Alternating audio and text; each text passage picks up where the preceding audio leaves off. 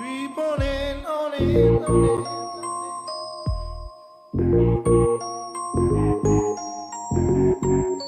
This is the movie Rum Diary with Johnny Depp. Watch they drop this gem about so-called black Americans in the movie. Don't waste your time on those junkyard losers. This country was built on genocide and slavery. We killed all the black guys that were here, and then we shipped in new black guys of our own. And then we brought in Jesus like a bar of soap. He said they killed off all the black people that was already here and then shipped in new black people. Oh my God.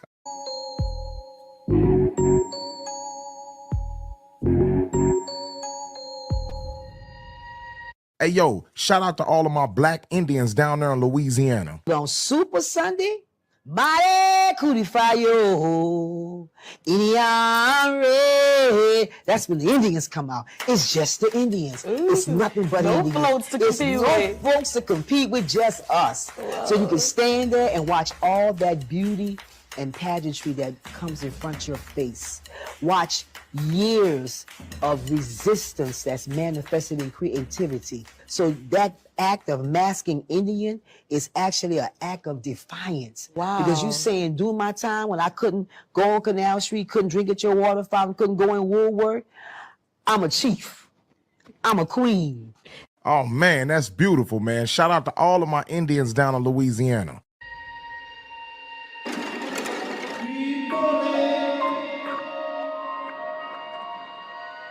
Indigenous comes in all colors and features. Watch this. Chief Howell, if someone looked at you right now, they would say that you were African American, would they not?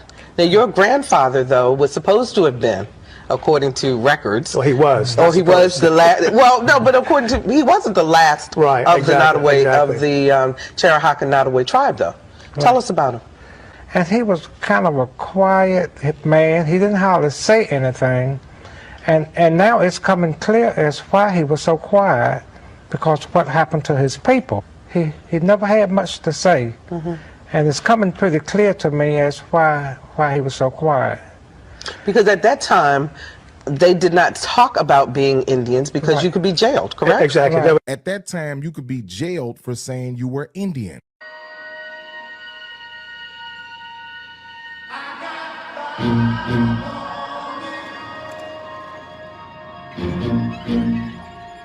This 90s cartoon just told a whole lot of truth about black Americans. You know, I think you're not supposed to say Indian either.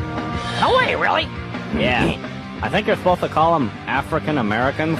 For them to use African Americans and Indians interchangeably shows you they know we come from indigenous roots.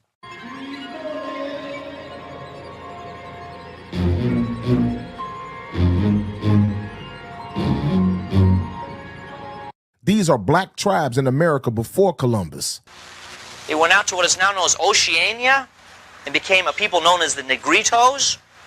And they also went towards Mexico and impacted this Olmec civilization. And the reason why we now know that is because there was a genetic trace done. You know about DNA now. That's getting a lot of play in the paper. DNA means you can trace the genetic code of a people. The genetic code of the... And there are still native blacks in Mexico. That's never been explained by archaeologists before Columbus arrived. DNA tests done on them. DNA tests done on the bones of some of the Olmec people, not all of them, the ancient remains, show a definite genetic trace, not to Africa only. DNA tests show that these were black people in America before Columbus.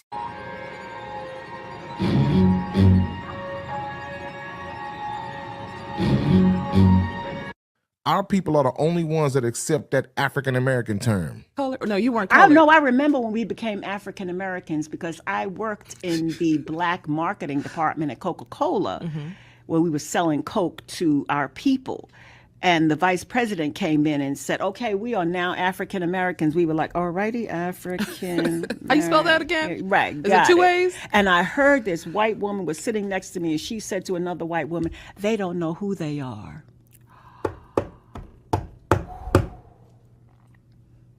Wow. That's what I said. And I'm gonna take my wig off, and I'll be honest, I did not know what to say to her. Listen, y'all better study.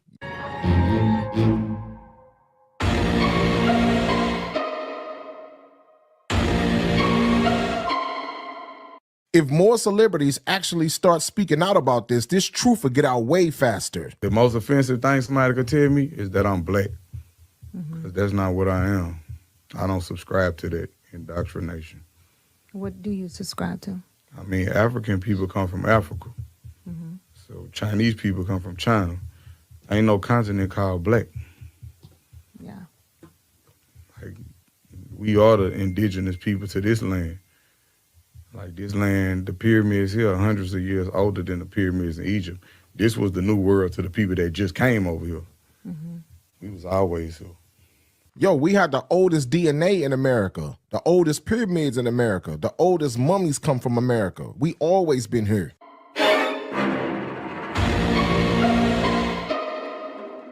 My Latino brother tells the truth about Black Americans. Watch this. How the blacks here, the original Indians, they got overthrown, right? They even put some of them into slavery. Yet none of them now are getting any sort of land. Like, this is one of the biggest secrets in history, man. And if you don't believe me, that the original or the aboriginal Negro here, okay, the black Indian, that's not legit. Look at the Olmecs. Look at the Olmec heads, dude. Look at the Olmec heads. There's braids on the head, dude. Obviously, that is a black person. There's a fro on that. It's only so long that you can hide the truth.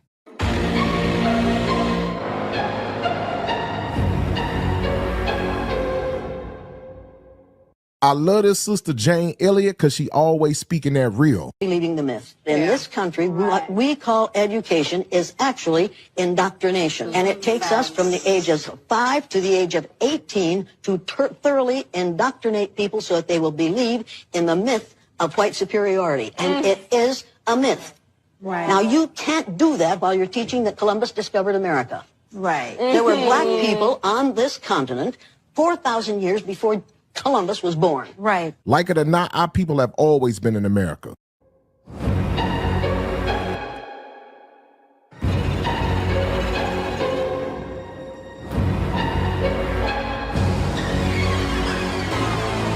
Finally, our people are waking up. Watch this. I'm American Indian, Choctaw and Seminole. My mother's side was Choctaw, father's side is Seminole. Represent my city, which is definitely a part of here. I'm definitely a native, a true Native American. I got, paternal and maternal sides is Cherokee. So yeah, for like America for real. But that's up to America. Listen, we never went nowhere. We just fell asleep.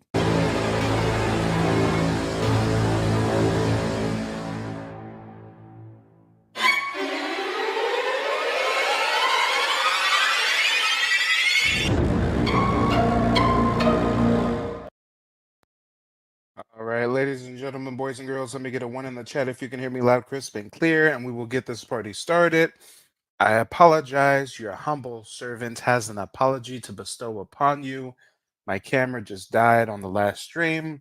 When I say die, I don't mean it ran on batteries. I mean it just went kaput, y'all. It was glitching out. It looked like I was in the Matrix half the time we were broadcasting, and then towards the end of the stream, well, it just decided to call it quits on me, y'all. It decided to throw in the towel.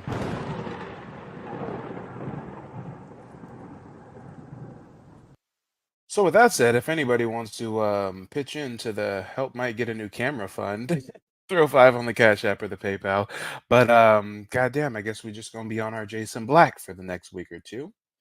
You will hear the voice, you will not see the face. This will be mostly an audio experience, but I come with the edits and the receipts, so we got the visuals going as well. But so many people have sent me emails wanting me to react to this video. I have yet to watch it.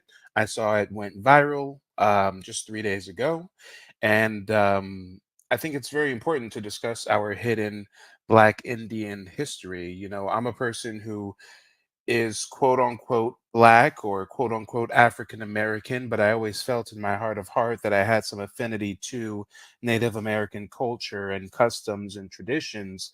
And even before I did the work of researching my lineage, I actually participated in several indigenous ceremonies. peyote, ayahuasca. There was one more I forget. Ayahuasca, peyote, and actually no, hold on. I think I'm getting the hallucinogens mixed up. Ayahuasca was one of them. I'm not sure if the second one was peyote or if it was something else, but either way, I participated in a ceremony in Southern California as well as Northern California.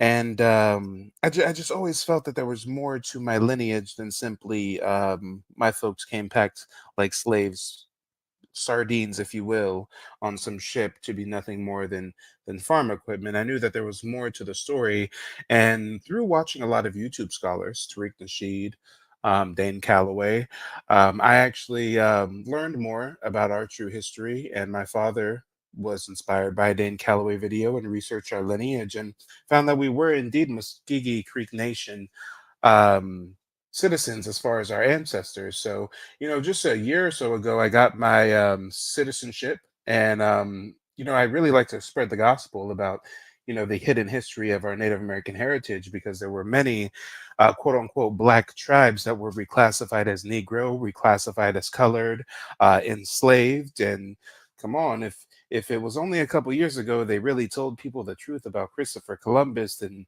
why do you think it's far-fetched for them to be hiding the truth, which is that we were already here? And that, yes, there were some that came on boats from Africa as slaves, but it was a much smaller percentage than they want you to believe. Most of those people from the transatlantic slave trade went to the French West Indies, went to South America. They did not go to the continental, United States as we know it today. So again, when everybody was sending me this video, I said, it's right up my alley. Let's go ahead and do a live reaction, see what these folks are talking about. And now let's go, y'all. Let's go. The last broadcast, YouTube was censoring me a lot. We were discussing the Chinese, their influence in Africa. We'll see if we can discuss our Native American heritage tonight without any censorship or interruption, but we'll see. Smash that like button on the way in, hit the Cash App or the PayPal if you support the mission, and let's get on with the content. Here we go. What if I told you? What if I told you? What if I told you That there are a group of black Indians that created the largest haven in the U.S. for escaped slaves? in the 1700s? What if I told you? What if I told you that there was a group of black Indians that led the largest slave revolt in U.S. history? What if I told you that there were a group of blacks in the United States that forced their own emancipation before the Civil War? What if I told you? What if I told you that there were a group of black Indians that led a mass exodus along the Trail of Tears and then right out of the United States? What if I told you? What if I told you? What if I told you that this is the true story of the Black Seminoles, and you've likely never heard it before? I never learned about them, and they were never in my history books. This is a story about betrayal, distrust, backstabbing, and about a people that have been, for some reason, lost to history. This is about the Black Seminoles. Okay, and I haven't really learned much at all about the Black Seminoles, but I think I've heard Tariq Nasheed discuss. I think maybe he did a documentary about the Seminole Wars, or maybe he just touched on it, but this is the video that went viral recently, 3 days ago, over 300,000 views. The YouTube channel is the Yarbros. Apparently, these are a foundational Black American couple that go out traveling and vlogging, and they decided to drop some gems. So let's get on into it.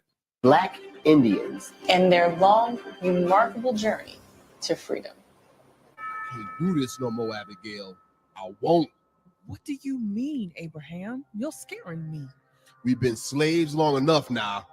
I won't spend another day under the whip of these crackers. Escape? Where can we go? You know they'll kill us. They'll kill Florida. us dead. Florida. I heard them say it's free there. It's a chance, Abigail. Florida? It's so far, Abraham, and it's dangerous. Abigail, I wants to be free. I wants to be free, Abigail. Freedom or death. Okay. I see why they didn't teach us this in history class, right, guys? I see why they want us to believe we were down bad, nothing more than slaves, and it wasn't until good old Abe Lincoln thought, oh, I'll be nice and free them, that we gained some level of sovereignty. All right. They don't want to talk about this. I'll kill anybody that gets in our way. Staying here is death. We deserve better. You deserve better. We deserve a life free of these crackers. Live free or die trying. Live free, die trying.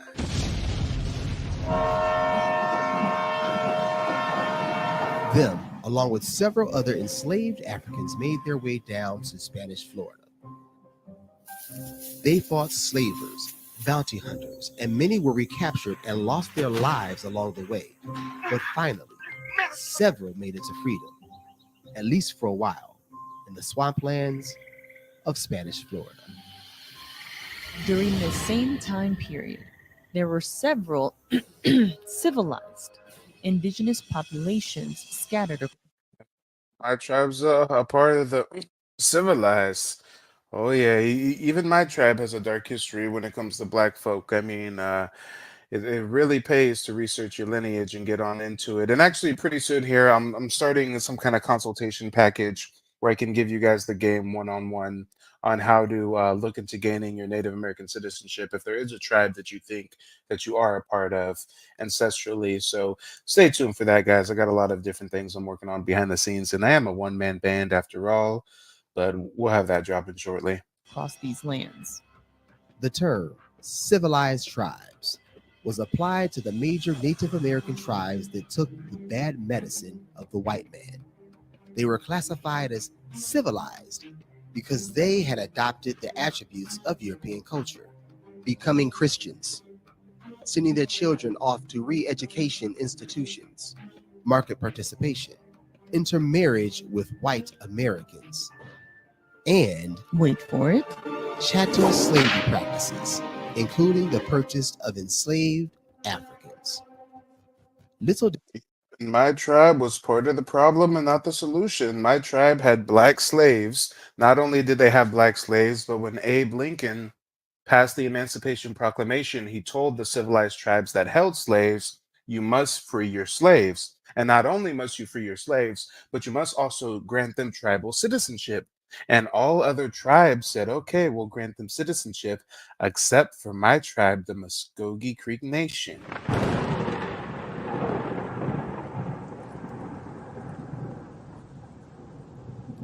My tribe said, oh no, we're sovereign. We have our sovereignty. You can't tell us who to accept as tribal members. And it wasn't until a recent act of Congress, like a few years ago, black folks in Oklahoma were petitioning and fighting, and they finally got their tribal citizenship. So yeah, y'all, it's very interesting history. History is much more nuanced than we were taught. did they know that the cotton reservations that they had would become cotton plantations after they were stolen and seized by the same white people they were emulating. Guys, sorry for the shaky video in advance, but we are on our way to a town called Muscogee, and this is another town here in Mexico. But this town is the closest town we could get to Nacimientos, which is the town that a tribe, actually the Seminoles from the USA, kind of came over here to see. Broken Arrow, thank you for the contribution. I appreciate your support. And I do plan on producing a lot more Native American related content. So stay tuned, y'all. Stay tuned. Refuge during times of slavery. They are warrior people. They are a fierce people. There are some survivors, and it's not a whole lot of them there. So we're hoping that we're able to make some contact.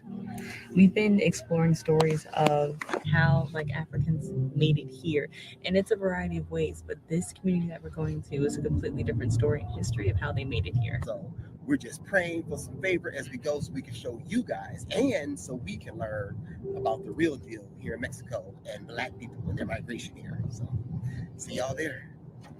Yes, my name is Wendy Goodlow. I am a Black Seminole, and more specifically, I'm a descendant of the Seminole Negro Indian Scouts, which were the group of men that joined the military and fought for the military in the U.S. from 1870 to 1914. So I grew up in Brackettville around that history. Y'all, this is how greasy the government did us. Us Native Black folks fought on behalf of the government, and still years later, it was made illegal for us to recognize our Indian heritage. It was made illegal for us to register as Indian on the census, y'all. They changed our history, they changed our name, made our future generations believe that we came from Africa and we should go back to Africa, y'all. Truth is stranger than fiction. We had not found out about the Black Underground Railroad that led into Mexico. We had never heard about that one. Yeah, not many people have. But whoa, like, what you know about this Underground Railroad? What's going on? Black indigenous people moving to Mexico. What is this? I know it's a lot. That's what I always tell you. It's a lot of story. You know, the way that our elders began the story was that in the late 1600s, around 1680s into the early 1690s, there were what would become known as the Dullas, but they were enslaved Africans living in the Low Country who took it upon themselves to seek their own freedom. So instead of going north, they went south into Florida because Florida at that time was a Spanish territory. So it was not part of the formation of the US at that point. It was owned by the Spanish. In 1687, 8 men, 2 women, and a nursing child escaped from Carolina to Spanish St. Augustine. It's much more nuanced than they want us to believe.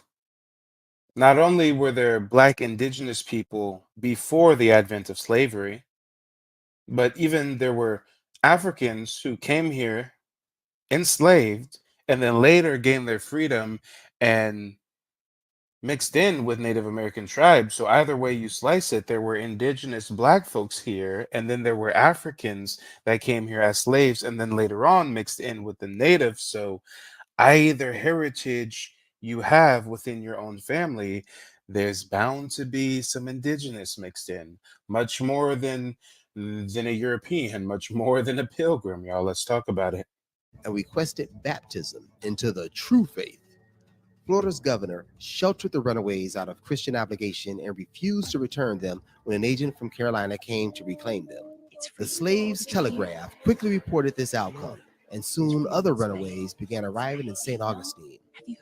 Florida officials repeatedly solicited Spain for guidance, and finally, on November 7th, 1693, Charles II issued a royal proclamation giving liberty to all, the men as well as the women, so that by their example and by my liberty, others will do the same. Fort Mosaic was to establish freedom seekers who were making their way down from the Carolinas. Hold on.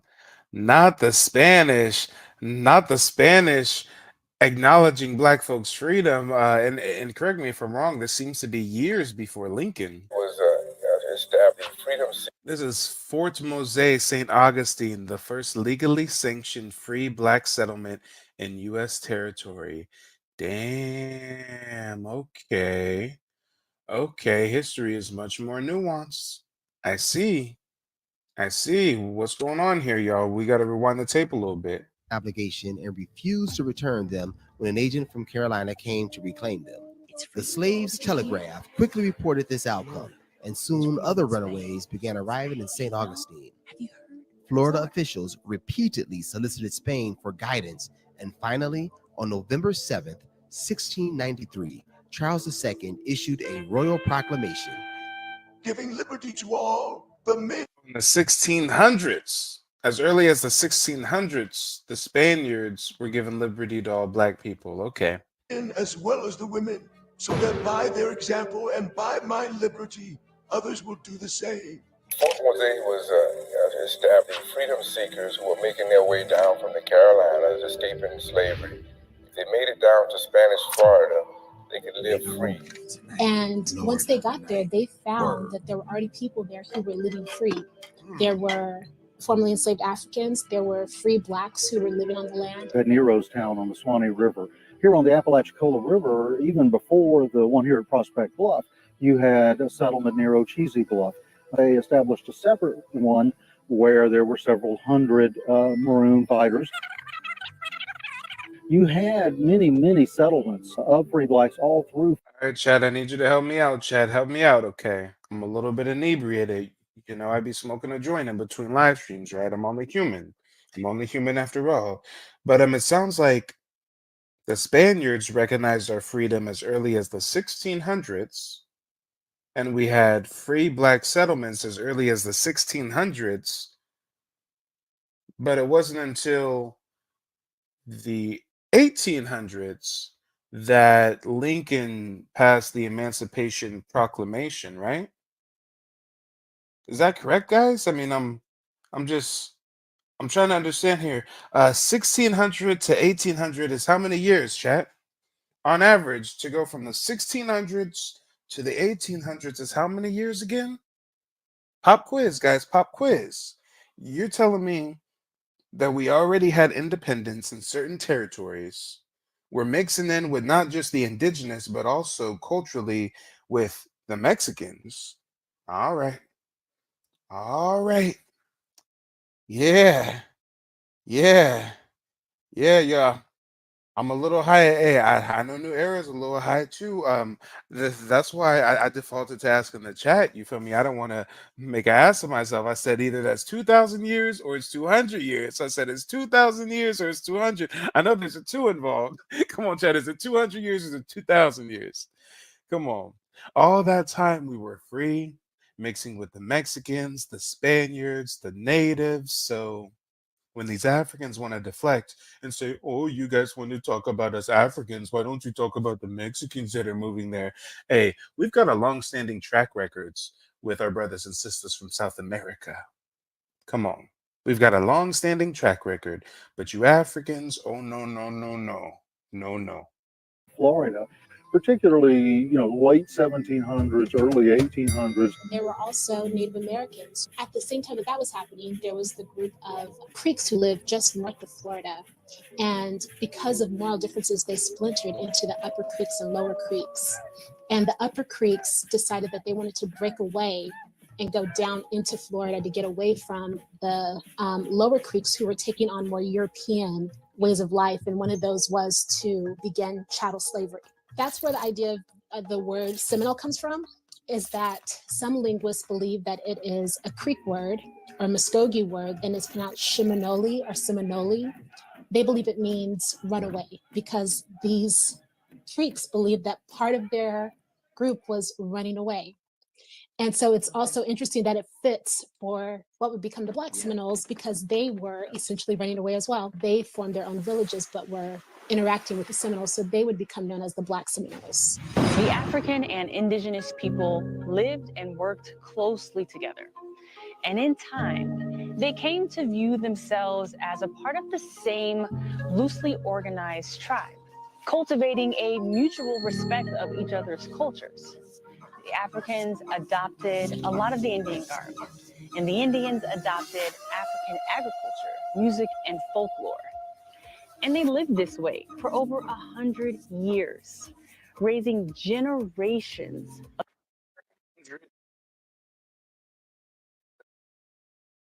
Part Spanish folk mixing together, cohabitating. Interesting. Interesting. And at the same point in time that some of us were free and freely doing this, there were those of us that were still in bondage. Of children in freedom. As Florida continued to be a haven for Black freedom, this didn't set too well with antebellum Georgia. They shared a border, and contentions were high. At this point, ladies and gentlemen, understanding that history is much more nuanced, we have to re-educate ourselves, reprogram ourselves, if you will, because they want us to be indoctrinated through the public education system to feed into this notion of some kind of white supremacy, to think that we were just descendants of down bad slaves. And it wasn't until Lincoln freed us that, we got a little level of sovereignty. But no, not every slave made it off the plantation, ladies and gentlemen. So many slaves died. It is much more common that you or I are descendants from people that were able to run away from the plantation and start a life somewhere else. People who were able to gain their freedom and then start their life and their family in a neighboring town, a neighboring city, a neighboring country at that time. But, in today's standards, it would have just been a few states away. But yeah, history is much more nuanced than they want us to believe. point, there was a lot of retaliation going on. The U.S. military launched raids tried to steal slaves, steal cattle, and encroach on this Spanish land. The United States felt that the existence of this community served as something of a beacon of freedom for slaves from Georgia and the Carolinas, or even the Creek Nation, to slip away from bondage and come down here seeking freedom in Florida. In the spring of 1818, the U.S. government launched their attack. As soon as the U.S. military was dispatched at the orders of Andrew $20 Jackson, this marked the beginning of the First Seminole War. The 1818 battle at Suwannee is again recorded by the U.S. military. The people referred to as Black Warriors held off the U.S. troops. The Seminoles, known as the Red Sticks in that area, and the Black Seminoles held their ground and held up their contract with the Spanish to defend the border. They ultimately fell back, and the village was destroyed. Fell back to was the Manatee River, Tampa Bay, Angola. At the conclusion of the First Seminole War, the Spanish sold Florida to the Americans for $5 million. Oh, so that's how we got Florida. Interesting. Black folks were fleeing the plantation successfully.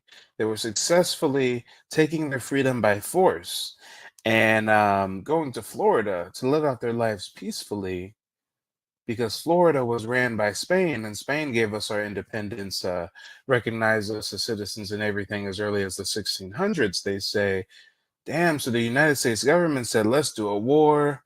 Spain lost the war, gave up Florida. Interesting. And then we back to the plantation, huh? This drove the Seminoles and the Black Seminoles deeper into Central Florida, deeper into the Everglades. It was here that the two bands grew closer, and it was also here that birthed two legendary leaders, Osceola for the Seminoles and John Horse, aka... Okay. I see what's going on here. We learning some history, y'all. Thank you for tuning in on a little history lesson with your boy Mike TV. Hit the like button, share the stream if you can. Oh, and you know what? Special shout out to Sergeant King. Thank you for the contribution. I appreciate the support. Sergeant King says, been with you for a while. Salute. Well, I appreciate you. Thanks for tuning in. Let's go, y'all. Let's go. This is interesting. This is very, very interesting. Truth is stranger than fiction.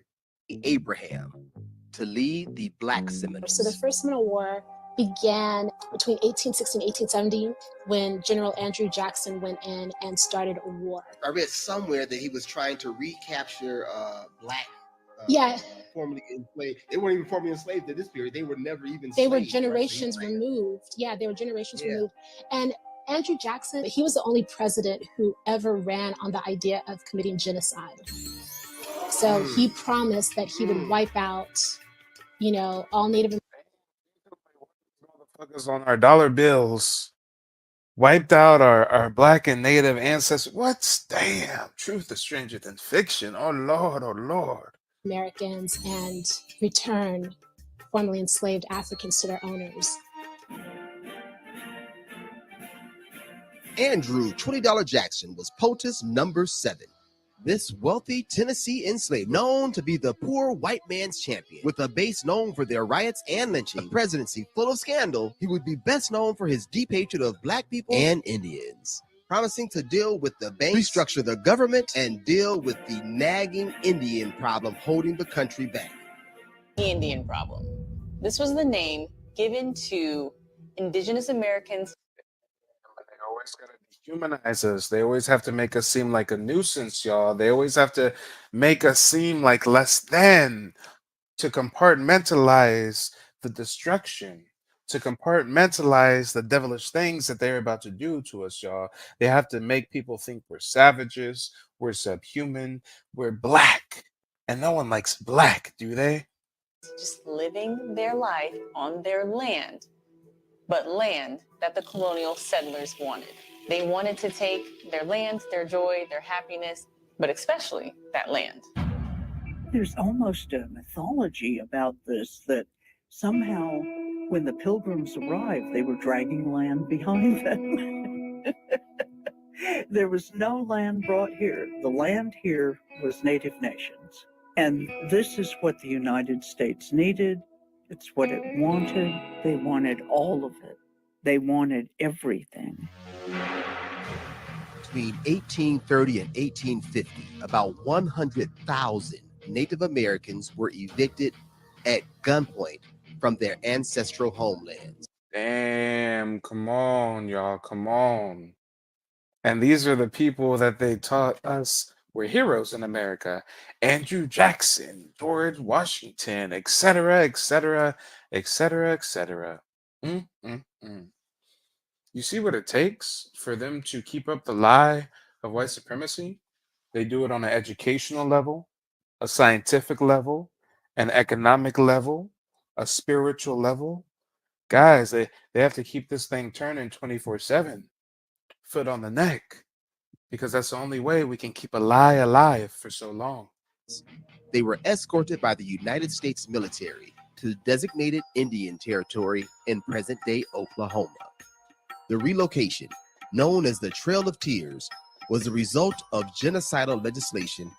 And again, I'm Muscogee Creek Nation, and our reservation is in Oklahoma, so goddamn it, we were really from Florida. My ancestors were really from Florida. Damn, I guess I need to take a trip to Florida. I told myself all my life, I ain't really trying to go to Florida like that. Y'all motherfuckers got alligators, okay? Motherfucker, hey, I used to be a realtor when I was 19. For some reason, I was looking up some properties in Florida. I said, damn, why does their backyards, why does their swimming pools have cages? Oh, it's so the crocodiles don't get in. Yeah, I said, fuck that shit. You know, I like kayaking and hiking and shit, and I don't want to have to think about is an alligator gonna run up on me. But you know what? I need to visit Florida. That's the ancestral homeland right there. We were relocated to Oklahoma, barren wasteland, Oklahoma. All right. Called the Indian Removal Act of 1830, signed into law by President Andrew Jackson. Hey, what's up, fam? We hope you guys are enjoying this video. And if you are, please consider sharing this video. We found so many lies and y'all go check out this couple. The couple that posted this video called the Yarbros. The video is called The Black American Tribe They Tried to Hide. unearthed so many interesting things that we never knew, and we're hoping that you found some new things as well. We want to share it with the world. So sharing is caring, and if you guys care, share this thing so we can let the community know what's going on out here. And if you'd like to see more content just like this, consider joining our Patreon, where you get a window seat into our travels and stories about the diaspora. All right, y'all, back to the video. Share this thing. So the first Seminole War happens, and then by 1838 is when the second one starts. So there is a span of about 20 years between, and within this time, the Seminoles and Proclamation? Hold on, wait a minute. Wait a minute. So was there maybe a war going on two fronts? Was maybe the Union not only fighting the South, but they were also fighting the Seminoles? Wait, what's going on here, y'all? Did the Seminole Wars not have a huge role to play leading up to the emancipation? But we're taught about the emancipation and not the wars leading up to the emancipation. Damn, I always heard word on the street that there were some natives and some black folks that was banging and rebelling and burning plantations leading up to the emancipation, but I never really got the receipts like that. I never really got the dates like that. I never really got the info like that. Put a 1 in the chat if this is your first time learning of this information. Maybe you've loosely heard of it, but to hear it spoken from A to Z like this, I mean, god damn it, I didn't know. And then me recently getting my citizenship as a Muscogee Creek Nation citizen, and then learning that through basically the Seminole Wars, we were down in Florida and then were forcibly relocated to Oklahoma. I mean, everything's coming full circle, y'all. It's all coming full circle. the Black Seminoles have only gotten closer. The Black Seminoles are highly militarized. And so when the war does begin, they are out there on the front line, so much so that General Jessup says, you know, this is not an Indian war, this is a Negro war, because they were at the front lines. General Jessup wasn't wrong. It was a black war. It was a Negro war. It was the largest Negro uprising the United States had ever seen. And it's in no history books anywhere. More than 300 enslaved individuals rose up against their plantations and came to join arms with the Black Seminoles to fight against the United States of America and for freedom. After the defeat of the First Seminole War, Andrew Jackson went on to become President of the United States of America, and he signed the Indian Removal Act. At his signing of this act, they knew that a war was coming, and they prepared accordingly. John Horse and his compatriots gathered the troops together. They went around to the local plantations all throughout Florida, rallying up the enslaved and telling them that they can get their freedom. Reminds me of the story I learned through watching a documentary about the island of Jamaica and the Maroons, the wayward Maroons and the leeward Maroons, and how they would go to the plantations and fill their ranks with recently freed slaves. Y'all, this is interesting. This is how we get down. And they listened. At his call, they all came to fight against the United States government. They fought tooth and nail with everything that they had and launched a 7-year war that cost the United States government more than they had ever spent and more than they would spend ever until the Vietnam War. Damn. So you telling me the Vietnam War wasn't the first L America took? It was this one? You telling me black folks gave America their first L? Oh, Lord, we have such a prideful history. They want us to think that we are subhuman, that we were down bad. They want us to believe through this public education system and this notion of white supremacy. But no, we are and have always reigned supreme. If they were supreme, you and I would not be here alive right now. Think about it, y'all. If they were really supreme, we would not even be here. Look how that works. If you're new to the broadcast, hit the like button, hit the Cash App or the PayPal if you support the mission. Somebody out there got 5 on it, y'all. Let's go. This is very, very interesting, and I'm glad that I'm able to review this video in real time with you all. I will be opening up the panel, so go ahead and hit that StreamYard link and call in if you'd like to provide your opinion. Naysayers and detractors alike. They caused more casualties and more damage than any other slave rebellion in U.S. history. So why haven't you heard about it?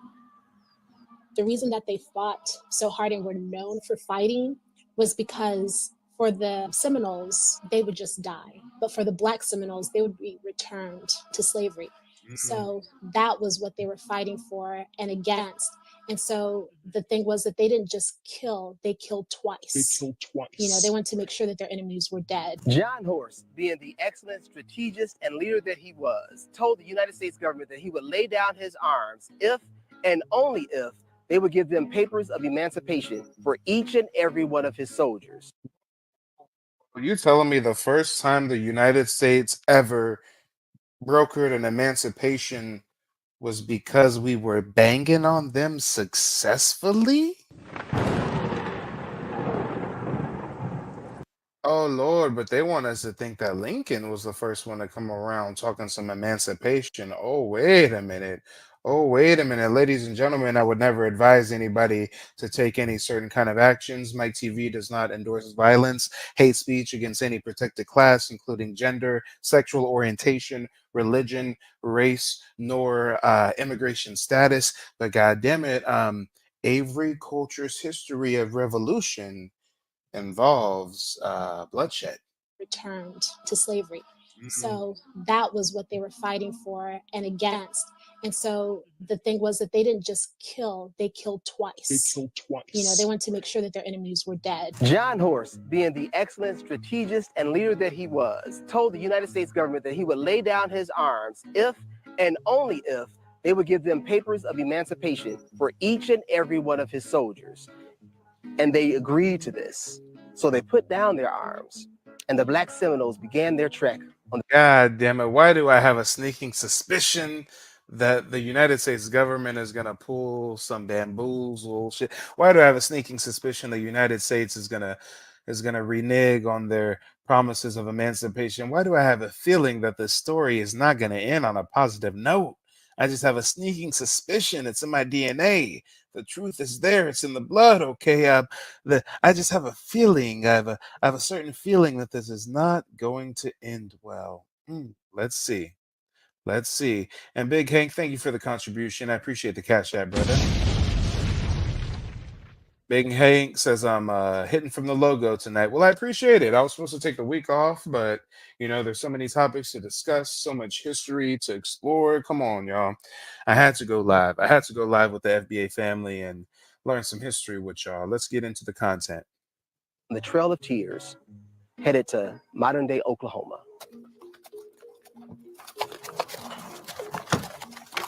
They lost lives as well, but I believe their disposition was a bit different from the other indigenous people that were on that trail. I believe that these Africans were looking forward to getting to that reserved place in modern day Oklahoma.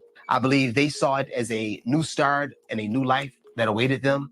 But when they got there, they found old demons. They found broken promises. So, how does the United States public education school system educate us about the Trail of Tears? They teach us about the smallpox blankets. They teach us about the death and the relocation of the natives, but they don't really tell us that the Trail of Tears came after we successfully banged against this government. And that was a concession. That was supposed to be our emancipation. And again, I said I had a sneaking suspicion the story doesn't end well. God damn it, it ends with the Trail of Tears. We thought, okay, we are going to broker peace with the enemy. You're going to give us our own land. We're going to go do our own thing. We didn't know there was a sneaky forked-tongued devil. And they found that Uncle Sam is the same dirty uncle that he's always been. But of course, everything changed by the time they got to Oklahoma. This reservation wasn't their happily ever after, nor was it the end of their story. At this reservation, the U.S. Attorney General, Nathan Clifford, announced that the U.S. government didn't even have the authority to grant their freedom in the first place. In other words, their emancipation was essentially revoked. Y'all, we have made it out here to the remotest of the remote. We are. God damn it, I knew this story was not going to end well. So not only did they kill them all, kill a lot of them off through the relocation, that is the Trail of Tears, but when they got there, they reneged on it. They said, oh, hey, you know what? That dude who you signed that deal with, he wasn't authorized to make that deal with you. I'm the boss. Come on now. This is some bullshit, y'all. This is some bullshit. If only we would have just kept banging on him. If only we had a spirit of just straight on. Okay, I can't talk too greasy. We on YouTube, not Twitter right now. But god damn, this is crazy. And Jared, thank you for the contribution. I appreciate the support. Jared came through with a cash app and says, for telling our truth. I appreciate it, brother. I mean, it's the greatest job in the world, quite frankly. The fact that I'm able to, you know, make my bread and butter standing on lineage and, you know, exploring history with the FBA family here. I mean, y'all, it's the best job in the world. Let's get on into this content. We've got somebody backstage. I'm going to bring up live callers in just a moment. Guys, click the StreamYard link if you want to call in. Let's go. En el nacimiento de los negros. Now, out here, these people are the people that never bow down. You guys, their history dates way back, from North Carolina down to Florida, from Florida to Oklahoma, and from Oklahoma walked all the way into Mexico, a 6-month hike. And made it here to freedom in 1850. The story goes a little something like this. But for the Black Seminoles, they were threatened with being captured and returned to slavery because it was outlawed territory. And so there were slave catchers there. Anyone with African features were being kidnapped and sold off in the night. So pretty quickly, John Horse started looking for a way out. A group of Black Seminoles led by the Wildcats, who was like the chief of the Seminoles, and John Horse, who was essentially the chief of the Black Seminoles, made their way down to Mexico. Mexico had abolished slavery, and it was a dream of both John Horse and Wildcat to make it to freedom, to make it here to Mexico. They got here in 1850 and settled in this town in the state of Coahuila called El Nacimiento de los Negros. My name is Corina Torralba Harrington. I was born in Nacimiento, Coahuila, Mexico, Comunidad Negros Muscogee, and I migrated to the United States when I was about 7 years old. When they made it to Mexico, it was the land of milk and honey. They were greeted with open arms because Mexico had a problem. They had raiding parties. The Comanche and Apache tribes were raiding all along that Mexican border. Also, the Americans were encroaching, as they do, all along that border. So Mexico received them with open arms, as they did for every Black self-emancipating individual.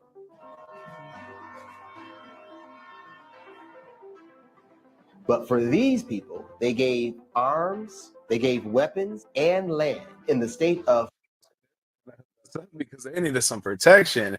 They said, "Hey, Black folk, here's some guns, here's some land, here's some resources. We also got these bullies we'd like you to deal with." Coahuila, in a little city called Nacimiento. The Black Seminoles that settled in Mexico, particularly the ones that settled here in Nacimiento, were granted certain rights back in the 1850s for a particular set of reasons. They received land, they received supports from the government, and they received autonomy, which allowed them the ability to govern their own communities, have their own type of laws, as long as they. And when we talk about our modern day push for a reparations package, these are things that we need to look at for inspiration, for motivation. Ladies and gentlemen, if not for us exploring this little known truth, if not for us exploring history, we could not properly steer the course of the ship where we need to go in the future. We now know, okay, so there were situations where countries were hooking us up, giving us land, weapon, resources, a level of autonomy. We can govern our own communities. Interesting. So when we talk about our modern day reparation package, it's not just a check. It's not just land. It's not just healthcare and education. It's going to have to involve a level of sovereignty, a level of autonomy. They assured the government that they would protect the border. At that time, the Apache tribes and Comanche tribes were raiding all along the border, and the United States was pretty much encroaching in the area, trying to get more and more land. And these guys settled here and ruthlessly defended the border. There are many recorded exploits of them chasing down Apache, Comanche, Americans, Texas Rangers. Their reputation did not even compare to what they really were. In fact, they defended that border so fiercely that after the Emancipation Proclamation, the United States military came knocking. In 18... That's how we get down. We said, hold up, we was in chains, we was in bondage, we was enslaved. You gonna give us some land? A house? Communities of our own where we can do our own thing? Oh yeah, we'll fight for you. Oh yeah, I got you, Playboy. I got you. Hand me that musket right there.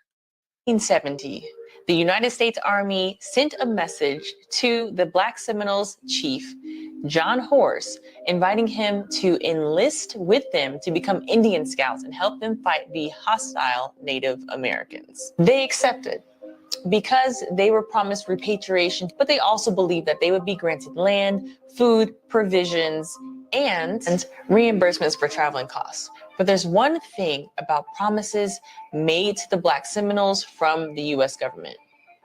Not a single one was ever kept. I love when you lying like that. So I'ma keep lying like that. I love when you lying like that. So I'ma keep lying like that. Me is that Mexico is really the only country or government that honored their promise. So out of the British, the Spanish, the Americans, the Mexicans were the only ones. Despite this, the Black Seminoles fought fiercely alongside the Buffalo Soldiers, and not a single member of the Black Seminole Indian Scouts was killed or seriously injured, despite all of their fights with hostile Native Americans.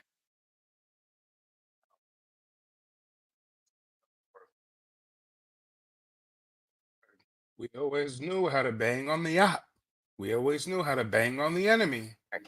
They never failed a mission, and several members received the highest honor in the military. After their services were no longer needed, they were kicked off the fort from which they had served and eventually settled in Brackenville, Texas. So why? God damn it, why does the story never end good? Shit. It's always like we have some historic achievement. We have some like crazy victory. We are the shit. We got it popping. And then the story can never end there. They always got to do some backwards ass shit. Walking around the streets of El Nacimiento de los Negros, it's a very small community, a very tight-knit community, and very quiet. But walking through the streets, you see the signs of their history. It's just really cool being here. This area it's Afro. This area is distinctively different. Again, we had to travel a long way from a very small town just to get here. It's remote, and you know why it's remote. Have you been back lately at all? Yes, I go back every Juneteenth because of our Juneteenth celebration there. It is different. I was very surprised when I found out that we actually celebrate Juneteenth down there. When I started learning all the history, I was like, well, why do we celebrate it? If our people freed themselves, they liberated themselves. It was that important to them. They decided to have that celebration. We've always known that celebration as El Baile.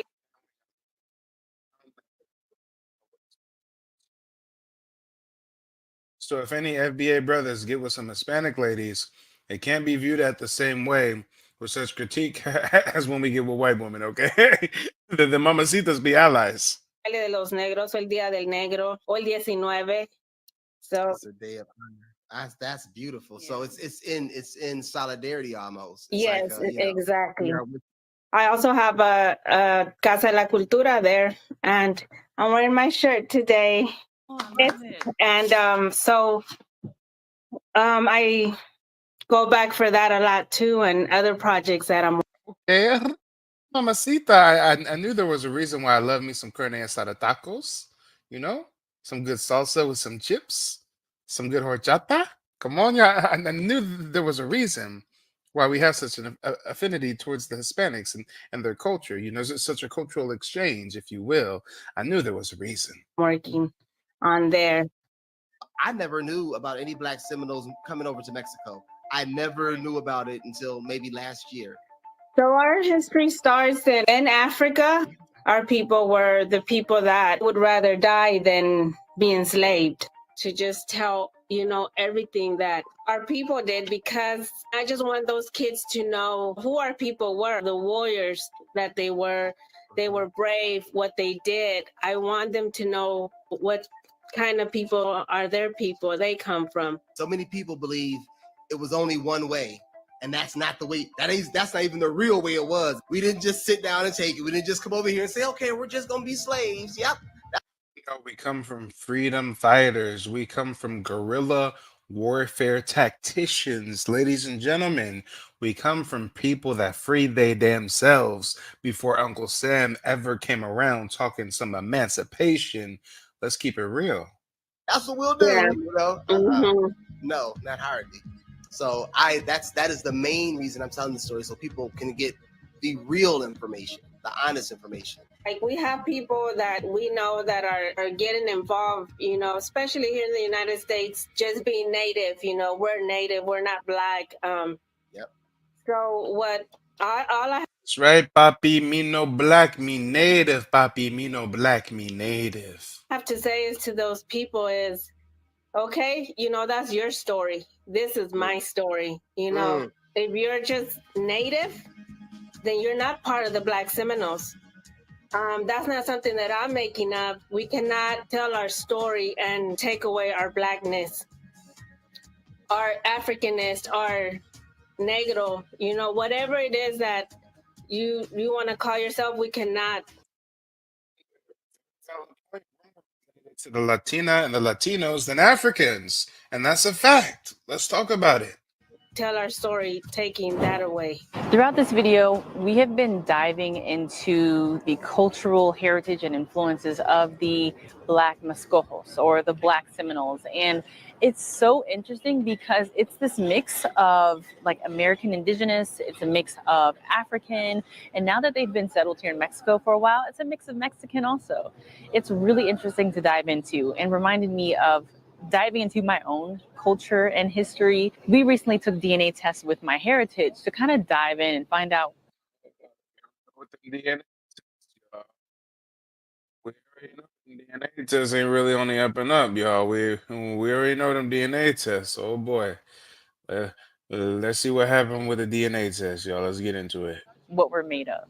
If you're interested in finding out your heritage and diving into your culture as well, check out My Heritage. They are one of the top family. Oh, hell no. She ended it with an ad. She ain't even gonna tell us the results. She ended it with a sponsorship. Okay, I'm done. I'm done with it. Shout out to that couple for producing that great video. It was very nice for me as a content creator to see that video go viral over the last 3 days, because it really shows me that our people are waking up to our true history, to our true heritage.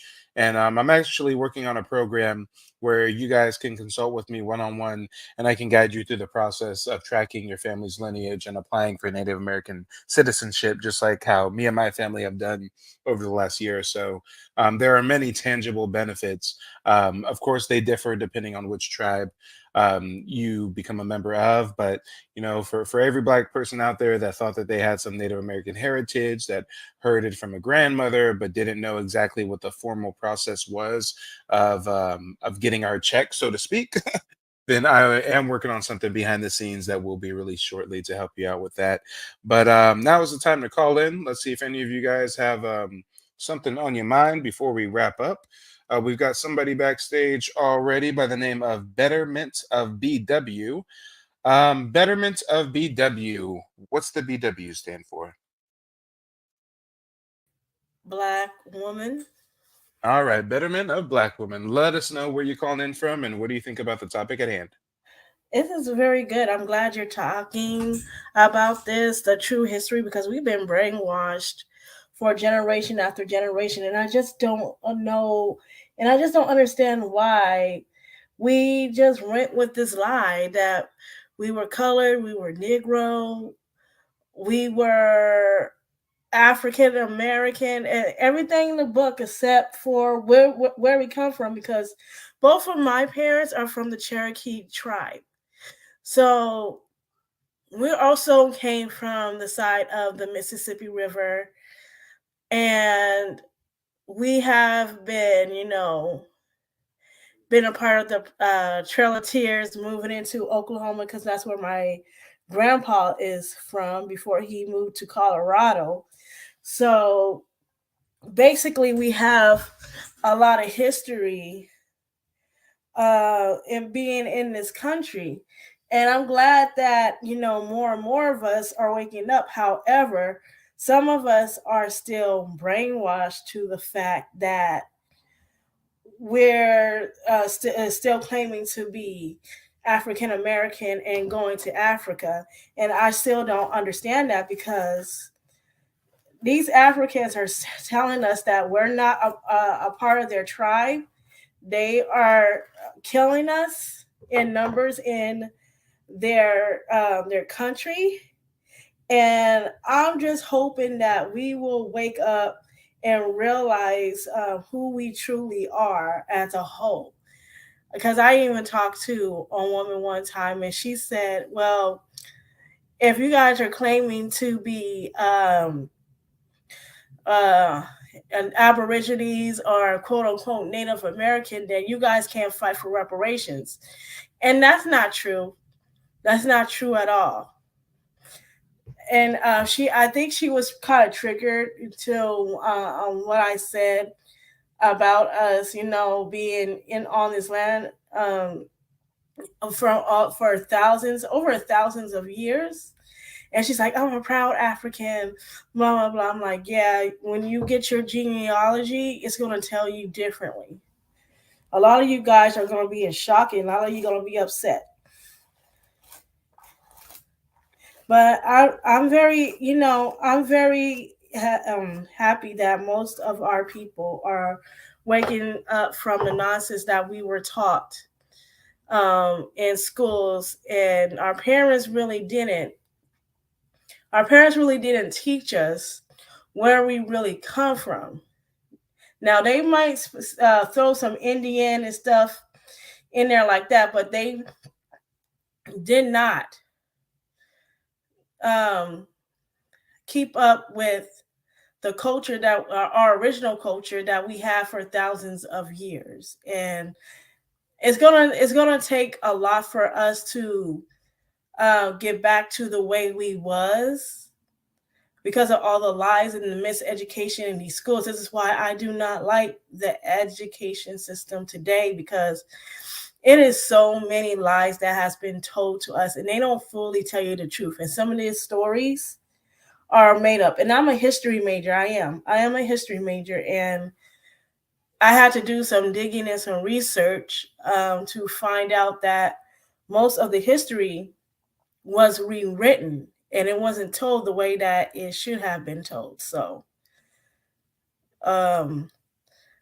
hopefully we are able to tell our story and tell history the way it was. Well, hey, this is my first time speaking with a history major. Is there any other hidden history pertaining to our culture that you think we should be aware of that maybe you've discovered through your education? Man, I am still learning. Just continue to do your research, learn about your background, what tribe you are from. Just do a lot of research, and you will get a knowledge of who you are, because a lot of so-called African Americans are lost. We don't have our own identity. So the way that you can claim your identity is to get your genealogy. There is a genealogy center in Oklahoma that you guys can reach out towards, and they will help you, and they will help you reconnect with your original history. But you guys have to put in the work. Nice. That's what's up. That's what's up. And yeah, it's interesting that you said that you spoke with a woman that claimed us acknowledging our Native American heritage would hurt our reparations claim, because I actually had an older woman call in to my show very passionately spouting the same rhetoric. She said that us acknowledging or saying that we're Native is going to destroy our claim for reparations, and No, it's it's going to not. hurt us and not help us, and yada, yada, yada. So what do you say to that? I say no. If you look back in history and what happened, just like you showed us, we will be able to get the reparations that we are deserved, because we went through hell in this country. If they and the people that are calling out these Africans or whatever they want to call themselves, they're not showing why they need reparations. They're just going back to slavery. But there's a lot of history behind it where we can show that we've been through this more than slavery. We lost our identity. We lost our land. We was disconnected from our tribe, and we was disenfranchised. So there's a lot of things that we can input more for them to say, yeah, we need to get them reparations. And the reason why we're not getting it now is because we're just stopping at slavery, and they're like, yeah, okay, whatever. We got to learn our history a little bit more so we can be able to get the reparations that we need that's owed to us, because they owe us more than money. They owe us land. So because they stole our land, basically. Thanks. And yeah, it's very interesting, especially as we delineate, because for those that want us to hold on to this identity of African American, if anything, we have more claim to being Mexican American or Spanish American. We actually do African American, so that's quite interesting. But Yeah, we went through a lot of names, and I was kind of like, man, when I find out we went through all these names, I'm just like, okay, there's something wrong here. That doesn't make sense, because how can we go from Negro to colored to Negro again, however, back and forth into African American that was coined in the 80s? Like, that doesn't make sense.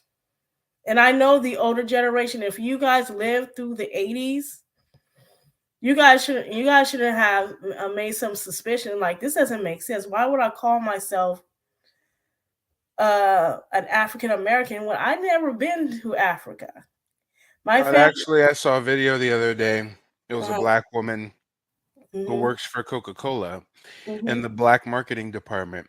Basically, it was her job and all the other black folks and white folks there in that department.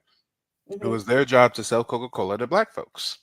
Mhm. And the marketing director came in one day and was like, "It's official.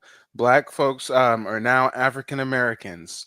And the black woman, the black marketing executive, overheard these white women speaking, and they said, "Gosh, those people don't know who they are." Oh yeah, that's sad too. That we had to go. We have to lose our identities like this, and Because the '80s was what, 40 years ago? yeah, it was. It's not that long ago. It might as well have been 10 years ago. It might as well have been Yeah, 5 years you've been ago African with how American for over recent. 40 years. It's not. It Yeah. hasn't been that long. Yeah. It hasn't even been a generation. Yes, so if we can have a coon ass jive ass motherfucker by the name of Jesse Jackson switch us over to this, Yeah. I think under the guidance of Tariq Nasheed, we can get a switch to foundational Black American or something of the like. Yeah, something like that, or Aborigines, or something like that. Yeah, facts. And which tribe did you say that your parents were a part of? Cherokee Nation. And were the Cherokee Nation part of the civilized tribes or no? I'm still doing my research on that, but yeah, we're like the largest tribe out of all Native American tribes. Okay. So Well, you know, it does say that Cherokee is one of the civilized tribes. Okay, so I'm assuming they're federally recognized. Do you have your citizenship with the Cherokee Nation? I'm working on that. It costs money, so I'm still working on that. Um, there's a lot of documents that I have to mail over there. So yeah, so I can get my citizenship back. That it costs money. Are you like paying a genealogy company or something? Yes. Oh, okay, makes sense. Makes sense. Yeah, Mhm. when my family did it, there were some online resources we used, but for the most part, we did all the heavy lifting ourselves, which really lowered the Mhm. overhead for it. But yeah, if there's a company out there that you can just pay X amount of fee and they can trace it all Mhm. for you, then that's what's up. Before we close out the broadcast, go ahead and give us some closing remarks. Anything else you'd like us to know as far as Native American heritage or things that you found interesting in that video we reviewed? I found it very interesting that I never knew this. I was clueless just like everybody else about these wars that are happening before the Civil War even happened. And I heard about the whole Nat Turner rebellion, the Uprising Rebellion, but not the Black Indian rebellion that was happening in right here in the United States. It's very. I need to do a lot more research on that. That was very interesting. Yep, for sure. Oh, and you know what? People are spamming in the chat. They want to know how much your genealogy research cost. Ooh, I have to look that up. I don't think it costs that much, but it's a pretty penny because you got to But it go. was $100, it was $500, what?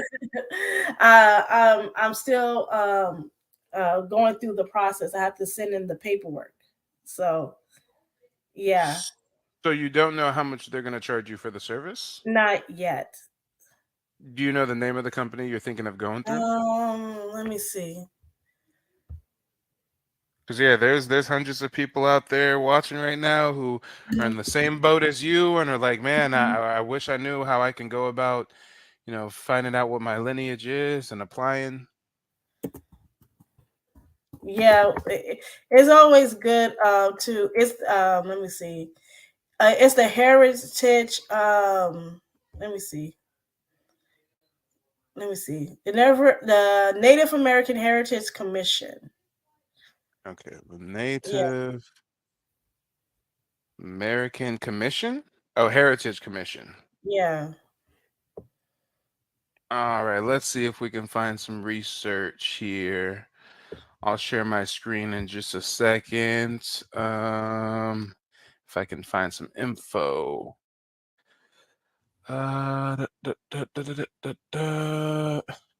So this is a company that you could like hire to do the lineage trace for you, or? Yeah, they do it for you. They're gonna ask you questions on what's your family name? Uh, and they're gonna ask you a lot of questions. What tribe you from? Just stuff like that because Wait, they want. are they based in California? There's also one in Oklahoma as well. I think Okay, that's so let me try the Oklahoma one because that popped up a West Sacramento, Mhm. California one. You don't have like a website name or anything that you've used in the past? Let me see. Because that was like a couple months ago. Let me see. 'Cause shoot, at first you made it seem like you were already like halfway through the process or something. No. We over here trying to pick your brain. Let me see. Okay. So it's the Native Heritage.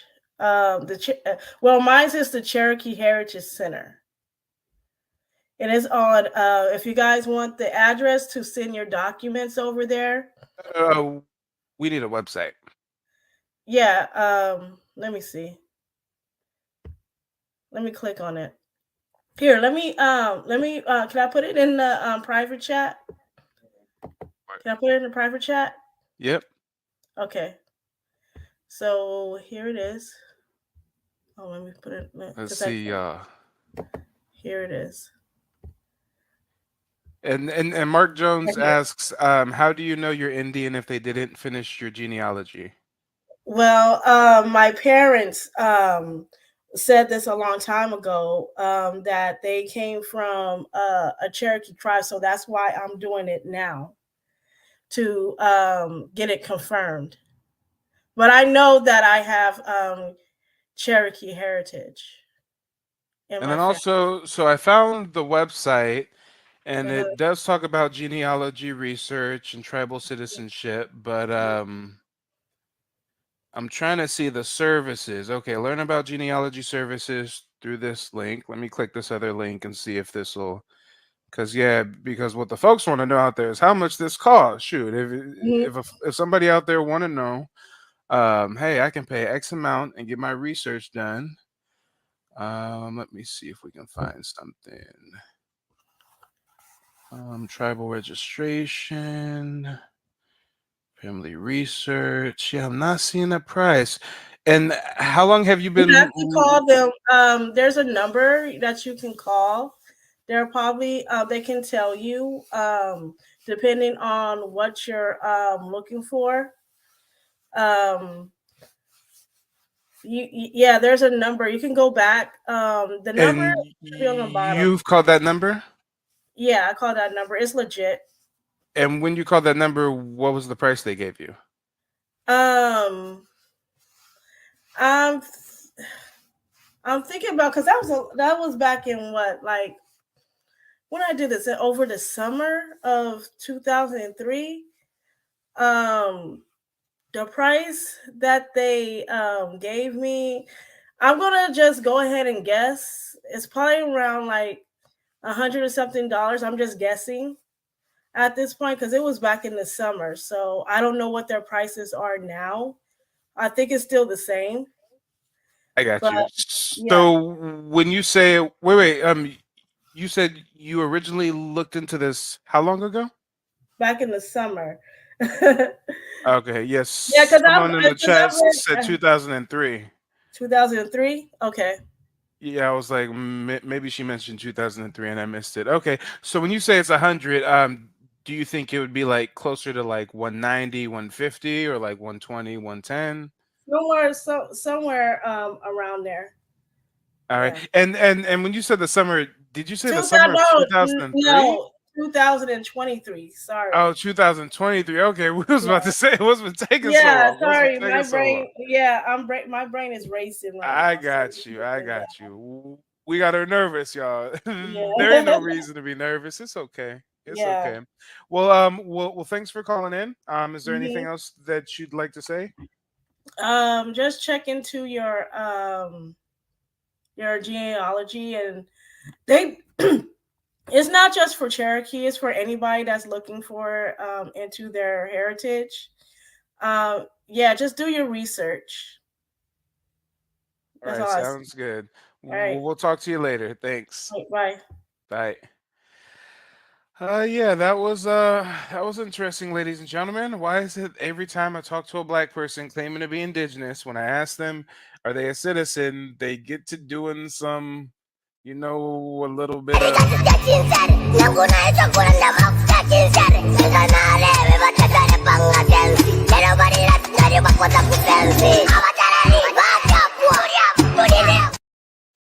yeah, all right. They always get to doing some splaining. They always get to doing some splaining, y'all. All right, all right. And y'all, this is what's really motivating me to put together some kind of consultation package for you guys to give you the game because god damn it. I spoke to one black woman who said she hired an attorney to try to research her lineage and apply for citizenship, and she got denied. We got this sister saying she paying over $100 for some company to do it on her behalf or something. Guys, I was planning on giving you the game for much less than that. I mean, time is money. I can't do it for the free, but I was gonna give y'all some game for the low. I mean, this is crazy. You do not have to hire an attorney. You do not have to hire some company. Ladies and gentlemen, the steps are rather simple. The steps are rather straightforward. It took my family less than 60 days to get our Native American citizenship from start to finish. This is just crazy. Can can I ever come across another Black American person that has their Native American citizenship? Wait, is the only way for me to come across FBAs with their Native American citizenship for me to create a program to walk y'all through how to get your lineage tracked and apply properly? I mean, what's going on? I'm gonna have to create FBAs that got their citizenship because I ain't gonna just naturally run into them. I don't know why. It's really not rocket science. It's really not that difficult. I don't get it. We have another caller backstage. You know what? I need a quick break to grab another coffee. I'm gonna play you guys a quick commercial break, and then we're gonna go to our next caller. I'll be right back. Creep on in, on in, on in.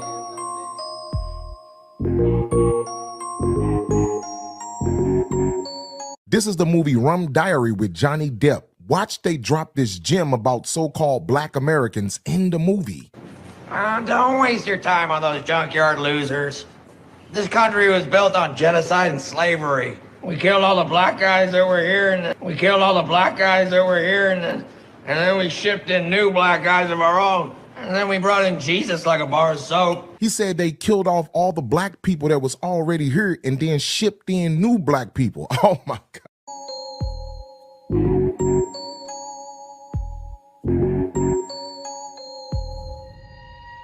Hey, yo, shout out to all of my black Indians down there in Louisiana. On Super Sunday, Bale Curifayo, Inyare. That's when the Indians come out. It's just the Indians. It's nothing but no Indians. floats to It's compete no with. folks to compete with, just us. So you can stand there and watch all that beauty and pageantry. All right, y'all, I'm back. I'm back like I never left. Yvette, thank you for the contribution. I appreciate the Cash App, darling. Thank you for the support. Yeah, y'all, this is crazy, y'all. People getting bamboozled by attorneys, people paying hundreds of dollars to go through genealogy companies. All right. All right. Oh, and you know what, Manzit? I didn't forget about you. Manzit, let me get a 1 in the chat if you're still here, Manzit. Come on. Yeah, FBA Young Lion. He said, not gonna lie, I haven't come across a credible black. God damn it. And that's why I'm trying to spread the gospel of getting your citizenship. Do you know that they actually have a derogatory term for a black person that claims they're native and has no citizenship? They call them a wabo. A wabo. Awabo. Put some Y's in the chat for yes if you've heard the term Awabo. It stands for a wannabe Aboriginal. Guys, do you know how much easier it is for me to stand on lineage and talk about our Native American heritage with the citizenship to back my claim?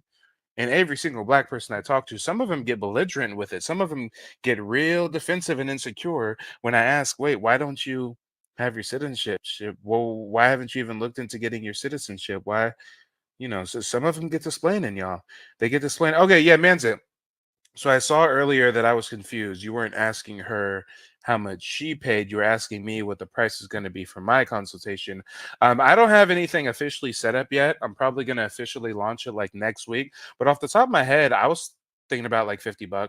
$50 would be like an hour-long one-on-one consultation with me, like on Zoom or StreamYard, where I walk through the steps with you, step by step, on how you'd go about obtaining your citizenship, give you a guide for all the resources you need, and also have some materials to email over to you at the end of the consultation. So yeah, just off the top of my head, I was thinking $50, and again, my goal is always to lead with value. So if you pay $50, you know that you're going to get quadruple that in the amount of game that I'm going to give you, because I'm telling you, it's not that hard.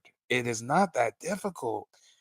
Most Native American tribes require, and it's not even no blood quantum shit like they used to do, they require that you have a male ancestor that was a member of the tribal roll. If you can show that you had a male ancestor, a member of the tribal roll, then you go through the citizenship process, send in your birth certificate, your social, bing, boom, bow. It's done. I mean, I forget if I had an application fee. I might have had an application fee. Correct me if I'm wrong, but if I had an application fee, it was maybe like $45 or something. But other than that, it is not some grandiose expense. It is not some super deep, takes months and years of research. I mean, it's very cut and dry. It's not rocket science. And yeah, WAPO.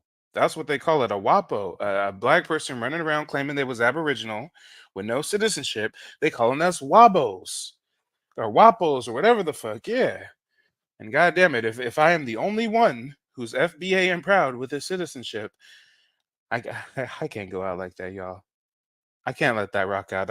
There has to be more of us. There has to be more of us. So ladies and gentlemen, boys and girls, I will be dropping the genealogy consultation package next week, because again, if it takes an hour of my day to give you the game, and which leads to you getting your citizenship and getting some of these tangible benefits, and God damn it, it's worth the time. It's well worth the time. And we've got Gotten coming from the back to the front. Gotten, where are you calling in from? Hey, I'm calling from the DMV, Washington, D.C., Maryland, Virginia area. All right, and that's an interesting flag. Is that the Pan-African flag? Yes, it is the Pan-African flag. Mm-hmm. Okay, sounds good. Well, let us know what you think about the topic at hand. Man, the topic is overwhelming because they hide a lot of stuff. See, they ain't taught us that in school. They ain't taught us about the Black Indians, who are the indigenous Aboriginal people. They ain't taught us as much, but they taught us about the Mongoloid Indians, the so-called Native Americans.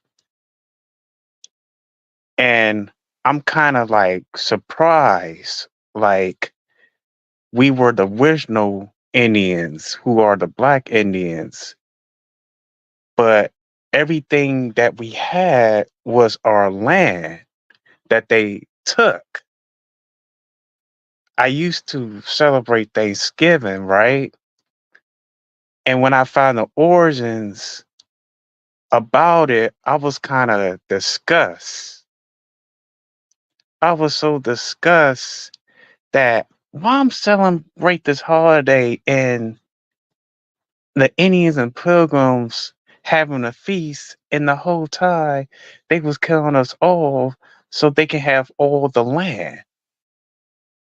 In that same token, we give you realization today that you're waving the Africanism, but these are the folks that sold your people into slavery and want nothing more than to replace you here in America.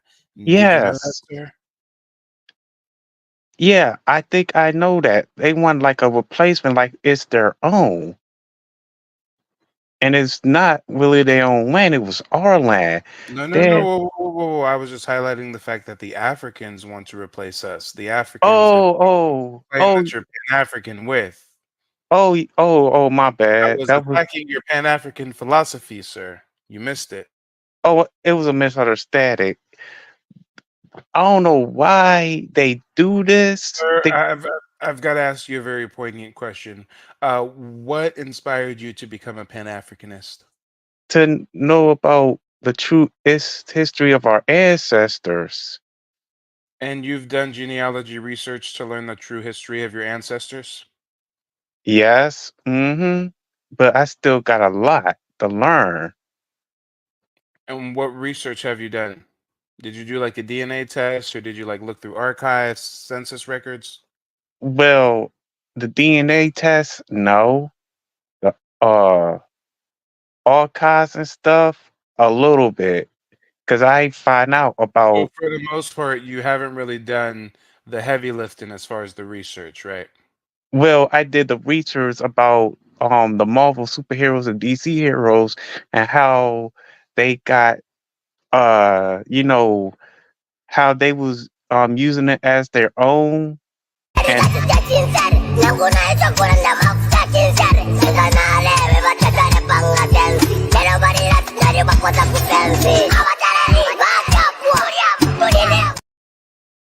Sir, you did research on the Marvel Cinematic Universe, but not research on your lineage? yeah, I did both of them. I did. Okay. So, Mm-hmm. so why haven't you like just done the research? Is it that you think it's such a large project of magnitude? Do you think it's a lot of work? I mean, shouldn't you be able to do this research over a weekend? Like, Yes. Uh-huh. It is a lot of work, and I need to put it in my mind, my spirit, and my soul, I got you. because I got you, all all black sir. people. Sir. If you were able to consult with someone one on one that can help put in your mind, spirit, and soul and give you the step by step directions on how to go about not only researching your lineage, but possibly obtaining your Native American federally recognized citizenship, how much would that be worth to you, sir?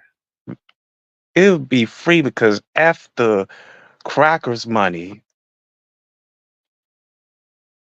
it's like why money had to do anything to do a DNA research. I don't get it. It's all All right, sir. You are more lost than we thought. How about this? How about this? How about I reframe it differently?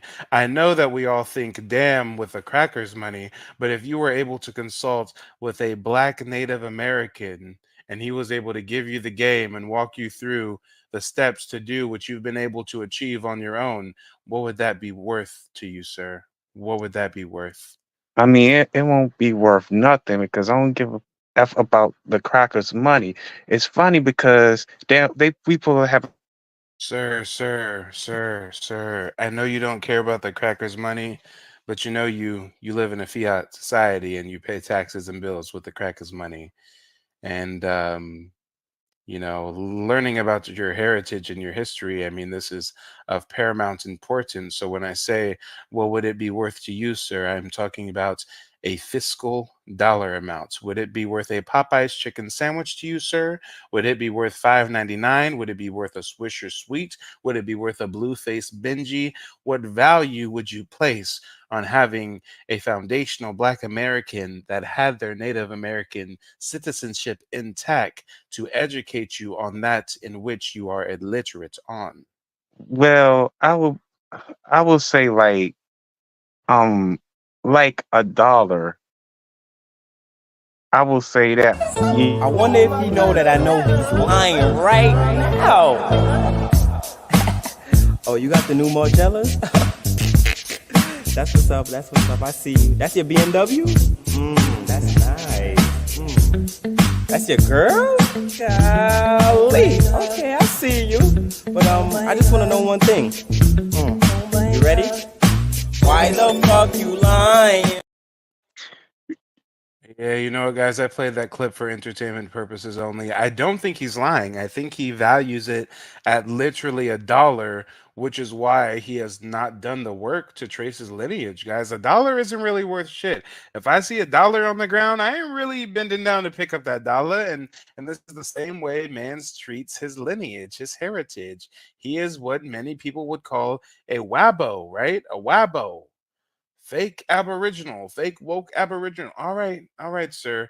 Why is learning your history and heritage of such little value to you? Because it's important to know who we truly are. But it's only worth $1 to know who you truly are. After crackers dollar, because it's kind of funny. Because I was about to say why we don't have a.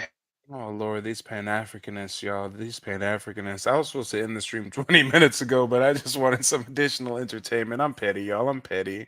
I'm just farming him for Can content I a little bit. speak before I send Oh some Lord. WNBA goodies? You can speak when I allow you to speak, boy. That's when you can speak.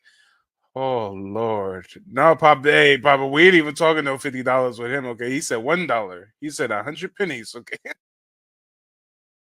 Oh Lord, yeah. Don't bet it all on a pack of fentanyl, y'all. Don't bet it all on a pack of fentanyl. And Star Child, I don't think you're blocked. I see you. I see you.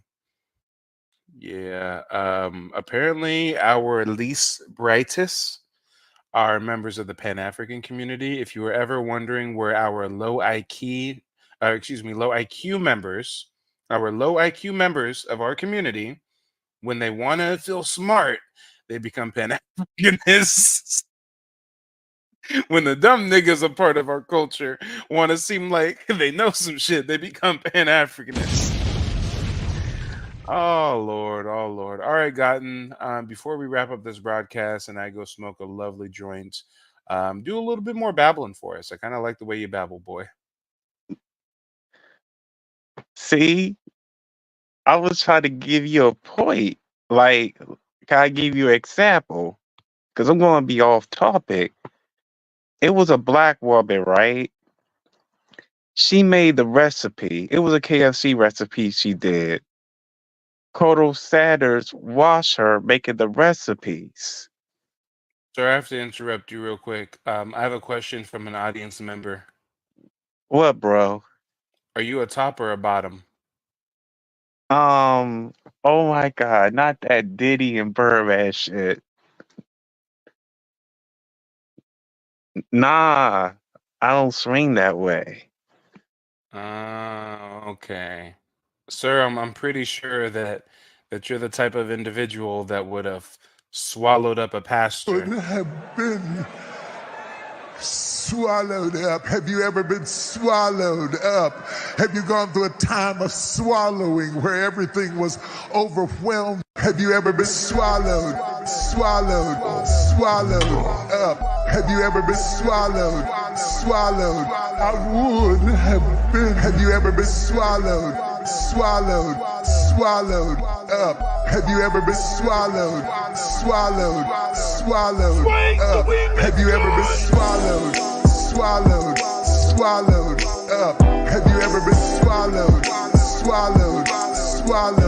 up? Have you ever been swallowed up? Have you ever been swallowed up? I would.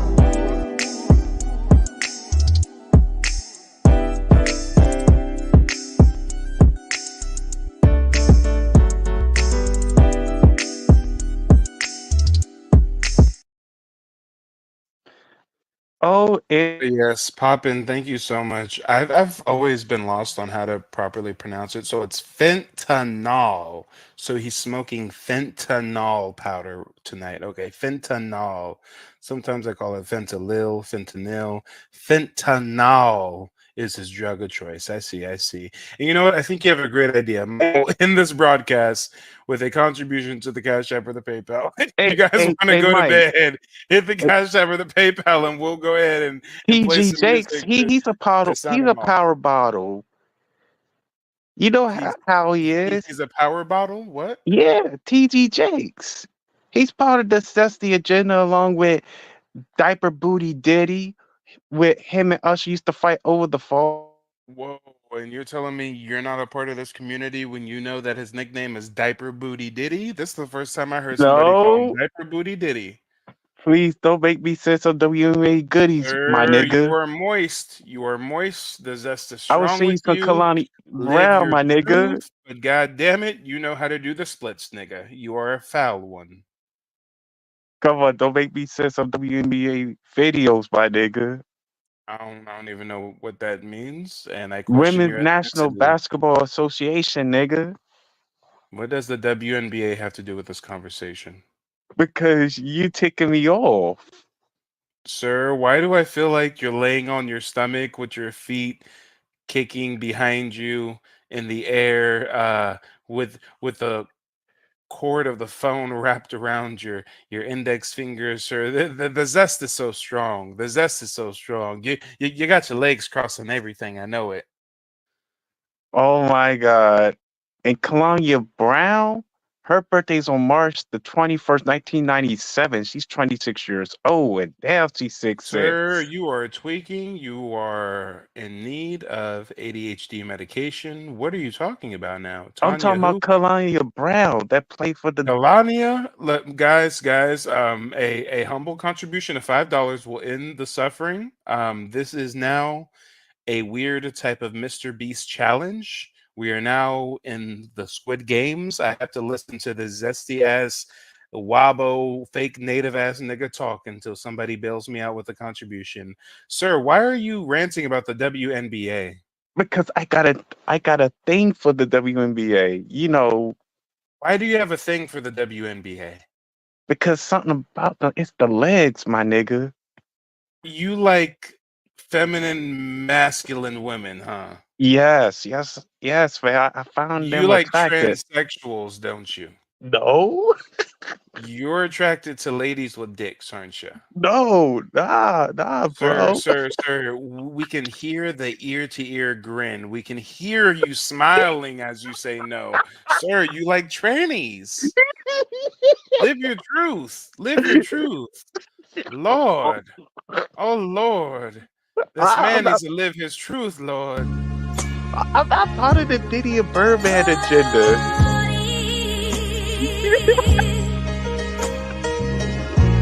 The truth shall set you free. You like men's. You like men's. You like boys. But you act like a little Brown.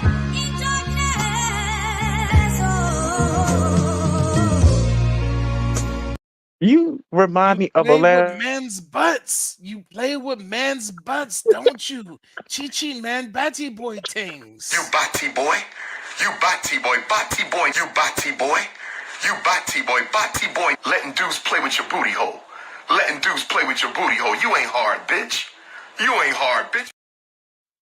Lord, can we deliver this power bottom, Lord? Can this power bottom find his way into the kingdom of heaven? My nigga.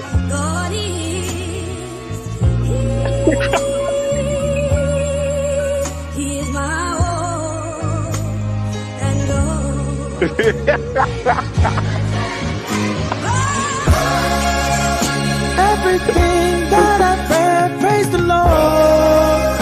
Worship Christ with the best of your portion. You know what he did to Sodom and Gomorrah, right, sir? I think you should repent. I think you should make right with the Lord before it's too late. I know I won't forget I know all my he's Lord is a done. black man. He's the strength in this race that I run. Every time I look up, I see God's faithfulness, and it shows just how much He is miraculous. Sir, what was it that made you start swinging for the LGBTQ plus squared community? Did someone touch you at a young age? Were you touched at a young age? Oh my God. Why we have to go through this I'm just LGBT? wondering what happened. I just want to know. I just want to know in general what happened. Okay, okay, I've been abused. I can't say it. Okay, was it a male or a female who abused you? It was both, man. Okay, approximately what age were you, sir? Probably when I was younger. Like under 10 years old or over 10 years old? Probably over 10, okay? Like, wait, you said over 10 or under 10? Over 10, okay? So like between 10 and 16 or? Okay, 10, 16, man. Okay, I got a little bit of sugar in my tank. Damn. Okay, okay. So, sir, it's okay for you to have a little bit of sugar in your tank. Although we vehemently deny your life choices and think it's counterproductive to nature, we still accept you to a degree. But, sir, do you think Like that you Darius would have? McKinney, that we all been inappropriately touched. Whoa, I don't know about that. I don't know about all of us, sir. I'm, I can I'm not speak sure for about all of us. every black person on this chat, bro. All right, sir. Sir, I think it's time now. You have started to confess slightly, but I think that it is time for you to fully come forth because you're keeping a secret. Come out the closet Okay, I've been. and keep it a secret. Come out And the let the closet. world know if it Come out the closet and stop keeping a secret, Lord. He's come out the closet and stop keeping a secret. I'm telling you, boy, go all the way. You can't step into the confessional booth halfway, sir. You got to go all the way in, close the door, and take a seat. come out the closet and stop keeping a secret and let the world know if it had not been for the Lord that was on my side, I would have been. I would have been. I would have been. You would have been, sir. You would have been, sir. Did you get swallowed by a man or a woman, sir? Who swallowed you as a young child? I don't know. You don't know if it was a man or a woman? I just have to say I don't know. You don't know. I don't remember. So you were drunk, sir? Were you sleeping? I did both. You were Please, drunk and sleeping. don't make me do this. Sir, you have to relive it for only a moment, sir. Sir, otherwise you would have been swallowed. Come out the closet Please and don't make stop keeping a secret and let the world know if it had not been for the Lord. Mike, You are keeping please. a secret, sir. You are keeping a secret. It's been weighing We on your all spirit. been It's been through heavy on the your heart. process. That was on my Christian Keys, he been appropriately touched because it was a man who tried to grab his equipment and he blocked him. And he was Sir, trying to do it again, my sir, nigga. sir. What happened to you? Why did you gain sugar in your tank? Who placed that sugar there? Who These was it? abusers, man. Who was the abuser? Who was the perpetrator, sir? I can't say because like Darius McKenzie, I'm not thirsty. Sir, I have no idea what you're talking about anymore. But we don't want no devils in the house. We gotta get you up out of here. We've entertained you long enough. I gotta burn some sage. They're sick, Lord. They're sick. Hallelujah! Hallelujah! Jesus! Hallelujah! Yes, God. Praise the Lord God. Yes, God. Hallelujah! Yes. Jesus, praise the Lord. Yes, God. Hallelujah, God. Yes, We God. don't want no devils in the house, God. Yes, we Lord. want the Lord. Yes, That's Jesus. it, God. Yes, God. Everybody pray. Amen. Amen. Yes. Oh Lord, I sent that demon away and the demon's backstage. Oh Lord, hit the Cash App or the PayPal if you want the demon back, Lord. I told you to hit the Cash App or the PayPal if you wanted him gone. And y'all said you wanted him gone, so I got him up out of here. But if you want him back, then he has more of a story to tell, y'all. Oh God, he's gone through a time of swallowing. Would have been. I would have been swallowed up. You ever been swallowed up? Have you gone through a time of swallowing where everything was overwhelming and you were at your wit's end? That is my point of view.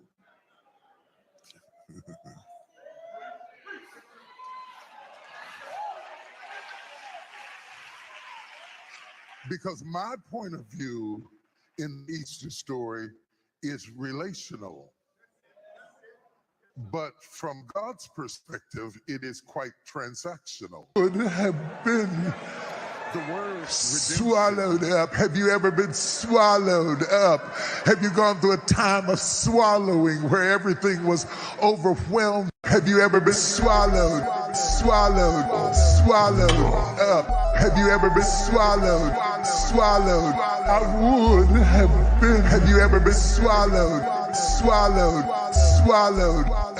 Have you ever been swallowed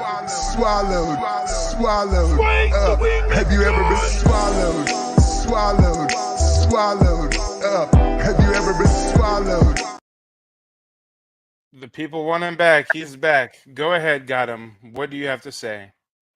See, you made me do, Mike. See, I'm sparing all Kalani Brown's videos. And Asia Wilson on the way, my nigga. Sir, I feel very uncomfortable when you say the N-word. Please try to refrain from doing so. We had a contribution come through from Broken Arrow. Thank you for the support.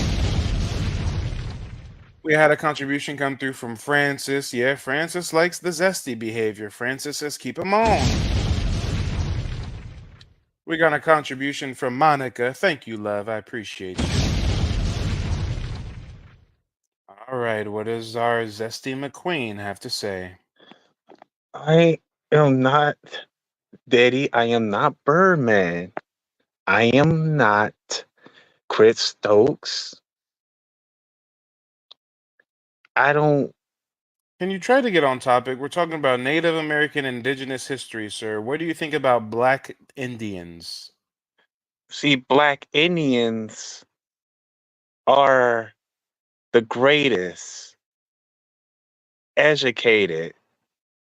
They should not be re-educating us with the whitewashing Indian philosophy history bullshit. Cause What are you talking about? I'm talking about what they had put that whitewash in our head about the Sir, how history. old are you? I'm 34, Negro. Well, God damn it, you talk like you're a retarded 6-year-old. Oh my. Are you inebriated? Are you high? Are you drunk? Are you off the fentanyl? No, I'm not high. Are you special needs? Do you get like extra time on your tests in school and shit? Nah, son. Do you wear like a head brace and ride a short yellow bus? No. So you're just gay and slow. No. So you're bisexual and slow. No. So you're transsexual and slow. No. So you're asexual and slow. No. Are you a house Negro? Oh my gosh. Yes, Are sir. Are you Uncle Tom? Are you I am shucking and going to play. jiving? I'm going to play devil's advocate. I am a house Negro. I am Steven from Django. What that nigga doing up there on that horse? Now what, sir? Now what? What that nigga doing up there on that nag? Get that nigga down from that nag. And someone in the chat said, "Oh, he misses Nature Boy already." Nature Boy did the weirdest things. What did Nature Boy do to you, sir? What did Nature Boy do to you? He ain't do nothing to me. When he did the Solar Lawyer and the others. All right, somebody's calling for next. We've got Mike Jones in the building. Mike Jones, where are you calling in from? From the D, man. What's happening with you? From the where? Detroit. From Detroit. All right. And let us know, what do you think about the topic at hand? I think it's right on time, man. I'll drop something up in the private chat, man, for our people to play with. They can type in their last names and their people name. Pull up some records out there for the Oklahoma census. Okay, yeah. I was a little confused for a minute. You said it was the right time, and we just had Zesty Man up here for about 20 minutes. No, So don't do me like that. Don't do me like talking about, yeah. Nah, We were gonna nah. deliver someone up to the kingdom of God. Hey, G, I wanted to tell you though, man. I'm proud and happy for you, man. Keep doing your thing. Straight Appreciate up. that. Will do, brother. Will do. Do you have any words of encouragement for our other panel member, Mr. Gotten? Shit, I didn't even hear it, man. I just jumped up on it because I heard a girl talking. She seemed a little, a little timid, but Well, Gotten, say hi to Mike Jones. We've got Mike Jones on the panel with us. Yo, what's up, Mike Jones? You mean BW, right? nah, get this nigga off the phone.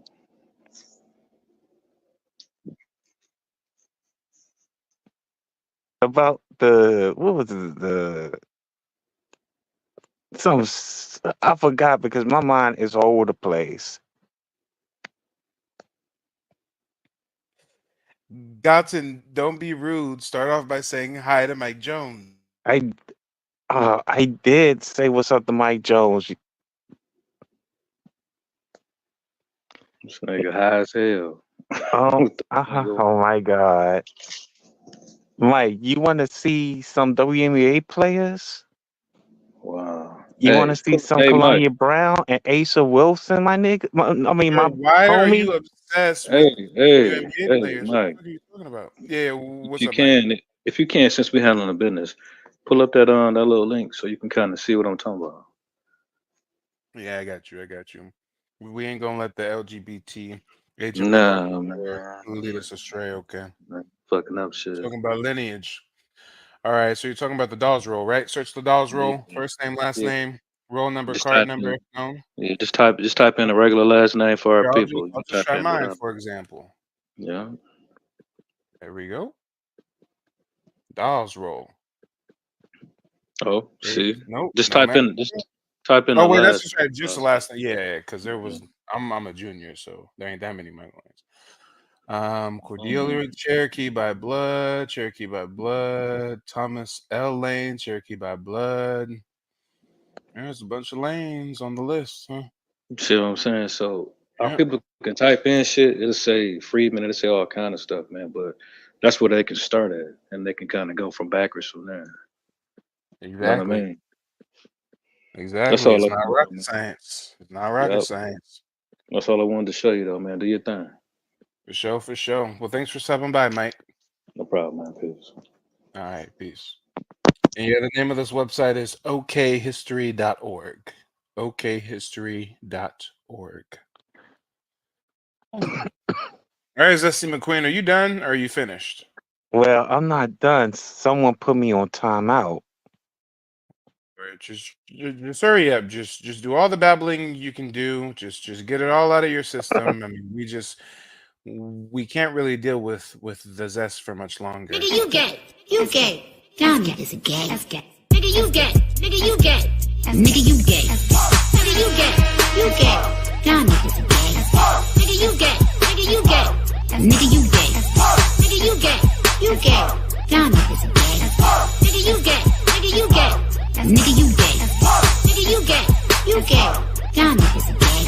Nigga, you gay. Nigga, you gay. Nigga, you gay. Nigga, you gay. You gay. Y'all niggas are gay. Nigga, you gay. Nigga, you gay. Nigga, you gay. That's gay. That's gay. That's gay. That's gay. That's gay. That's gay. That's gay. That's gay. All right, sir, you have the floor. Why Fever had put me on timeout? We were on the same page. Sir, stop trying to talk all seductively and shit. Okay. Yo, Will, what's up? We are on the same page. Sir, the zest is so strong. Sir, is this you in the video with Nature Boy in the rain? Had to put my hand on his cock. Pulled out the whole damn dick. I'ma get fucked. He told me he don't like when I use lube on my butt. I suck that nigga soul till he bust fast. Told him let me suck them toes and that's fat. I will never be straight. I can back that. That's you in the background. I knew it, sir. We knew you was Can affiliated we watch with some Nature Boy. WNBA? Can we watch some freaking WNBA? And No, we gonna watch you and your friends dance. How about that? And I really wanna fall. Where you at? Now my ass fat with a lube bag. Cause the city got nut all up on my sack. Cause these niggas wanna know where the rubber's at. Gotta suck harder, gotta fuck smarter. Niggas tryna fuck me like my baba. I ain't never been straight on my son or my daughter. I had to deal with me, Gabby Carter. Now that niggas in here, I fuck them harder. I done put my whole dick all up in his booty. I push harder cause I know that nigga fruity. Now I'ma go ahead and put it in my booty. Gotta do Johnny Sin looking like a model. He got the big dick.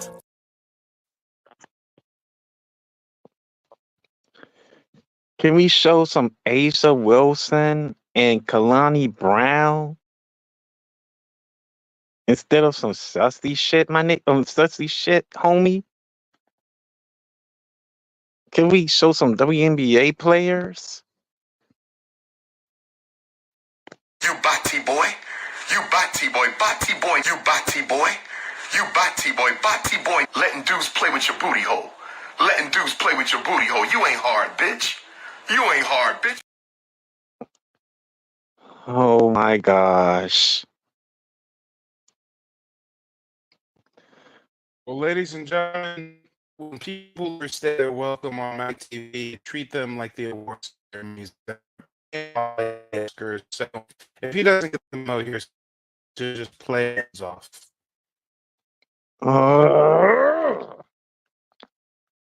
Nigga, don't get to growling. Can we watch some damn WNBA? God damn it. Don't act like a bitch. That's why I don't got love for bitch. Oh, that's why Too Short need 40 say When you hear the music, it's time to go. Exit stage right. Please don't marry that bitch. Don't do it. And that's Show why how I'll never be. See me? I get everything I want to get. I have some fun with it. Oh my. Come on, let's watch some WNBA before I leave the panel. Sir, are you going to leave? Or are we gonna Until we watch some And make a mama WNBA. trip. Cause if I'm in her life, it's a problem. A real player's at your girl, you better stop him. Turn your back on the bitch, she ain't acting right. He hit it way before you, now he's back in her. All right, sir. Good night. I would say thanks for stopping by, but see you Okay. later. Hashtag for Bye. the culture. Black power. Bye. Yeah. Live your truth. One day you Ain't won't like men's no more. WNBA. One day you won't like men's no more. One day you will be delivered. Yeah, I love me some women's basketball, like Angel Reese and Kalanya Castillo. I think in the gay community they refer to those as beards when the men pretend to be interested in women to mask their true sexual orientation. But Oh, all right. and you know, Black Bear is a goddess. Okay, and I guess I'm just gonna have to kick him off. He is not going to leave, but hopefully one day he will be delivered, y'all. Hopefully one day mans will find righteousness and he won't like men's no more. It is. You need to. He just told you it's done right now. What did you come here for? What did you come down here for? Tell me. To get delivered more. To get delivered. Do you believe that the Lord tonight has set you free? Yes, sir. Turn around and tell those people. I'm not gay no more. I am delivered. Oh, that's what we were hoping for you, sir. That's what we wanted more than anything. We wanted you to be delivered. I don't like men no more. I said I like women. Women. I said women. Said I don't like men's no more. I like the WNBA, WNBA. I'm not gay. I would not date a man. I would not carry a purse. I would not put on makeup. I will love a woman. Sir, will you love a woman? Will you love a woman one time? Now listen, Y'all praise God with him. Hold on, wait a minute. Hold just 1 minute. Now either you gonna believe this stuff or you ought to stop preaching it. If you can't praise God with him, you're an unbeliever. Now somebody believe God with him. I'm not gay no more. I am delivered. I don't like men no more. I said I like women. Women. I said women. I'm not gay. I would not date a man. I would not carry a purse. I would not put on makeup. I will love a woman. Oh Lord, will he one day love a woman? Lord, will he one day love a woman? God damn it, y'all. Nobody do it like Mike. I mean, I don't mean to toot my own horn, but nobody do it like Mike. Nobody standing on lineage giving y'all an expose into Native American culture, heritage, and history, and also roasting a zesty member of our community all at the same sitting, y'all. Let's go. Let's go. Us foundationals are multifaceted. Us foundationals are multi-talented. Can't nobody do it like us. Yes, he said men's with a Z. He said men's. He said men's with a Z. Jesus Christ. Ladies and gentlemen, thank you for showing up and showing out. I will be live on Friday. I will see you then. Put hashtag replay gang in the comment section for everybody watching the replay. I thank you guys for tuning in. You can be anywhere in the world this evening, but you were here with your boy Mike TV, and I thank you for it. I'll see you next time. Peace. Creep on in, on in, on in.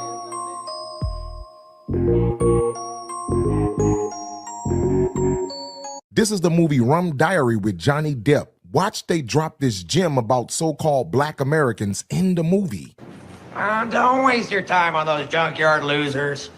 This country was built on genocide and slavery. We killed all the black guys that were here, and then we shipped in new black guys of our own. And then we brought in Jesus like a bar of soap. He said they killed off all the black people that was already here and then shipped in new black people. Oh my God. Discover your roots with the personalized genealogy consultation. DNA tests can't prove ethnicity or tribal affiliation. You must search through paper records to dive deep into your family heritage. Help me help you discover your roots. As a Black Native American and a proud member of the Muscogee Creek Nation, I understand the importance of tracing your lineage. And during the one-on-one meeting, you're going to learn how to navigate the genealogy process with ease. I'm going to teach you how to connect with your ancestral tribe, and I'll show you the steps that I went through to gain tribal citizenship. Take the first step to unlocking your past. To book a consultation, send an email to mike@keymediapro.com. I see dead people.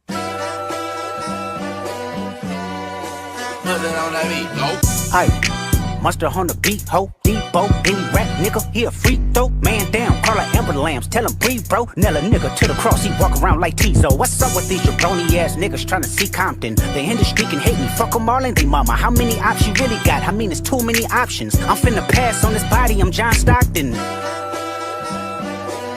Beat your ass and hide the Bible if God watching. Sometimes you gotta pop out and show niggas. Certified boogeyman, I'm the one that up to score with him. Walking down whole time, I know he got some hoe in him. Pole on him, extort shit, bully the flow on him. Say Drake, I hear you like I'm young. You better not ever go to cell block 1. To any bitch that talk to him and they in love, just make sure you hide your little sister from him. They tell me Chubb's the only one that get your hand-me-downs. And party at the party playing with his nose now. And Baca got a weird case, why is he around? Certified lover boys, certified pedophiles. Wop, wop, wop, wop, wop. That fuck him up. Wop, wop, wop, wop, wop. I'ma do my stuff. Why you trolling like a bitch, ain't you tired? Trying to strike a chord and it's probably A minor.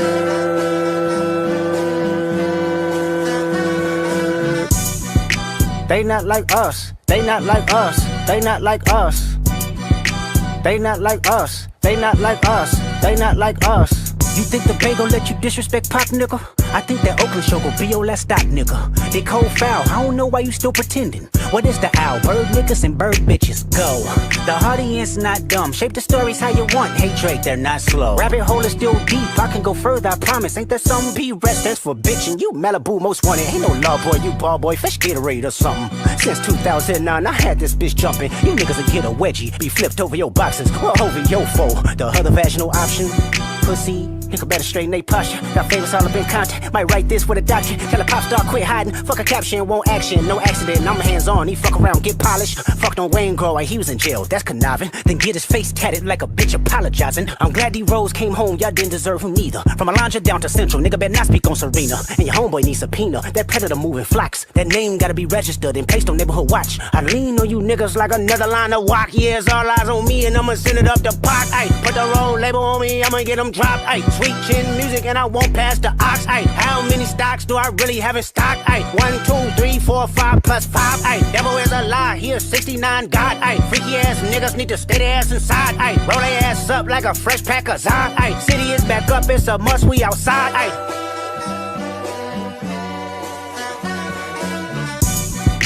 They not like us, they not like us, they not like us. They not like us, they not like us, they not like us. Once upon a time, all of us was in chains. Homie still double down, calling us some slaves. Atlanta was the mecca, building railroads and trains. Bear with me for a second, let me put y'all on game. The settlers was using town folk to make them richer. Fast forward 2024, you got the same agenda. You run to Atlanta when you need a check balance. Let me break it down for you, this the real nigga challenge. You caught Future when you didn't see the club. Hey, what? Lil' baby help you get your lingo up. What? 21 get your first street cred. Thug make you feel like you a slime in your head. Hey, what? Quavo said you can be from Northside. What? 2 Chainz say you good, but he lied. You run to Atlanta when you need a few dollars. No, you not a colleague, you a fucking colonizer. The family matter and the truth of the matter. Here was God's plan to show y'all the liar. He a fan, he a fan, he a fan. He a fan, he a fan, he a freaky ass nigga, he a 69 God. Freaky ass nigga, he a 69 God. Hey, hey, hey, hey, run for your life. Hey, hey, hey, hey, run for your life. Freaky ass nigga, he a 69 God. Freaky ass nigga, he a 69 God. Hey, hey, hey, hey, run for your life. Hey, hey, hey, hey, run for your life. Let me hear you say OV-ho. OV-ho. Say OV-ho. OV-ho. Then step this way, step that way. Then step this way, step that way. Are you my friend? Are we locked in? Then step this way, step that way. Then step this way, step that way.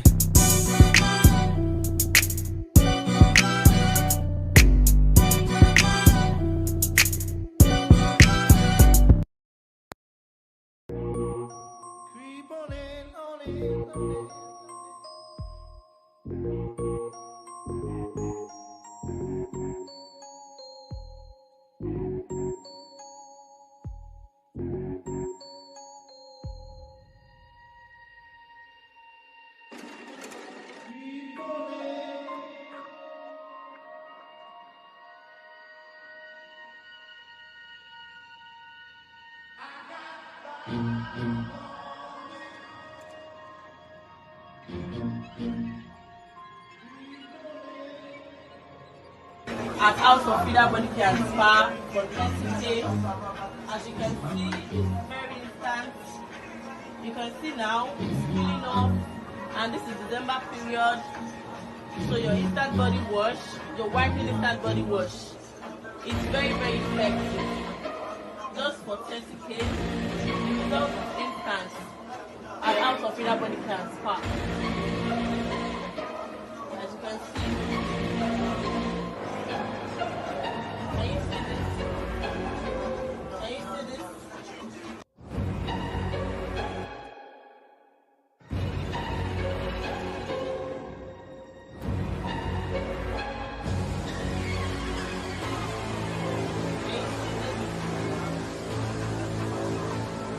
Can you see this? It's so clean up now. Just from South of Peter Body Care, but we get this done for you at 30,000 naira. Can you see? That cells clean up immediately and it gets. What Hey guys, welcome back to my channel. I know you've seen this video of this Nigerian woman getting this quote-unquote instant whitening body wash at a spa, and I just decided to do a really quick reaction to this video and also give my opinion and also select a few comments on social media, Twitter and Instagram, and then let you guys go through it and also just talk about this video in general. So here is this woman.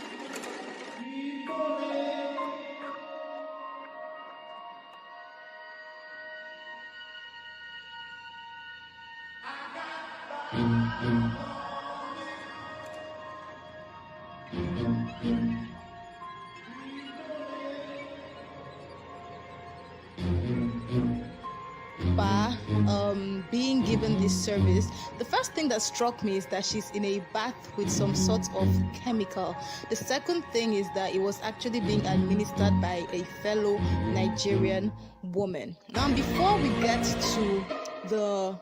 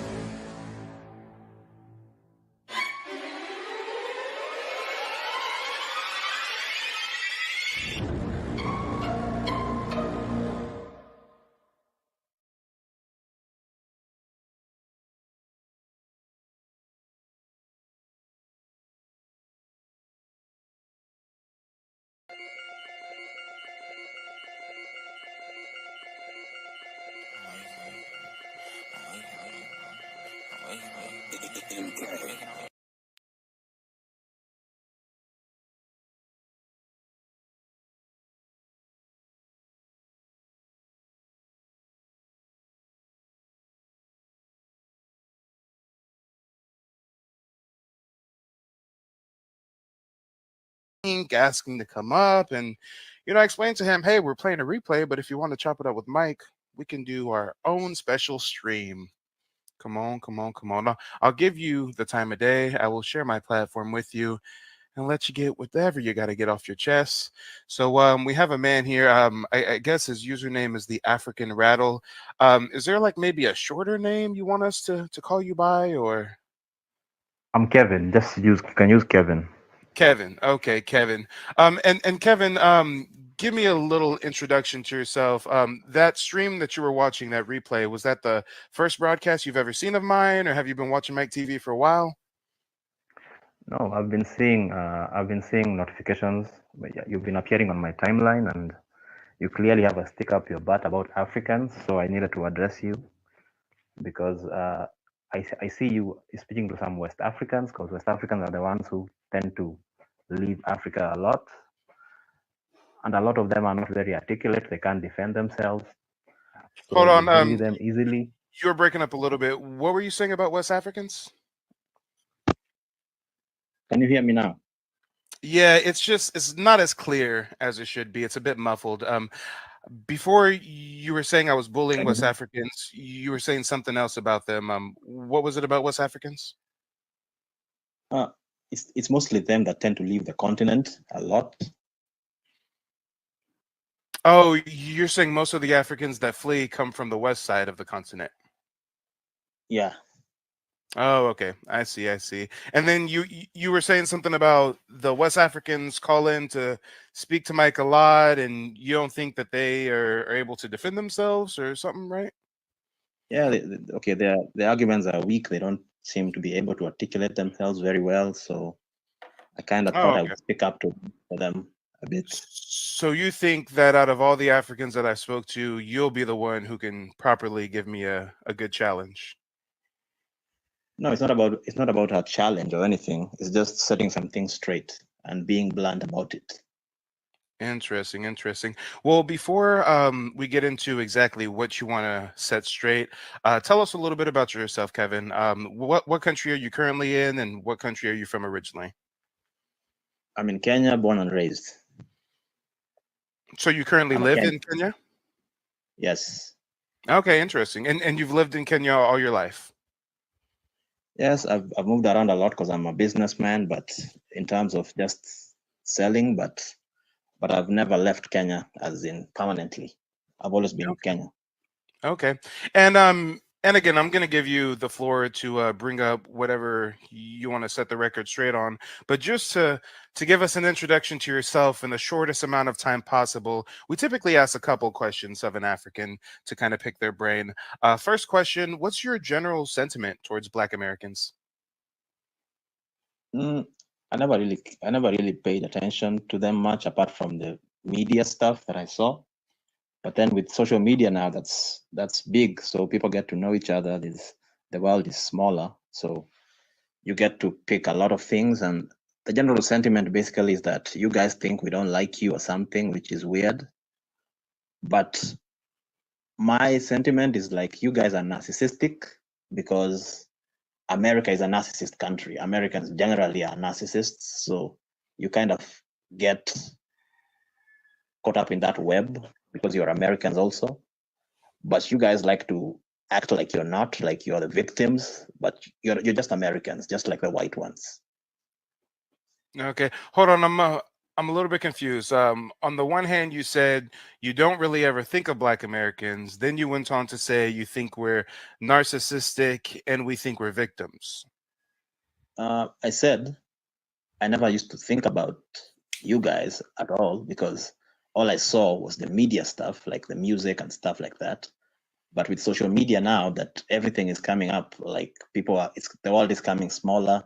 So I get to see some conversations happen between Africans and Black Americans. And the way I think about you is you're just Americans. You're just Americans in black skin. You're narcissists. You think about everything is supposed to be about yourselves, but you play the victim at the same time. So it's kind of weird.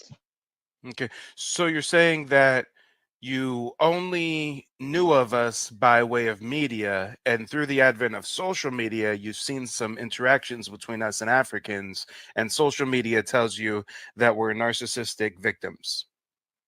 That's just how I see it. Okay, and then before social media, when you were just seeing regular media about Black Americans, what was your sentiment towards us? Was it positive or negative? It was so because I didn't like the music because I thought it was garbage, to be honest. It was just trashy. But also there were some good shows that portrayed you in a good light. I used to watch. There were some sitcoms that were nice, so it was like 50-50. It wasn't like I wasn't skewed in any side. When you say the music was trashy, there's many genres of music that foundational Black Americans have created. Are you talking about a specific genre of our music, or are you talking about our music as a whole? I pay for therapy because my thoughts tear me. They keep on breaking me. I pay for tips, they scatter me. I can barely sleep, but even I cannot hold on. Without you inside of me, I never knew this pain. Take the ones I love away from. I wanna see cats bad, why can't someone call me? I gotta shoot out all my sleep. Hip hop, which is the one people know of. So my generation. So I'm talking about hip hop. So you think hip hop in general is trashy, or that hip hop has some trashy elements? The ones I saw, the ones I grew up seeing, is what it was. It was just trash. It was just gangsters and whores and that stuff that people here don't want to see. Pastors want to ban, and parents don't want to see. It was just trashy. Okay, I see. So you see our media, and for the most part, you think it's trashy. You see us on social media, you think we're narcissistic victims. Someone in the audience wants to know, how old are you? 31. Okay, 31, for sure. Well, you have the floor. Let us know you know, what you want to quote unquote set the record straight about. I think it is interesting though that, you know, you were on another one of my broadcasts and you admit that I'm in your algorithm, I'm in your notifications, which means that this type of content is something that you frequently watch. So for someone who claims to not really care about Black Americans, you sure do watch a lot of Black American content for one reason or another, right? I don't think you're listening. I don't think you're comprehending. I said, yes, I do listen to. There's a channel I follow because I follow these conversations about, like Jubilee. Jubilee is a channel where I see conversations like this. So your channel popped up where I saw some thumbnails. You talking about Africans in a very derogatory way. Look at even this thumbnail you put here. I don't look like this guy. You're trying to portray me as an angry African. I'm pretty sure I'm more light-skinned than you. Does that man look angry? Yeah, he looks sad and like he hasn't had food for 15 years. Well, damn, hey, you're being much harsher on the image than I thought it was. I mean, I just looked up a generic photo of a Kenyan man, and that's what popped up. So you're saying that you're a Kenyan man who's more light-skinned than me. How's that happen? Are you like half Dutch or half French? You see, is it cake soap? Is it bleach or? Africa, see, this is your ignorance showing. Africa is like the black factory. Sir, that's not my ignorant showing. It is a historical fact that Africans across the continent use bleach and cake soap to lighten up their pigmentation because they're so insecure of their black skin. So for you to be a Kenyan man born and raised claiming to have fairer skin than I, and I have European DNA in me, then God damn it, is this a natural lighter complexion, or have you been rubbing on a hell of a lot of bleach, sir? I've never seen a light-skinned Kenyan, so I'm honestly just curious. Well, you need to travel, bro. That's all I can say. I can't cater to your ignorance. So you're telling me you're lighter than me naturally with no bleach? I'm not saying I'm lighter than you. I'm saying no. You clearly you cannot comprehend. You clearly said that you are lighter than me. Everybody heard it. You said you're probably lighter than me. If that's a photo of me to the left, and you're saying you're lighter than me, and you're a Kenyan man born and raised, I'm just confused by that, sir. I'm just confused. So again, is your mother Kenyan? Yes, I'm a Kenyan. And your father's Kenyan? Yes. And are you darker than me or are you lighter than me?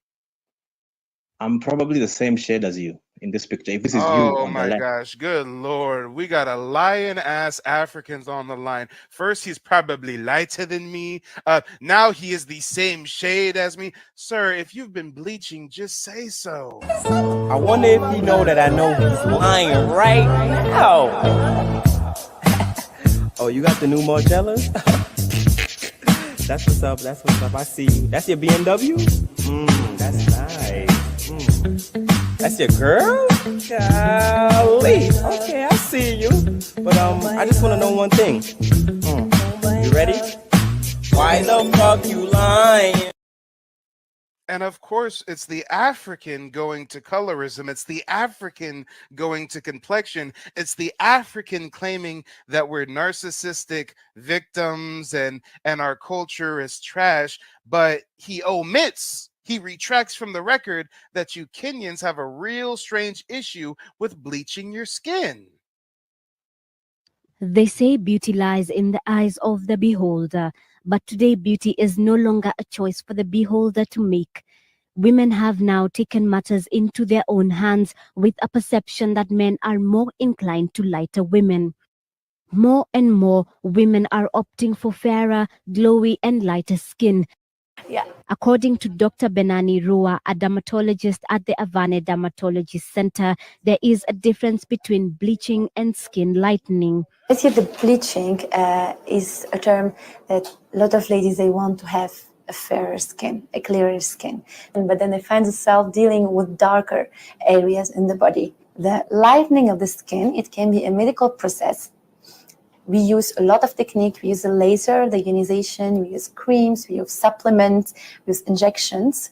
And this is to promote the skin to be lighter from within. To appease the society, family, friends, and most importantly, oneself, more women are going to every length to ensure their skin is lightened no matter the cost. Many opt for products sold in the black market without a thought to the side So y'all go into the black market to get bleached to lighten your skin up in the hopes of looking like me, but I digress. effects. Thickness of the skin, the hyperpigmentation, which are darker spots everywhere in the body, darker than the normal color of the skin. Skin goes up to, sometimes the skin is burned because of the product. And as I told, it's very difficult to say.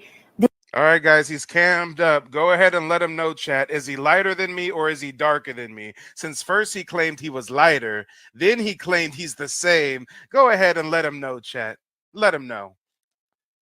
I can't be non-biased since we're talking about my complexion after all. Yes, the hairline says it all. We're not going to roast him about his hairline. Stick on top of it, guys. The color of his skin. Yes, he's brown. Definitely brown. Yes. Hey, what it was is he was just insecure as fuck that I used this image for the Kenyan man. He said, I'm not that dark. Hold on. He said, I'm like half a shade lighter. He said, I'm about half a shade lighter. Yeah, y'all. Yeah, he's brown. Yeah. That ain't it. Yeah. Sorry, sir. The chat says that I am lighter than you. Not that it's a competition, but god damn it, you made it one. You came up here and made it a competition. Who's lighter than the other? God damn it, y'all got some internalized inferiority. But Kevin, can you let us know what you wrote in the private chat? I said, okay, you're trying to veer away from the topic. Sir, just repeat verbatim what you said in the private chat. It's not hard. What did I say? I said a lot of things. I said I don't have all night. What's up with the thumbnail? God damn it! What's the last thing you wrote in the private? Come on now, come on. You 31 years old. Hey clown, stick to the topic. That's what I said. You said to me, coincidentally, when I was playing the video about how Kenyans have an issue bleaching, you say in the private chat, hey clown, stick to the topic, but you're the one who brought up skin complexion, were you not? That was a Were you the one that brought up skin tone? Were you the Yes, one that I brought did. up I skin commented tone? on the Oh, okay. So you brought up skin complexion, and when I started roasting y'all Africans for bleaching, you said, oh, hey, clown, stick to the topic. Yeah, nice way to try to deflect. But, sir, let's not get caught in the weeds. We know, although you may be a shade lighter than the man on the right of the thumbnail, you're still a darker African. I'm sorry. All right, mic check. Guys, we're going to pause the replay for just a moment. I got a guest backstage we're going to bring up right after your boy Mike has his morning joints. But I just have to quickly acknowledge the homie in the chat, Deshaun. Deshaun, you know what's crazy, Deshaun? You know what's absolutely baffling, Deshaun? You're damn near a very, very similar complexion than that Kenyan dude. And I only say that to say this. You're richly melanated. He's richly melanated. You're a Black American. He's a Kenyan. There's only one of the two that are insecure about their complexion. There's only one out of the two who's going to get on a panel and try to say, oh, I'm probably lighter than you. God damn it, Deshaun is a perfect shining example on how even are richly melanated. And hey, and the brother ain't even that dark. We got some Black Americans who straight up on some Wesley Snipes type shit. And even they are not bleaching their skin and trying to play who's lighter than who competitions. Why is it that Black Americans are so comfortable in our skin while these Africans try to scrape it off? Riddle me that. And shout out to Deshaun. I just seen him in the chat, so I had to use him as a quick case study. Hope you don't mind. Sir, I'm lighter than you. I'm not sure if you're going to go to bed crying at night, but that's neither here nor there. You said you came here to set the record straight. So what misconceptions do you think us Black Americans have about Africans? I think you guys have a weird way of thinking that immigrants, forget Africans, immigrants in general, immigrants don't need your permission or don't need your say so. We don't need to answer questions from you about why we come to America. Like, you're at the bottom of that society. Why do we need to talk to you about why we left? It's like I invite you to my house. Hold on. You're a Kenyan that lives in Kenya. You have not fled Africa, probably because you're too broke to do so.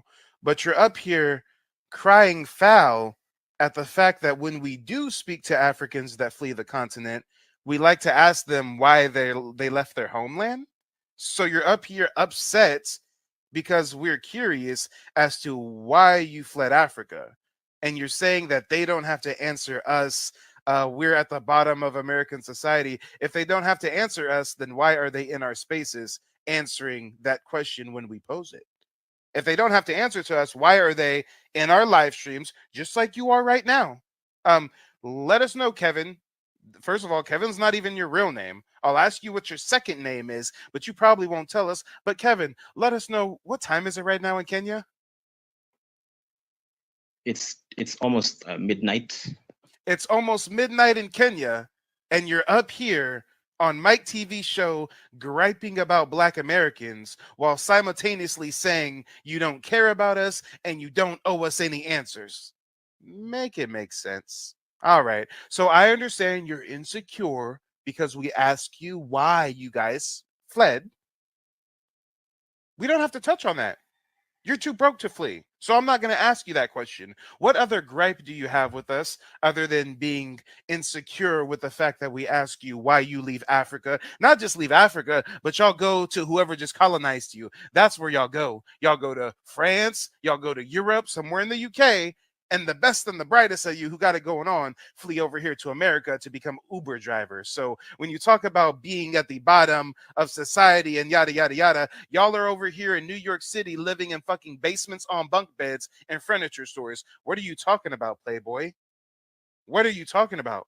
Y'all are flying to South America, walking through South America to get through the Mexico-US border. You're fleeing here in mass.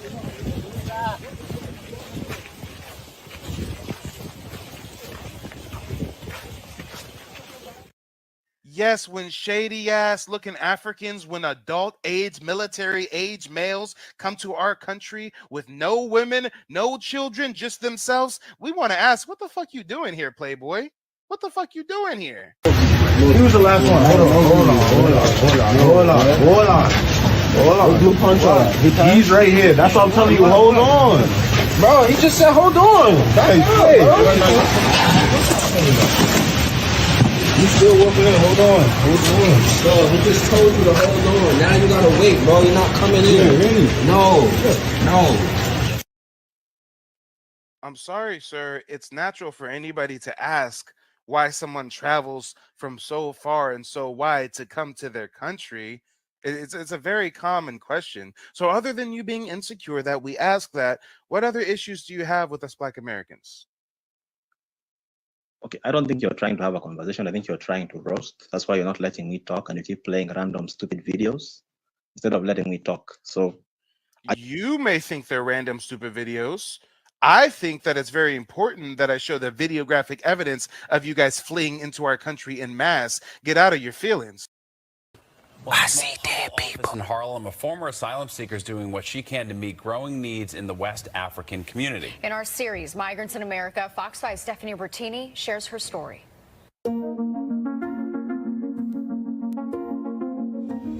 They persecute me in my country. He says political persecution forced him to flee Guinea, West Africa, a nation where significant human rights issues are a concern.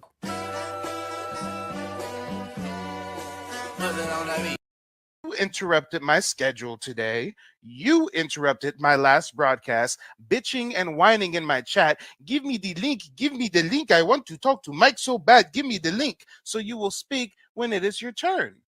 Now it is your turn, and you're going to tell us what other issues you have with Black Americans. Go ahead. First of all, this fleeing thing, you are the first people to flee. So I don't know what you talk about, but with this fleeing nonsense. I'm a Native American, so I don't know how I fled to my ancestral homeland. I don't know how that works. And if you're referring to the 4% of African slaves that went to North America during the transatlantic slave trade, they didn't flee. Mushmouth, grimy bush babies like yourself sold them to the white man. So who exactly fled, sir? Who fled? Yeah, let me finish. Yeah, you fled because what's the first thing a Black American does when when they make money? Do you stay in your neighborhoods, or do you run to Whitey to live in their? You're a Kenyan man theorizing over what successful Black Americans do once they reach certain levels of success. You're a Kenyan man at midnight ruminating over what neighborhoods Black Americans move to, but you claim you don't care about us, and you claim y'all don't flee, and he just fled, y'all. He just ran off the stage because he knows this looks real strange. He opened up saying he don't give a damn about us, but he's up at midnight theorizing over where we move and where we stay. I bring up the clips about them skin bleaching. He got issues with that. We bring up the clips about them fleeing through the Mexico-U.S. border. He got issues with that. So guess what? The Bush baby couldn't handle the smoke. So like all Bush babies do, he fled, y'all. He fled. Hastas luegos, Bush baby. We'll see you next time. Booyaka, booyaka, run, run, run. Booyaka, booyaka, run to you niggas. Booyaka, booyaka, boom, boom, boom, boom. Booyaka, booyaka, run to you niggas. Booyaka, booyaka, run, run, run. Booyaka, booyaka, run to you niggas. Booyaka, booyaka, boom, boom, boom, boom. Government. The government, it's the government, it's the government, the government, it's the government, it's the government, it's the government, the government, the government, it's the government, it's the government, the government, it's the government, it's the government, it's the government. Oh boy, in classic Tether fashion, he fled, y'all. He fled. I've officially posted the StreamYard link. If there's any other Africans out there that want to call in and let us know what we get wrong about you Africans.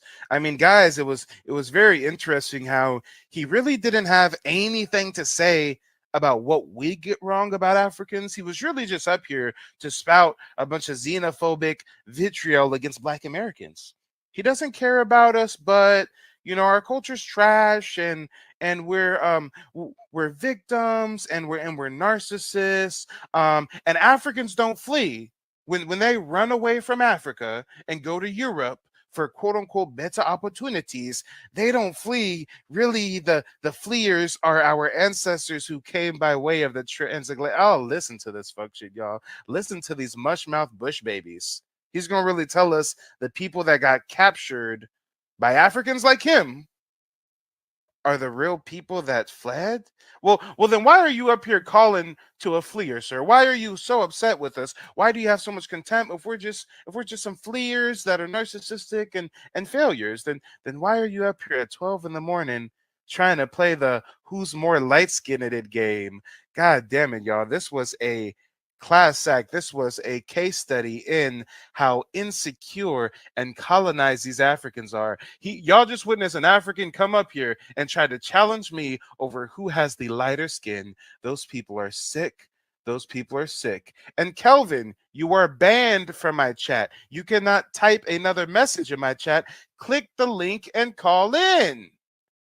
And you know what? I was interrupting you a little bit. Yes, I was, sir. It was very hard to hear you try to say that our ancestors who were enslaved were fleers. It was very hard to hear you say that. But you know what? If you click the link and call back in, I'll try to be as fair as possible. What I'll do is I'll put a timer up on the screen and I'll give you 2 minutes to speak uninterrupted, Kelvin. I'll give you 2 minutes to speak uninterrupted, and then I'll get 2 minutes to speak uninterrupted, and we'll do it that way since you feel that I've given you the short end of the stick. Since you feel that I've done you wrong somehow, we'll go ahead and play that game. So if you really are a man of your word, and if you really do want to have a discussion and you were just upset that Mike was interjecting, then you'll click the link and you'll call back in and you'll get your 2 minutes uninterrupted. That I can promise you. Good Lord, I'm so fair towards these Africans. You know they don't deserve it, but I'm just so fair, y'all. I'm just so fair like that. We got Kelvin backstage. You know what, Kelvin? Before we give you your 2 minutes uninterrupted, can you tell us what is your second name? It just feels really weird calling a Kenyan man Kelvin. My second name. Yes. The same way I appear in the chat, that's my name. So, like, your parents actually named you Kelvin, Kelvin. Yes, the same way they named you, whatever they named you. I mean, my name's Michael. That's not that crazy, being that I'm an American, but the fact that your name is Kelvin and you're a Kenyan man, are there a lot of Kenyans named Kelvin? Yeah, it's a Christian country, so yeah, there's a lot of people with Christian names, so-called Christian names. Oh, okay. Well, give me just a moment. I'm going to go ahead and get that timer queued up so you can get your 2 minutes uninterrupted. Oh, Lord, I'm sure you can say a whole lot of things in 2 minutes. You guys are in for a treat. Here we go. Let's go ahead and share the screen. All right. You can go in 3, 2, 1. Go for it. First of all, what I was trying to say is I'm not here to judge. I was just trying to stick up to West Africans, because Kenyans, we don't really leave Kenya that much, because Kenya is a bit built up. It's unlike Nigeria and other West African countries, so we never leave that much. You never hear so much about Kenyan immigrants. But to your point, which you're trying to say, I was trying to say, we don't need to. This idea that you guys think we're supposed to check with you when we come to America, we don't. Like, if my cousin came to America, he got a scholarship from a white university. It wasn't you. You didn't create the infrastructure, so why am I talking to you about it? I don't need to talk to an American, to a Black American. You're not creating, you are at the bottom of that society. And I say this respectfully. But so why do you feel like we need to check with you and we need to talk to you? Why are you trying to gatekeep something that you don't own? That's my first point. That's how I'm defending the West Africans who are there and they are unable to defend themselves when they're being attacked. Number two, the fleeing thing. What did you guys do immediately after Jim Crow? You fled.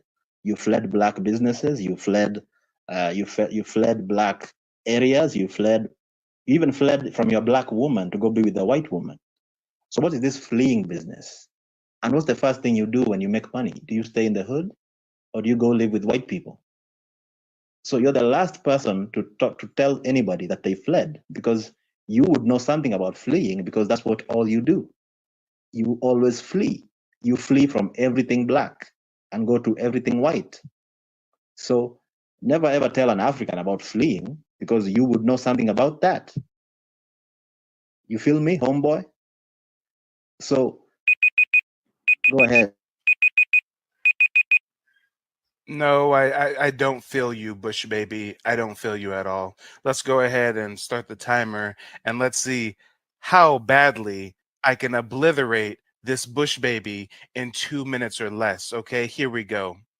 Your first point that you try to make is that who are we that you guys have to check in with us? It's not that you have to check in with us. It's that coincidentally, you guys are all up in our spaces, all up in our Twitter spaces, all up in our live streams, talking a bunch of fuck shit and bullshit African superiority when we all know you're fleeing from a shithole. So it's not like we're standing guard at the border saying, hey, African, check in with Black Daddy. When you come into our spaces and talk a whole bunch of fuck shit, we say, hold on, why are you here? Why aren't you in Africa? So that's your first point you fucked up on. Second, you talk about us being at the bottom of society. Sir, Kenyans are at the bottom of society. What are you talking about? You guys have a 36% poverty rate. Your country is owned by Africans, ran by Africans, governed by Africans, and you still have such a high poverty rate, and you got the nerve to tell us that we're at the bottom? Sir, even if we were at the bottom of American society, that's like being in the 1% of the fucking Kenyan. Do you understand what you're saying, sir? The most successful Kenyan is poorer than the poorest Black American. Do you understand that dynamic? You guys do not have it going on, not by a long shot. Sir, earlier, you probably didn't flee. It was probably your Wi-Fi because you're probably calling in from a fucking shanty town. This is the environment that you Kenyans live in, and you got the nerve to call in at midnight bitching and complaining about a foundational Black American. Sir, what shantytown village are you calling in from right now? Sir, do you know how many of your grandparents we sponsored as pen pals? Sir, do you know how much Red Cross rice fed you as a child? Sir, you are barking up the wrong fucking tree, and you gonna learn the hard way. Your third point of contention, again, is that we fled, which means you're just simply not acknowledging the foundational Black Americans that are aboriginal to North America. Meanwhile, you're born and raised in Kenya. Kenya still looks like this shithole right here, and you have the nerve to call in to us, claiming that we're at the bottom of society. The poorest Black American living in a project is still better off than the average Kenyan, and that's my time. Now, before you respond, let's go ahead and check in with the chat, and then we'll queue up another 2 minutes and let you go. Let's see what our live audience is saying. Ladies and gentlemen, I was not even planning on going live today. If you appreciate the content, if you want this live stream to continue, go ahead and throw 5 on it. Hit the Cash App, hit the PayPal. I am your humble servant after all. Desmond says this guy is a joke. J9 says Chinese are in power in Africa with the Arabs, whites, and Indians. Yeah. Nick says we still live in America and all of my neighbors are Black and well off. Yeah. Black says this guy learned Black history from a white supremacy school. Yep. Facts. Failed athlete says the Bush baby's out of his mind. J9 says Kenyan in a village talking about Jim Crow. We don't care or no. Exactly. Why is a man calling in from a third world country talking about Jim Crow and shit? I mean, they're fascinated with us, guys. They're absolutely fascinated. Biggest slum in Africa? Yes, it's located in Kenya. Yep, that's facts. Rob from Denver says Kenyans can't move to white neighborhoods because those are surrounded by walls and have armed security to keep them out in their own country. Yeah, that's too much truth for the Kenyan man. That's too much truth. Come on. Yeah. Chinese are impregnating Kenyan women. Yeah. Y'all is getting taken over by the goddamn Chinese, and you got the nerve to call in griping about us. Oh yeah. The fancy cars, the women and the caviar. You know who we are, 'cause we're flipping all over the world. The fancy cars, the women and the caviar. You know who we are, 'cause we're flipping all over the world. Singing hoes.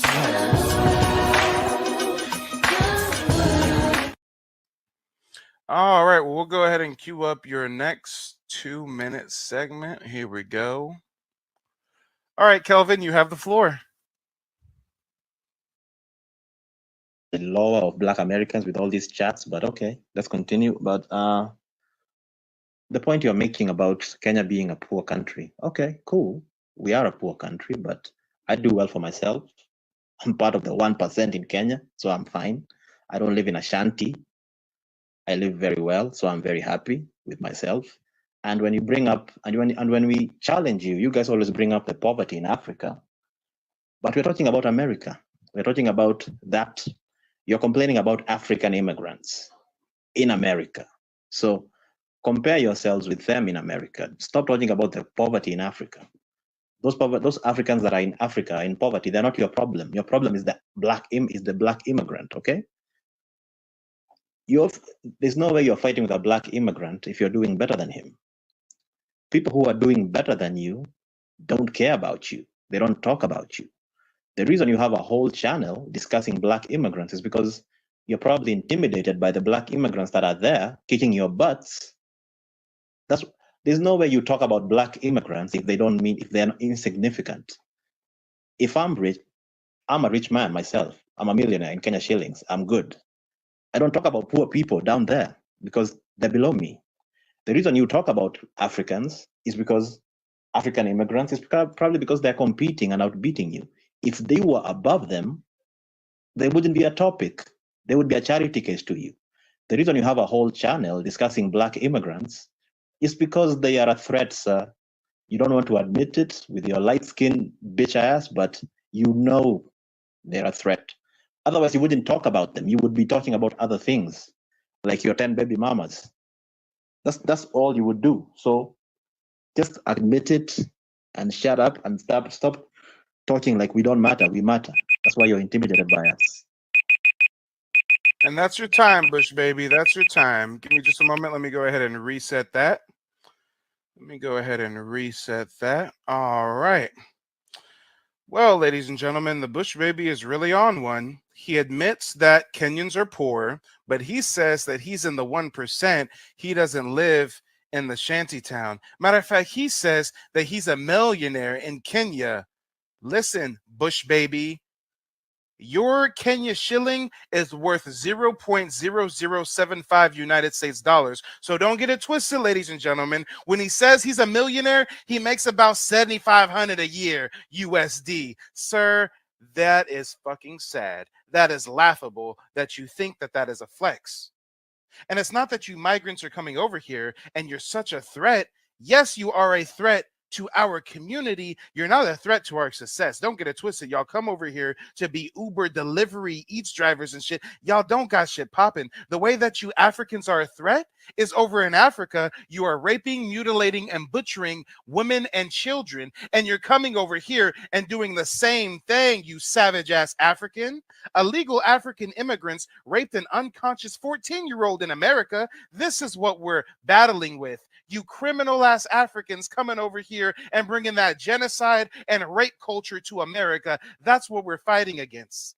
And when you say that my whole channel is about black immigrants and black immigrants are kicking our butt, no, sir. You only care about black American and African relations, which is why my content I produce on that subject, the algorithm pushes towards you. I cover a wide range of topics on my channel. We cover scammers, grifters, charlatans, frauds. There's a bunch of black Americans we go at as well. But goddamn it, when we talk about you Africans, because what we say is true, because we say has historical credence. Oh, you don't want to talk about this.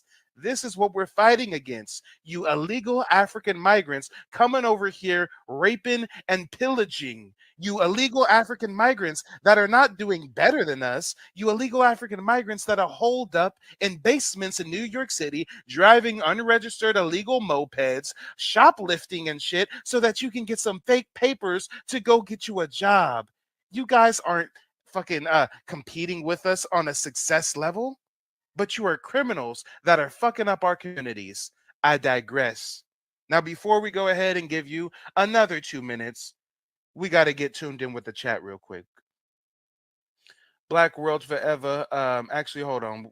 We got to go a little bit higher. Where does it start? Let's see. Here we go. Our poverty is much better than yours. Facts. He's the Prince of Wakanda. Yeah, y'all, he's a millionaire, right? And our homeless still live better than your kings. Facts. J9 says, yes, the mixed Africans, Ethiopians, Arabs, Indians live in heavenly secured communities away from these Kenyans in their own land. Yeah, facts. Nick says, of course, we are complaining about y'all illegally coming here. Exactly. And now New York City is about to start giving y'all $1,000 a month on debit cards. Yeah. Deadpool says, we can bring up other stuff too, but it's still all shit, hence shithole countries. You're poor, you can't even flee. Come on, y'all, facts. He claims he's a millionaire, but you know he would have fled if he really had it like that. You know he would have fled. J9 says, Kenya run by Kenyans and still a shithole. Exactly. Nick says, most Americans have a problem with the migrant crisis. Yeah, he's acting like it's exclusive to black people. They are Uber drivers. This dude's a troll. These fools flee and never go back home. When they do, they separate themselves. That African prince scam. Facts. I'm intimidated by someone who is using my handouts. Nah, I don't think so. This guy is tether babbling. He's talking about us getting rich and moving out the hood, but his leaders leave the whole continent once they get in office. God damn it. As soon as a motherfucker becomes president in Kenya, this motherfucker relocates to France. He starts shopping in Rodeo Drive. He gets a mansion in Beverly Hills. Come on, let's talk about it, y'all. Yeah, he's gonna say me and my 10 baby mamas. We ain't even gonna bring up the rate of single mothers in Kenya. I don't want to make him cry today, y'all. I don't want to make him cry. And yes, he's not setting anything straight. He's literally playing into the stereotype of the angry African that's jealous of Black Americans. Come on, he isn't even an African that fled. He's still in Africa, calling in at 1 a.m. to talk some shit about Black Americans. 30 lies in 2 minutes. Facts. He's a millionaire in Kenya shillings. 1 Kenya shillings is worth 0.007. Yes, guys, I was not being facetious when I said if he's a millionaire, that means he makes about 7,500 USD a year. That ain't shit. Randall says that's the white man way to argue. Can't produce facts, so they insult. Yeah, facts. I wasn't really throwing out no insults until he went there. He's eating bushmeat as he's talking. Tell him to count to 100 in English. He's a Kenyan bush millionaire. Nobody's jealous of Africans. Go away. This can't be. Yeah, guys, this is sad. You Africans got to hold this L because this is your 1%. This is your best and your brightest. Oh, Lord. Oh, Lord. Yes, we can buy him with a dollar bill. Yes. Yes, speaking of dollars, speaking of contributions, Marco, thank you for the contribution, brother. I appreciate the support. Hugh Davis, thank you for the contribution. I appreciate the support. Vovo Rants, thank you for the contribution. I appreciate the support. New Era, New Era threw 5 on it. He said for light skin. Yeah, you know, I'm just yellow. Come on, y'all. Make it make sense. Make it make sense. You know what? You know what? I'm gonna be an asshole too. I'm gonna be an asshole. Hey, sir. Before you take your next 2 minutes, I have an offer for you. If you admit that you're just envious and jealous of Black Americans and ashamed of your culture, then I will send you 10 United States dollars right now, which is 1,325 Kenya shillings. Just admit that you guys are ashamed of your culture and you're obsessed with us, and I'll give you $1,000. Who wants to be a Kenyan millionaire? Come on, y'all. Come on, y'all. I'm the 50 Cent of the diaspora. Bush baby, admit you're insecure. Be a millionaire. Oh, come on, y'all. I could have made him a millionaire. I could have changed his life. I could have gave him generational wealth. His whole family would have been set. They would have been able to, you know, put up well water in the village and electricity, maybe some solar panels. Oh no, you know them Africans are selfish, backwards savages. They would have just smoked up the money like the crackheads they are. God damn it, I'm just being optimistic. This is just wishful thinking, if you will. Shout out to the one Bush baby in the chat that we did have earlier. The link is still pinned. You know, actually, let me drop the link again. It's been a while since I dropped the link. I thought it was pinned, but it's not. So maybe that's the only reason why the Bush baby in the chat hasn't called in. I mean, guys, if you want to troll, why troll in the chat when I give you an invitation to come troll on stage? You know, you can say it with your chest and let us know how you really feel. We don't even make you cam up. We know you're insecure about them hairlines and them big protruding foreheads. But you would think they would appreciate the golden opportunity to finally speak to a group of Black Americans. I mean, you know they're obsessed with us, right? You know they sit in the mud hut with a janky ass iPhone from 2006, getting in clubhouses and Twitter spaces and YouTube live streams to do what? To better themselves, to learn something? No, to bitch and whine and gripe about Black Americans. Y'all, that's crazy. Imagine like our worst, most down bad Black American, right? Imagine we got Deshaun, who's a convicted felon, gets out of jail, can't find a job. So now he turns to drugs, right?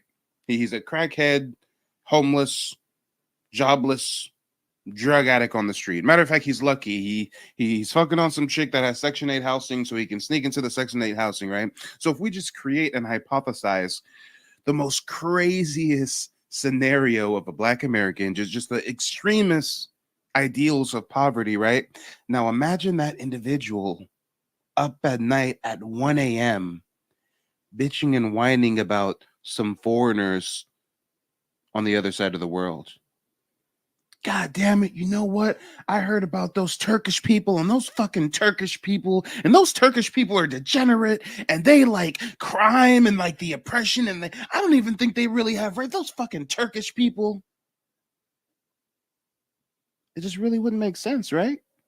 Imagine this down bed crackhead, the straw man that we just created together like a voodoo doll. Imagine this person at 2 a.m. just those fucking South Koreans, man. I just really want to get online and let these people know how I feel about these South Koreans. That would be odd. You have no connection to these people. You have no connection to their culture. You have a myriad of issues that you need to solve within your own life, within your own community. So why are you obsessed with others? And in that same vein, this is how these Bush babies act when they get online. Mans is calling in from Kenya. Kenya has a single mother crisis, down bad. They're not a player on the geopolitical landscape at all. If anybody in Kenya has money, they flee not just to another African country, but they flee away from the African continent by and large to a European nation. Y'all are so down bad. It's almost sad. But when we learn how backwards and xenophobic you are towards us, we just don't give a damn anymore. We just don't care. Hold your own nuts. Stay out of our country. Stop trying to talk like us, dress like us. You Bush babies in the UK that call yourself Black Brits, stop coming to America trying to play our civil rights heroes and shit. How about you guys create heroes of your own? And then you guys can play and mimic and mock those heroes of your own. And just leave us alone. But guys, we've got some live callers. The first one we're bringing from the back to the front is New Era. New Era, let the folks know where you're calling in from and what's on your mind. What up, big dog? Calling in from South Carolina. I just joined in the chat because I seen you live. I don't know what's going on. I just heard some Bush babies. We was running a replay until we got some live calls. Yep, yeah, we was just running a good old-fashioned replay till we got some live callers. If you remember, that was the Bush baby named Kevin, who tried to say he was lighter skinned than me. And then, I gave him a timer, and at 2-minute increments, he basically said a bunch of dumb shit about this. Yeah. Kevin was definitely memorable because there's only been 2 Africans that I've really been able to savagely checkmate into exposing themselves and their own insecurities. Kevin, and he exposed himself when he tried to do the whole "I'm lighter than you." And then if you remember, there was that other dude called Razaman, right? And Razaman actually confessed to bleaching his skin as a young kid in the UK, as an African kid in the UK, bleaching his skin. So yeah, guys, you should definitely stay tuned in. Nightbot, hold on, Nightbot is circulating some links for some of my new channels. Check out my channel, Native Black American Journals. That's where most of my indigenous content is going to be held from here on out. Some of you guys are watching on the Diaspora Wars channel right now. You guys go ahead and make sure to sub to the Diaspora Wars channel. That's where most of my African content is going to be from here on out. But yeah, this is a very, very interesting dynamic. And a lot of you guys probably haven't even seen this footage. This was an interaction I had with that Bush baby, 6 months ago or something. And over time, I will be clipping up these live streams and dropping them as little short videos for you guys to catch up on some sensational moments that you most likely missed out on. But go ahead, New Era. Yeah, all I was gonna say, Rise Man was definitely a tough one to watch. I used to hate the way how it used to look. That shit was wild, dog. That shit was so wild and heartbreaking. Man's confessed. He said he had a whole regiment. He said he was in middle school. I was about to get to that shit. What was it, 2 or 3 times a day? Yeah, I think before it was school, after school, 3 and times before a day. night. Yeah, he said like in the morning he would rub on like some bleaching cream or something. And then he said once he came home from school, he would take like a chemical bleach bath. And then he would take like a regular bath, and then he would put more bleach on, and that would like complete his regiment. Yeah. But they would love to talk about you being light skinned. That's some wild ass shit. Hey, and I've never even thought like that I had any leg up for having a fair complexion, or that I was better than anybody who was certain. No, like I really don't see color like that. I mean, I have darker skinned people in my family. I have lighter skinned, damn near white passing people in my family, and everything in between. So yeah, I'm not sure why these Africans are so caught up on complexion. You would think that we would be, right? With all the racism and Jim Crow and oppression and right, but the Africans barely got colonized for let's just say a weekend as far as history is concerned, that they had a weekend with the Europeans and they ain't never been the same. We've been dealing with these. Go to my motherfucking mom's birthday party in like 3-4 hours. She turned 70. I gotta go serve some food for people and be nice for 5 hours. Damn, you gotta go be nice, huh? Yeah, you know, like people like that. It's gonna be some people I don't know. I gotta still smile though. My mom know how I get down with the food though. She's like, don't be giving nobody no food like you be perceiving it yourself. Wrong person to ask though. They about to get fed. Fuck around with me. Stay on task. Right now, we barbecuing these Africans. Okay, this nigga high. His mind's wandering. He said, Hey, "Damn, it's I gotta a go lot big talk to up. people and be nice. I gotta go socialize." You haven't. I think we live. We on the show. Okay. Hey, wait. On a side note, though, are you calling in from your new gear? No, I'm on the phone, but I got some new one in the most post box that shit just came like 2 hours ago. I gotta go pick that shit up. Oh, okay. Yeah, everybody, New Era is my guinea pig social experiment. He said that he purchased some streaming gear from Temu, so I'm waiting for him to call in using it so we can see if his mic sounds like he's underwater or if his gear actually works properly. But you know what? It's crazy. They call me the king of receipts, so let me go ahead and live up to the name. I know we're referring to this other guy named Raza, and Raza lived in the UK. I think he might have also been Kenyan, though, as far as heritage. But I actually do have a clip of when Raza gave us his skin bleaching regimen. Check this out, guys. When I was a child, I had to suffer from self-hatred. So I hated the fact that I was black. And obviously I found some like remedies and whatnot. And I'd overuse medication, which would end up bleaching my skin. All right, guys, his audio is kind of fucked, so let me translate. He said, when I was a kid, I hated that I was black. So I would use chemicals and stuff, a chemical regimen to bleach my skin. Now let's keep it going. First of all, when I was a child, I had to suffer from self-hatred. So I hated the fact that I was black. And obviously I found some like remedies and whatnot. And I'd overuse medication, which would end up bleaching my skin. And on top of that, I would take bleach. He said he would overuse medication, which would end up bleaching his skin. Guys, did you know some of these Africans overdose on pills purposely? Because there's some pills that have the strange chemical reaction of lightening your skin pigmentation. I didn't even know this. You Africans are ODing on meds to get fairer skin? Okay. On top of that, I would take bleach baths as well. And then I go and take a bleach bath. And then I take a normal bath. And then I'll put cream on again.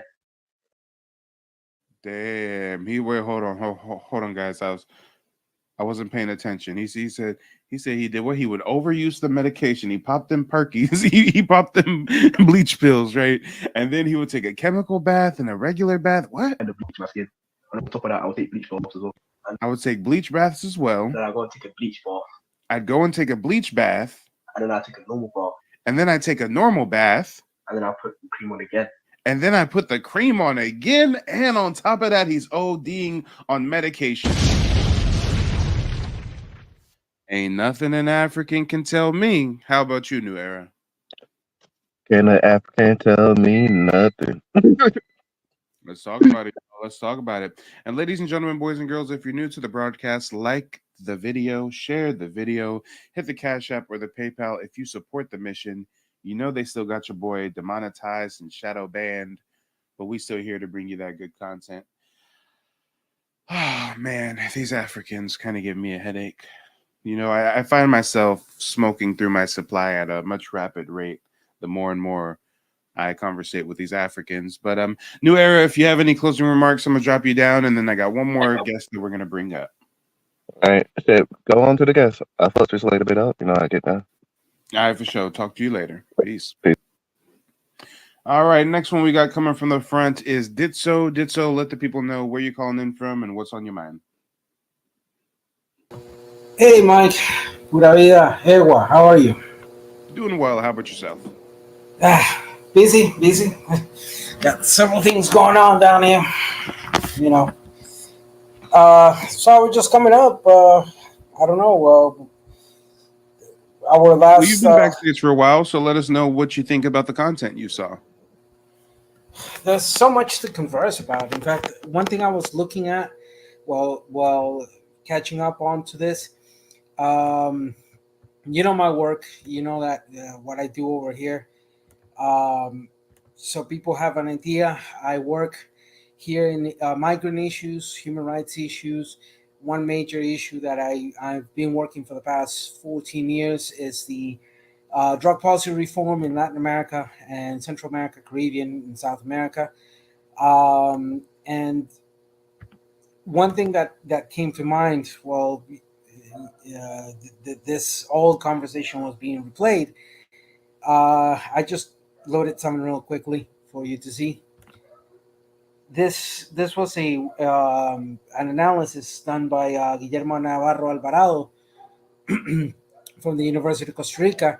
It's the African migratory flows in Costa Rica from the years 14 to 20. So in the last in that span of 6 years, what it was. Hold on real quick. So for us Americans out there, we know that Africans have been coming to our country in an alarming rate, but what most of you don't realize is that they're actually flying into South America, and from South America, they're traversing through a dozen or at least half a dozen different South American countries to get to the U.S.-Mexican border, where they can sneak through and claim that they're seeking asylum in a sanctuary city. So, it's very interesting that, did so as a Puerto Rican man. Wait, is it Puerto Rican or Costa Rican? Ouch, Costa Rica. Costa Rica, my bad. Both of the Rica. Both of the Rica. Costa Rica. So it's interesting that that you're a Costa Rican man, and this is the kind of work that you're engaged in. And if I was to pull up a map on my end, I mean, Costa Rica is like a area that they would have to pass through in order to get to the U.S.-Mexican border, right?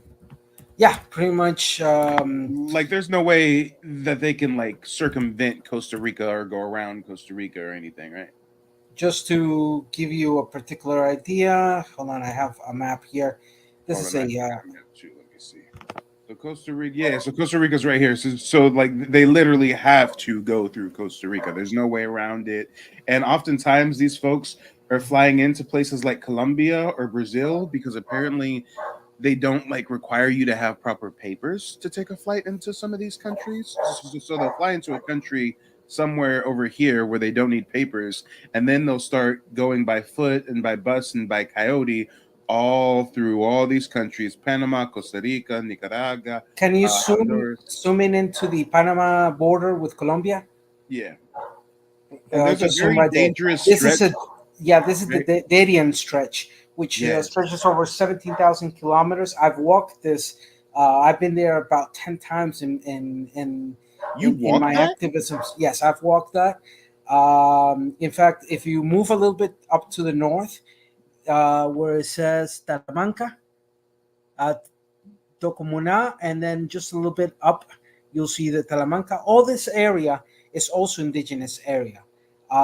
We share two major populations on the north, which are the Bribri and the Cabecar, and then the Nagoblugle, and also the Tocumanos, which are four major indigenous groups that had been there thousands of years, even prior to the arrival. So a lot of that walking on migrants is going through also indigenous area. Wait, hold on. How many days is it to get through this Darien Trail? It depends. 2 weeks by foot, 2.5 weeks.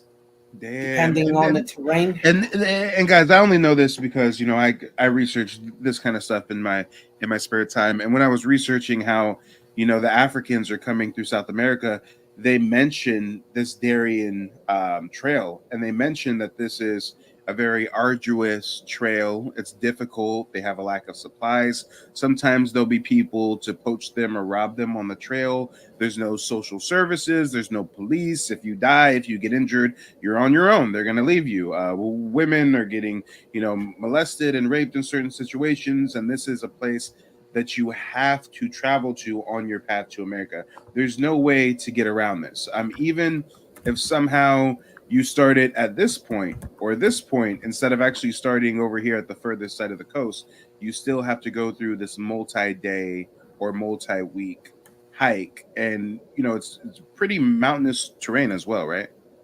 Yeah, it's rainforest, and it has different elevations. It covers about 17,000 kilometers of shoot. I'll have to translate it to miles. Give me a sec, because right now my brain is not in the exchange rate between kilometers to miles. So kilometers to miles, 17,000. 1, 2, 3. And when I speak about 10 this arduous 10,000. journey, I'm not really saying it to have any sympathy on these Africans. I'm saying it to say, look at what lengths they're going through to get to our country. We used to have the jokes about the Mexicans or the wetbacks, and they swim across the Rio Grande. That ain't nothing. Traveling from Mexico to the U.S., so that ain't nothing. They got tunnels, they got sewers, they've been doing it for decades. That ain't nothing. Them Africans are getting flights. Who knows what they got to do to even come up with the money for the flight, and getting into Venezuela, Colombia. They getting scammed. These South Americans hate these fucking, well, a lot of them at least, really dislike these African migrants. They treat them poorly, and then they got to come through and they got to go through this Darien National Park, and that's not even half the journey. That's not even half the journey. Yeah. That's damn near the beginning of the journey. Then after What's they get interesting, through, and like I was showing hold on, you, hold on, and then after they get through the 2-week hike, they got to go through Panama, Costa Rica, Nicaragua, Honduras, Guatemala, Chivas, big ass Mexico, and then they can finally get to the U.S.-Mexico border. Look at the lengths that they're taking to get to our ancestral homeland. Meanwhile, they say they don't care about us and our culture is trash, but they're fleeing here towards it. But go ahead, so you have the floor. Yeah.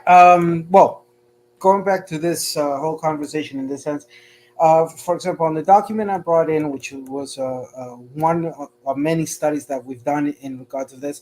In fact, before I share this, I want to share this real quickly right here.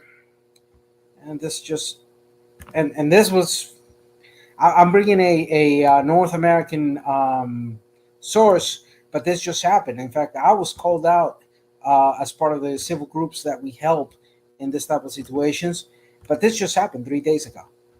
I'm sorry that it's in Spanish, but translation. When you say you were called out, do you mean in a negative way? No. Called out to assist. Okay. I also I have 22 years as a first responder reservist. So I work in assisting in search and rescue and recovery. Oh, nice. Yeah. This just happened 3 days ago.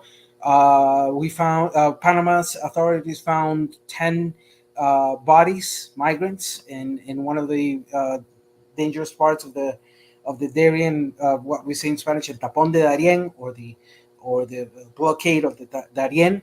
I brought the LA Times newsletter because people are a bit more comfortable with North American sources, but this happened. Hey, if anything, I'm comfortable more so with local sources. So if you also Yeah, have some sources, I can bring local sources too, also in that sense. But that was 3 days ago. With the, just give you an example, in that period of 14 to 20, 2014, 2020, or 2014, 2020, there was a clear increment of mobilization happening. In fact, and here, let me share real quickly, give an idea as to what that mobilization was. And I'm going to bring something interesting that it's going to add into the conversation as I'm sharing it right now. So everybody knows that I'm talking about this. Flujo migratorios africanos en Costa Rica del 14 al 20, African migratory flows in Costa Rica 14 to 20. So this particular document tells us something interesting in page 16. Here we go. I'm gonna zoom a little bit, and I'm gonna make the simultaneous translation. La identificación de las nacionalidades o proveniencia de los grupos migrantes africanos significó otro reto particular. Específicamente en el 16, la conjunción de flujos migratorios mixtos y la ausencia de documentos facilitó formas de negociación de identidades migratorias. So, first point. Wait, hold on. Before you go, I've been trying to become more familiar with the South American languages. So without me speaking the language at all, just if you allow me to play an ignorant gringo guessing game, from what I'm reading, it seems to be saying that there's been a significant and peculiar rise in migrants, especially since 2016. And something about documents. Did the government maybe make it easier for migrants to come over without documentation or something like that? No, or am I totally off? Oh, totally off. So the translation literally is. So the literal translation would be la identificación de las nacionalidades o proveniencia de los grupos migrantes.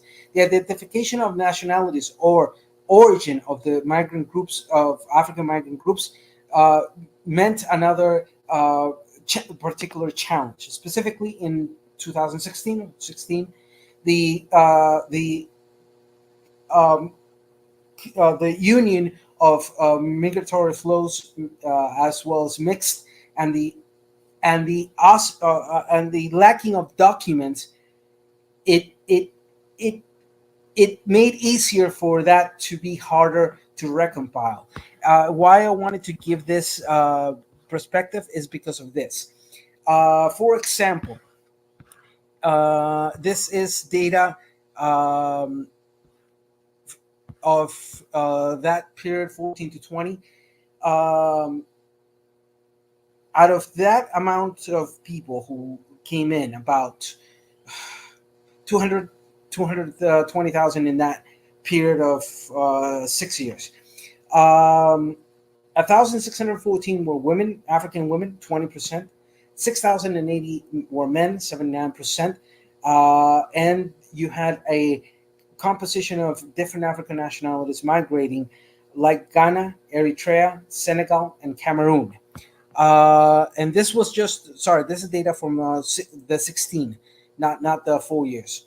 For example, between January and July of 16, 4,113 migrants who were men, African men, in irregular condition, or what you guys refer to as illegal, undocumented, etc.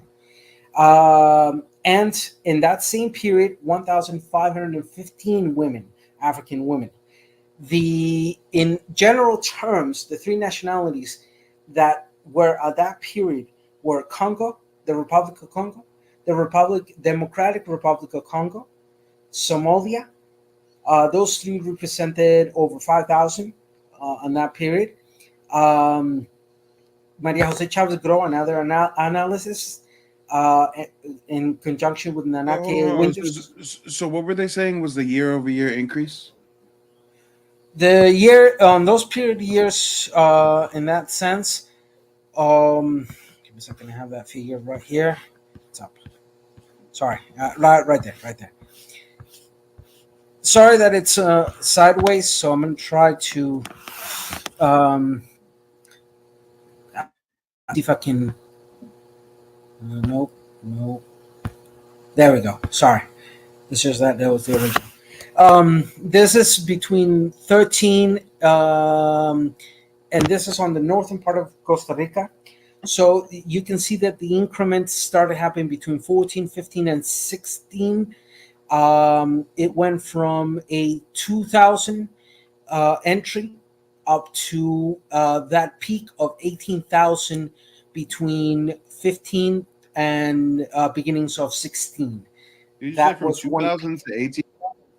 No, 2015 to 2016, we saw the increment from 2,000 migrants, usually of African descent or African origin, to 18,000. That's what I was asking you. So from 2,000, so a 16,000 increase, right? About that, yes, in a period of less than a year. So in less than a year, you went from 2,000 African migrants coming through annually to 18,000. And if we remember that passage that, as a true gringo I am, I butchered earlier, that passage said that there's no way for you guys to even accurately report these numbers because most of the migrants don't have documents, right? Exactly. Mainly, all this type of information is groups of us on the ground talking to each one migrant and asking them where you're coming from, etc. What is interesting on this is that, and that's just 1 year period. In the last 4 years periods, we've seen a somewhat stabilization. It has gone down from 18,000 to anywhere between 6 to 5,000 approximately, and it's projected in the next 5 years will go back to what it was of about 2,000. And do they know why they speculate that it'll go back to its usual numbers? Well, I have a theory, but I'm curious what the one theory is. major contributions to that speculation is the election of the new president of Panama, who is beginning to close down the Darien, find ways to close the Darien.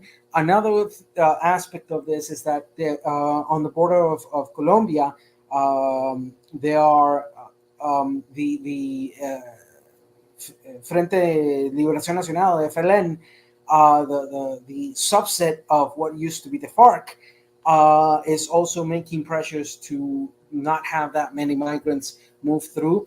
You did mention Wait, hold on. I'm not understanding you on that. On the first point, the first difference, you said that there's going to be a new president of who? Of where? Panama. Okay, so there's going to be a new president of Panama, and he may shut down the Darien Strait. But what was the second thing? The second thing is the Frente de Liberación Nacional, which is the Front of National Liberation, an offset of the FARC, because once the FARC entered the peace negotiations, they broke up. And one of the offsets did not want any form of... What is the FARC? The Fuerzas Armadas Revolucionarias Colombianas, the Revolutionary Armed Forces of Colombia. That's So is that like ran by the government? Is that like a civil militia?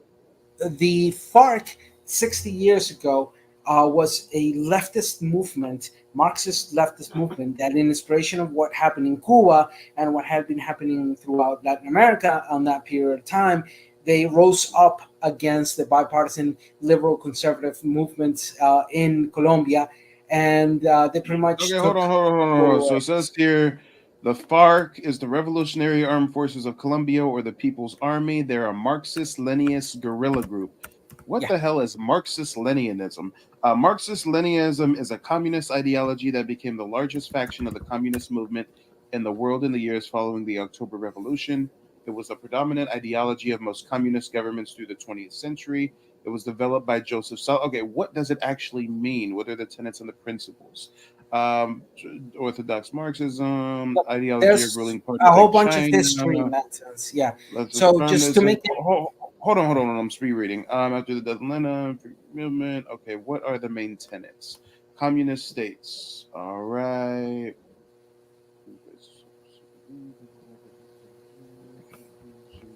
There's discussion. Okay. Here we go. Okay, so basically it's kind of like what we generally think of as communism, where like the government runs the means of production and it's all community organized and everybody gets an equal share.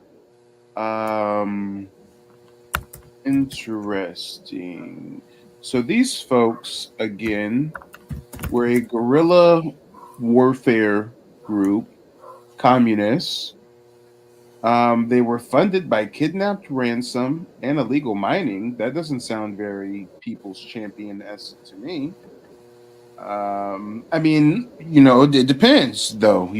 Why is it illegal? Maybe they were just harvesting resources on their ancestral homeland, and corporations were doing the same, but they, were doing it for their people and making the money. It's complicated. It's complicated, but it's illegal mining sounds bad. Kidnapping ransom sounds bad, but look, I can make a assertion as to. Let me put it this way: the United States people, who you call or people call leftists, they're nothing compared to what Latin America has lived in the examples of Fidel Castro, of the FARC, of the FLN, of the Sandinistas, of the Sendero Luminoso, and I can continue on, especially and particularly the periods post-war that had a particular reason as to why these sublevations and insurrections started happening, especially because of the bipartisan models that, or either bipartisan or mono parties controlling the politics of Latin America. Hold on. So the whole reason that we were bringing up the FARC though was Yeah, no, you were yeah. saying that the president of Peru was maybe No, going to close Panama. was going to close the Darien Gap, and then the FARC was what somehow going to help quell the spread of migrants. No, the FARC is not going to help quell the movement of migrants. The FARC indirectly, because there's a lot of migrants that were mobilizing or trying to mobilize through their areas, are gonna start making it more difficult for them to do so, unless they get paid. Oh, so they want to get their cut on the black market and kind of be coyotes or have some kind of exactly. Okay. So Other than those two reasons, is there a third or a fourth reason why they predict that the migrant numbers may go down?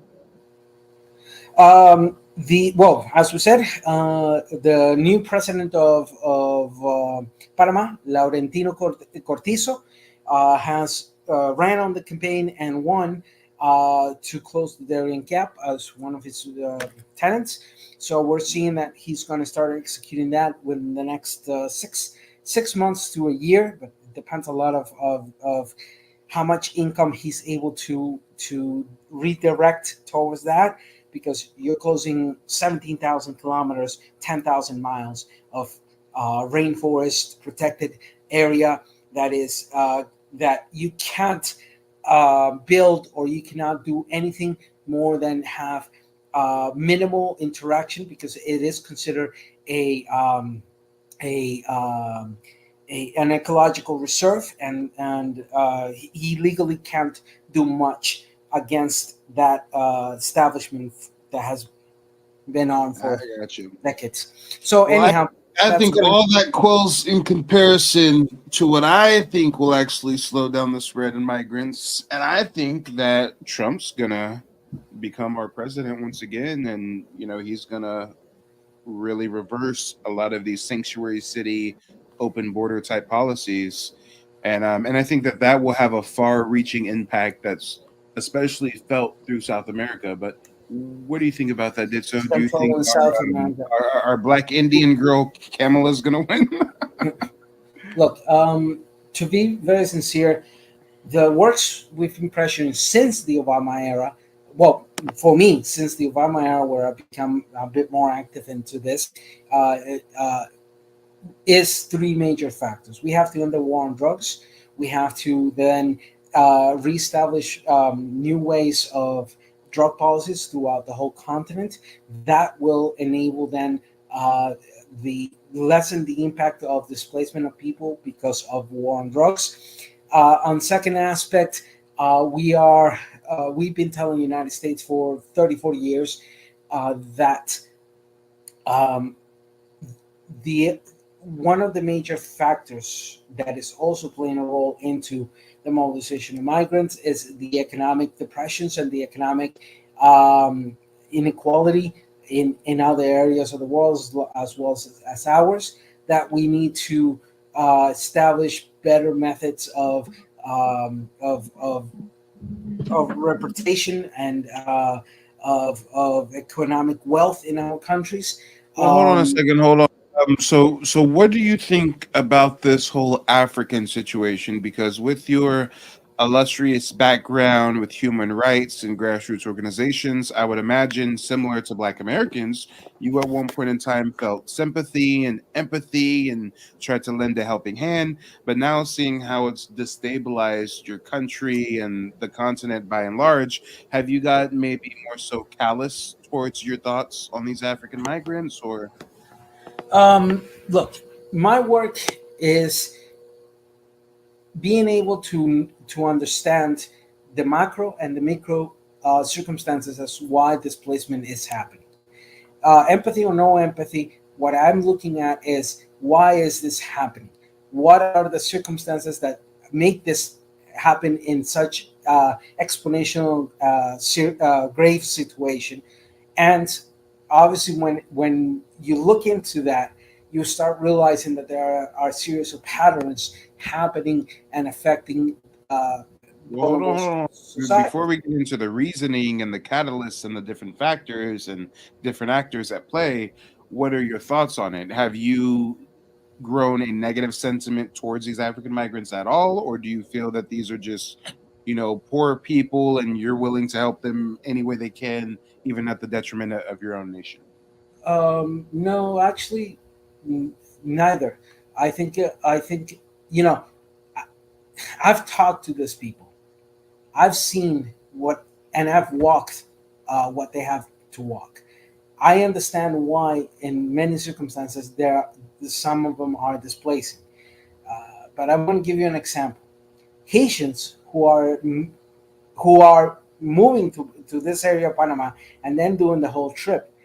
What's interesting on this, and this happened to me. This is an actual, and in fact, the document there reports it too, and I have much evidence. Okay, hold on. Again, we're going to allow you to get into the different, social, economic factors and stuff. But before we get into that, the question was, do you have any negative sentiment towards these African migrants at all? No, negative or positive. So with that said, you must have took the opposing side of that president. What was it? Is it Peru or Panama? Panama. So if that president is running on closing the Darien Strait, are you for or against closing the Darien Strait? I am very much so that we need to close it down. Not only because the danger that it poses, but because it's an ecological reserve and it needs to be closed down as much possible. But if they close the Darien Strait, there's no way for the African migrants to reach America or North America, which is their destination, right? There will be 3 other routes that they probably will take. One that is as dangerous as the Darien, which is the Africans would cross the Atlantic once again. Where is it? Because all I see is the Darien right here. Okay, span your map. Way more. There we go. All right. So picture on the right side, Africa, all the way across the Atlantic. Okay. Yeah. Now, you have 3 major routes you can actually take into North America. The 2 major ones are the ones exiting from West Coast towards the Caribbean islands, and then from the Caribbean islands you would have to either head south or southwest to enter that border of Panama, Colombia, and then move up. That's the one that we're talking about right now. But there's another one that people don't realize on this, and it is as follows. You head from the western side of Africa, you head northwest, then make a 90-degree angle and land on Cuba. And once you land on Cuba, you have access to Florida. That's another route. Okay, wait. So this is what I'm not understanding. On the one hand, you say you have no negative sentiment towards the African migrants, but on the other hand, you say you want to close their current tried and true route, and your rationality is because they're harming the ecology of the area, it's dangerous, crime, etc. And when I say, okay, well, isn't that going to cut off their way to get to America? You're like, no, they've got these other ways to take. Well, these other ways are not going through that area, or not really even going through Costa Rica in some cases, if they take the Cuba to Florida route. So, on the one hand, you're like, yeah, I have no negative sentiment towards them. But on the other hand, you're like, yeah, they need to get to North America some other way, not through my land. No. In a way, okay, look, let me put it very simple. I've got nothing against migrants, but they should close the border and not let them into our country anymore, right? It's kind of a paradox. My work has to do with what I told you.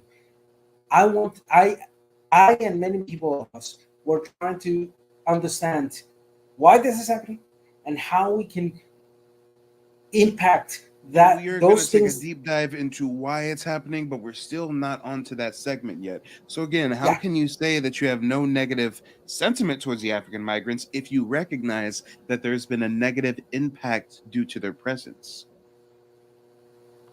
Mainly because I can't focus on negative or positive. I have to focus on solutions.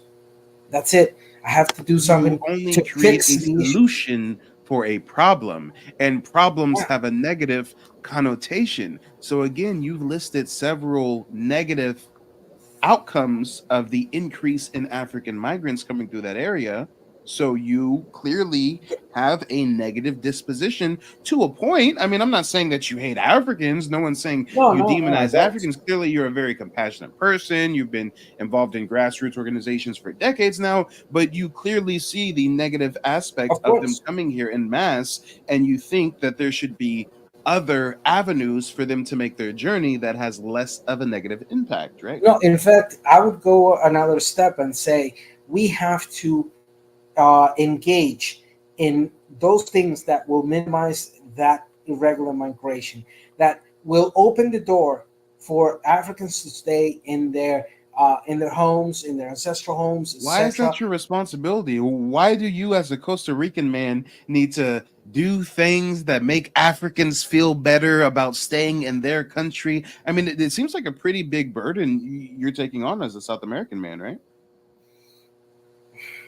If You no need one to does, fix Africa so no, Africans I can don't need stay to in fix. Africa. What?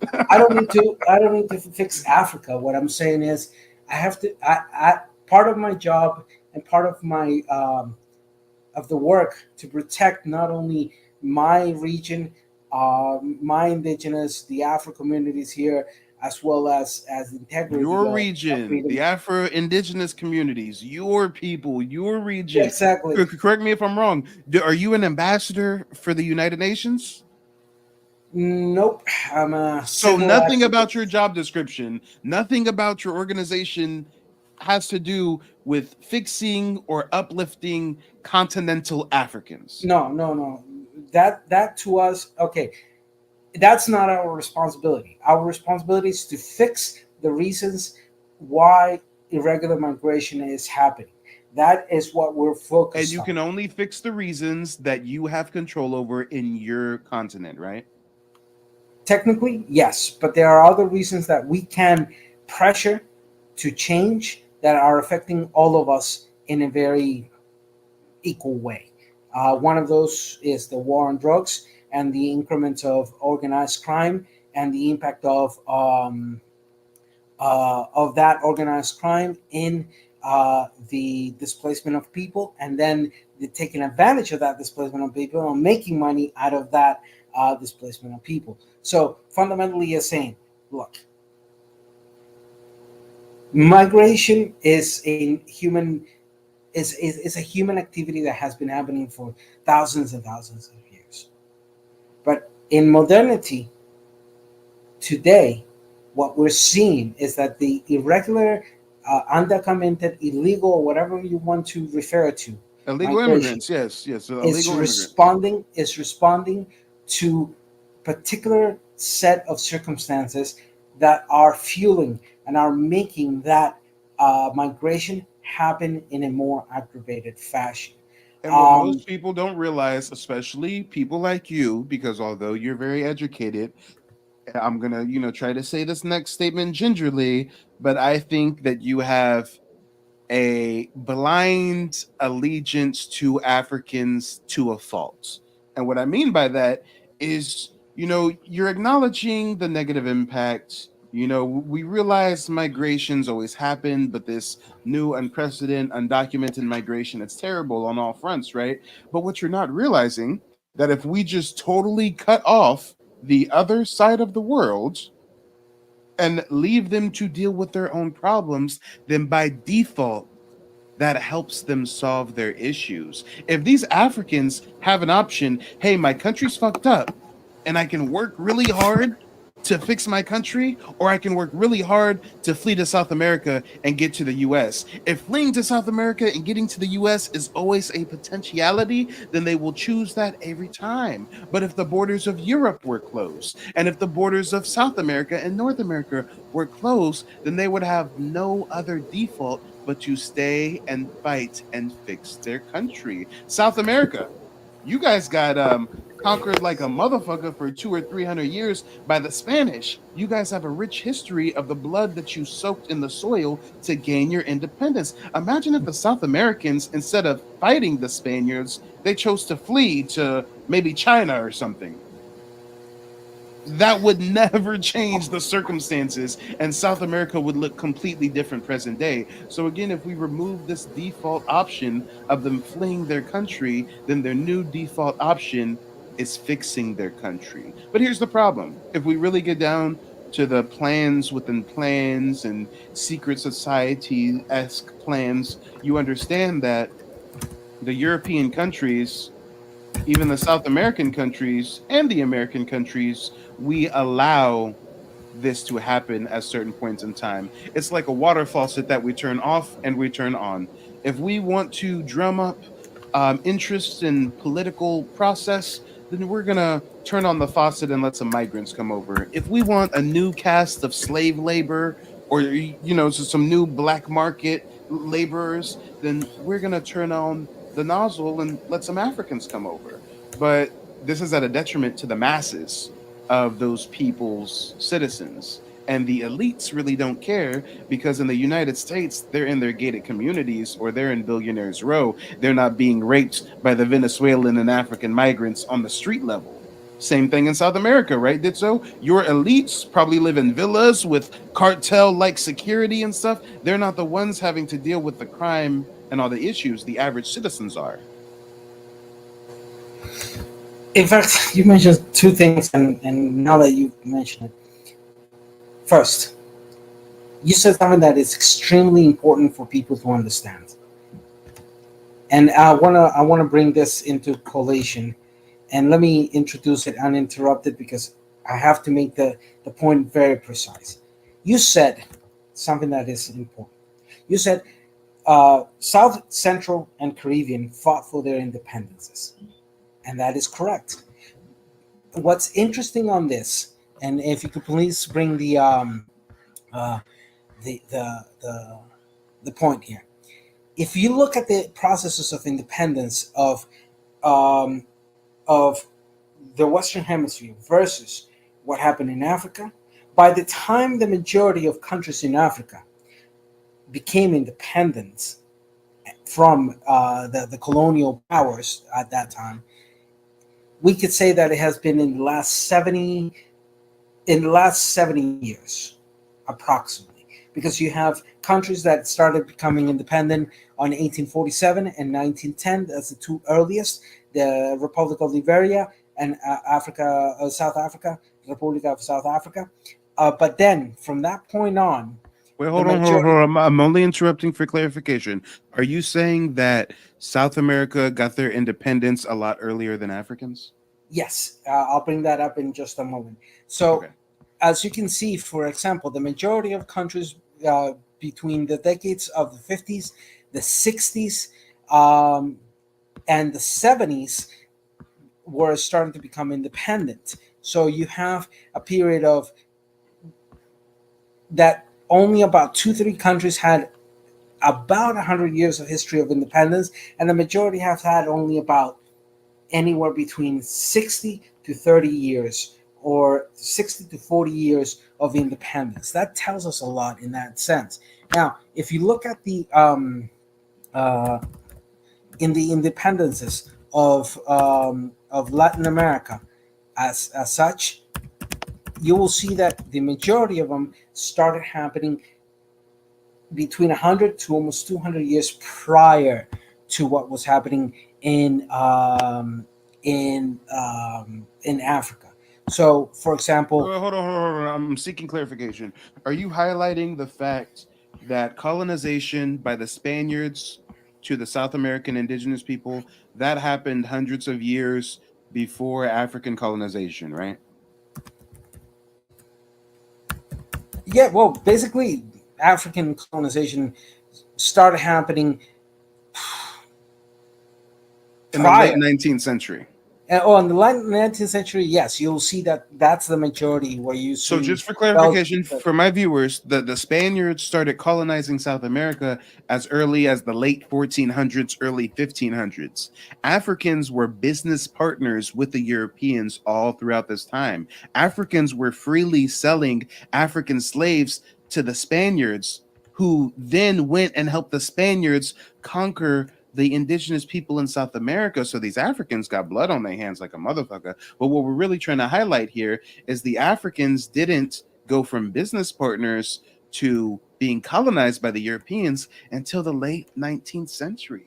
And they got their independence around the 1960s. So for one, they were colonized way later than everybody else. For two, they were business partners with Europeans for hundreds of years before they got colonized. And for three, they were colonized for maybe the shortest amount of time than anybody else. But I've got to ask, do you not have any contempt for the African slave traders that made it possible for the Spanish to come to South America and the Americas by and large? Of course, there was contempt. Of course, there's criticism in regard to that involvement. But of course, there's also a analysis that you know me. I'm more of I go into the nitty and gritty of things. So when I try to make that analysis, yes, the contempt is there. But at the same time, what is there is knowing that they foolishly, because of money, because of greed, because of other circumstances, became allies to that. Some of them. It's not foolishly because of money, because of greed. They had a choice. They can choose the light side of the force or the dark side of the force, and they chose the dark side. So you can be a force for justice and righteousness, or you can be a rapist, pedophile, murderer. We all make choices. E40 had a great song. Everybody got choices. So no, let's not give the African slave traders cop-outs. Oh, that money was just, that beer the Europeans get, the beer just tasted so good, and those mirrors they got were so shiny, and they can look at themselves in the mirror. Let's not give them a cop-out for choosing to sell out their own people, and them selling out their own people destabilized and was the catalyst for the genocide that was enacted on your and my people. So I mean, this is some really crazy shit when we get down to it. If them Africans weren't such backwards degenerates, and not all of them, but at least the slave trading ones on the West Coast and the East Coast, if they weren't practicing such the debaucherous things, I mean, the world would be different today. Can you bring the next screen I have? All right, this is the list of independences in Latin America. You could see that as early as 1810, 1816, that was the beginning of the processes. Majority became independent on 1821, 1811 on the case of Venezuela, which happened a year after the independence of Mexico. But why is this relevant to the discussion of the Africans? To the point we were making, that the decolonization of Africa happened after what had happened here in Latin America, and much of what had happened here started influencing into the processes of decolonization that we started seeing mid 1800s and last century. In that so sense. How did the colonization that the Spaniards did in South America, how did that impact African colonization by the British and the other Europeans? That's an interesting take. My position. It's not an interesting take. You're pulling up maps and diagrams showing that South Americans got colonized earlier and got their independence earlier, and you're saying because that happened earlier than Africans' colonizations, somehow it had an adverse effect on Africans' colonization. So I'm trying to see in what way is that linked? Because these were completely different groups, right? I don't remember hearing about Spain colonizing Africa. I thought that was mostly the British and the Dutch and stuff, right? No, Spain did actually colonize parts of Africa.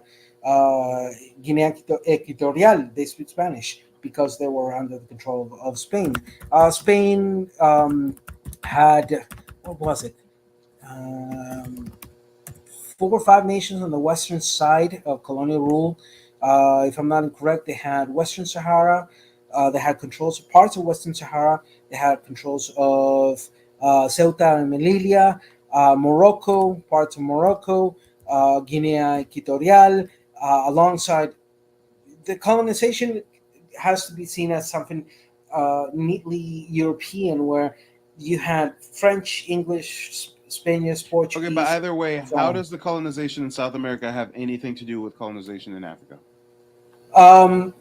Three major reasons. You had a very well established economical balance in favor of the European nations that had the importation and exportation of textile, spices, and slavery, being slavery one of the major So they got so causes much of action. wealth through their colonization, that's why it was easier for them to conquer Africa later on. Exactly. So why do you bring that up, though? Is that somehow another cop-out for the Africans' behavior, or? I wouldn't know if it's a cop out or not. I'm just presenting the history as it is. Well, there has to be a relevant point for you to bring up that history. So if your whole point was to say, hey, the Europeans colonized South America and they got a lot of riches through that, and that kind of helped them then colonize Africa later on, I mean, what does that have to do with modern day African migrants? We went into sneaking through South the America to history, North America? the history of it. If I mean, we suddenly ended up on the history. If we go forward into modernity and what is happening in regards of the social, economic, political realities in Africa and how they differ from the ones in Central America or South America, the Caribbean, and then we talk about the impacts of what is making people migrate in such an irregular way, aka illegal, What's making them migrate? etc. Their Then countries are backwards with a myriad of issues, and instead of fixing their issues, they flee. And they allow their countries to be dominated by a few corrupt elite. We know what their issues are. We can summarize their issue in a paragraph or less. So what? We can know their issue and ruminize over their issue and talk about their issue. It's their issue, and they're never going to fix their issue if they don't even want to stay in their continent. And that's Again, that's let me when tie it people up like with me a come nice in bow. and Let try me to say, make this more relevant to all that we were talking about South America colonization versus African colonization. Once again, the South Americans got their colonization overturned. They gained their independence by staying and fighting, not by fleeing to the other side of the world.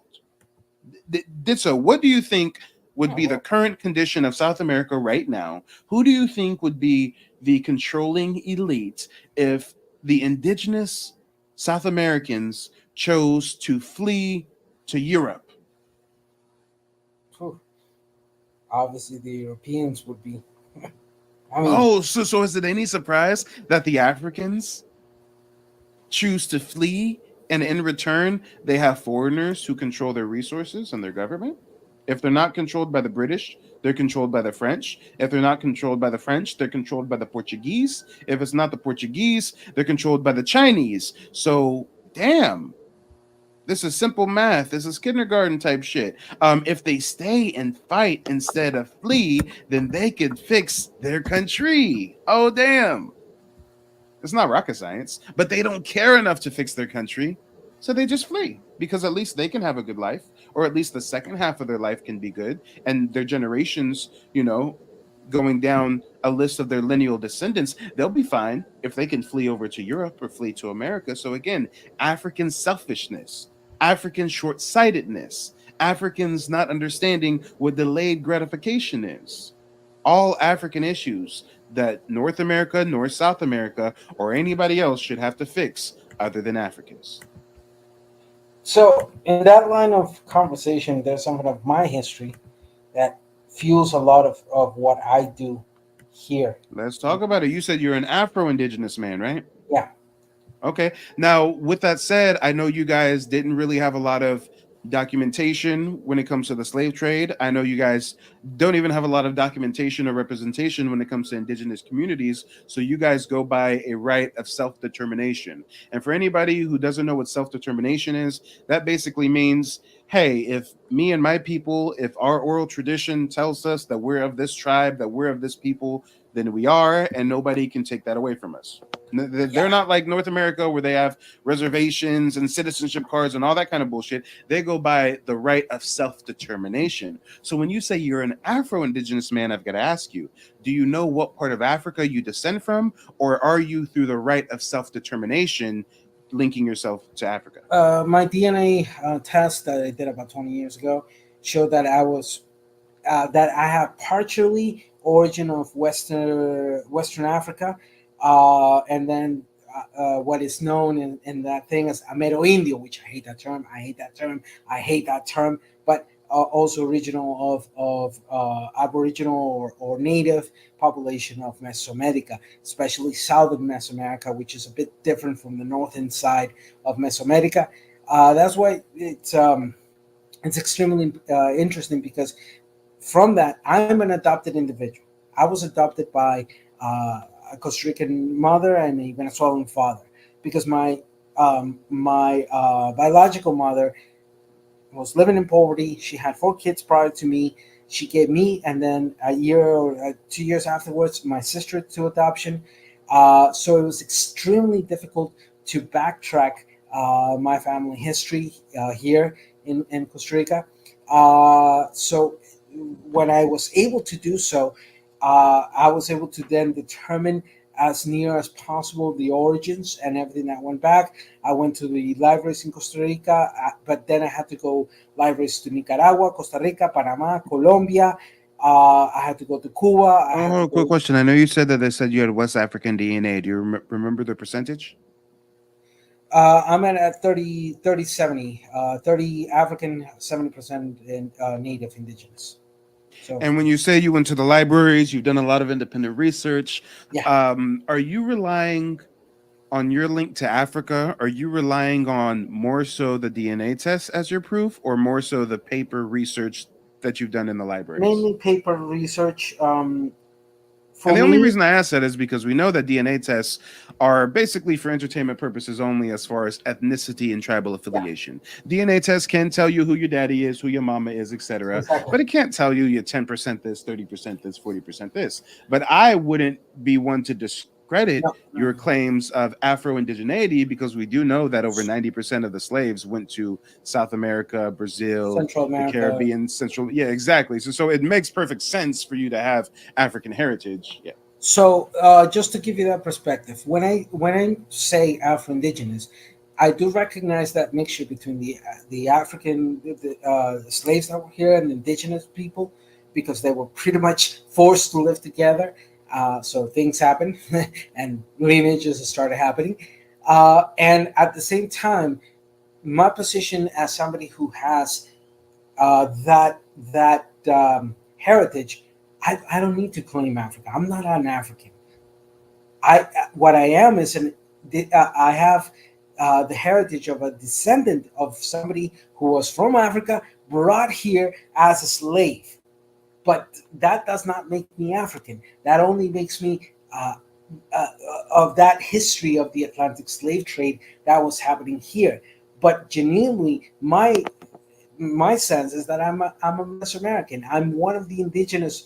My blood runs- culturally, identity, in every other way, right? There are elements where, the combination of indigenous and African cultures start happening, and you develop something interestingly new. But And I I think totally understand where you're coming from, because I have a German Irish grandmother. So technically, if we're going to theorize over percentages, you can say I maybe have 15 to 20% European in me. But guess what? I don't feel like I'm a German and American. I don't have any link to Germany or Irish culture other than what was passed down from my grandmother. So I do love me a hearty beef stew and some good old Irish slave food and some potatoes. But other than that, I'm culturally a native Black American. So in that same vein, you realize that you may have a certain genetic heritage, but culturally and through total ethnogenesis, you are different from continental Africans. Now I've got to ask you this, Ditso. When you've done your research, did you find that the Europeans snuck over to an African village and abducted some Africans, or did you find that there were slave traders that willingly captured other Africans and sold them to Europeans, resulting in how you got that African admixture? Majority of records were because of trade between Europeans and African tribes that were then giving those slaves for a price and shipping them out. So, And this is something I can't wrap my brain around, because as an American Indian, I recognize that some of our people did war with other tribes, and when we beat a tribe in a battle, we will forcefully, adopt them into our tribe. We even had little hazing rituals, very similar to modern day Black gang culture, where they, modern day in LA or something, you'd get jumped into the gang, right? North American Indians are the same thing. We would take them from longhouse to longhouse, from different tribal member to different tribal member, and each tribal member would beat their ass in a unique way. One person would slap him, they go to an old lady's tent, she'd pick out his hair, go someplace else, they're stabbing him with they would literally haze him and beat them and jump them in to the tribe. Or there was other ways where we would assimilate them into our culture. South Americans, you guys also war with one another. Some tribes, very few and far in between, but some even practice ritualistic cannibalism, took other tribes kind of as slaves or forcefully adopted them into their tribe. And guess what? If we look at every culture, every civilization across the world, they all have some form of indentured servitude, of taking over a people and forcefully assimilating them. But guess what? There's only one group of people that I have learned through history that have taken over their own fellow countrymen, whether they're from a different tribe or not. They're still on the same continent, right? They at least share that same link. The Africans are the only ones that will take these slaves and then export them to foreigners. I've never heard of South Americans taking another tribe, taking captives, and then selling them to the Chinese. I've never heard of North American Indians taking over another Mohawk tribe or something and then selling them to the Dutch. But them Africans, since time immemorial, since the 7th century Arab slave trade, they've made a business, a culture of selling fellow Africans to foreigners. In fact, for example, this is something interesting. People don't know this. And it's funny that they don't know this, because we have records that Columbus, as one of the first commercial activities he did, is he took 550 indigenous slaves of the Taino, and he went to sell them in the Mediterranean. Basically in Europe, right? Yeah. Well, yeah. The Mediterranean, yeah, Europe. Parts of Europe. So the earliest slave trade in the Americas was Columbus taking Taino South American Indians and sending them to Europe. Facts. Natives. Can we kill the term Indians? I really hate the term Indian. It does not. To refer to native population of people who were here before the Europeans, to call them Indians is to continue recognizing a stupidity. We're not Indians, we're natives, we're people that were here, we're originals, we're originarios, as in Spanish would say.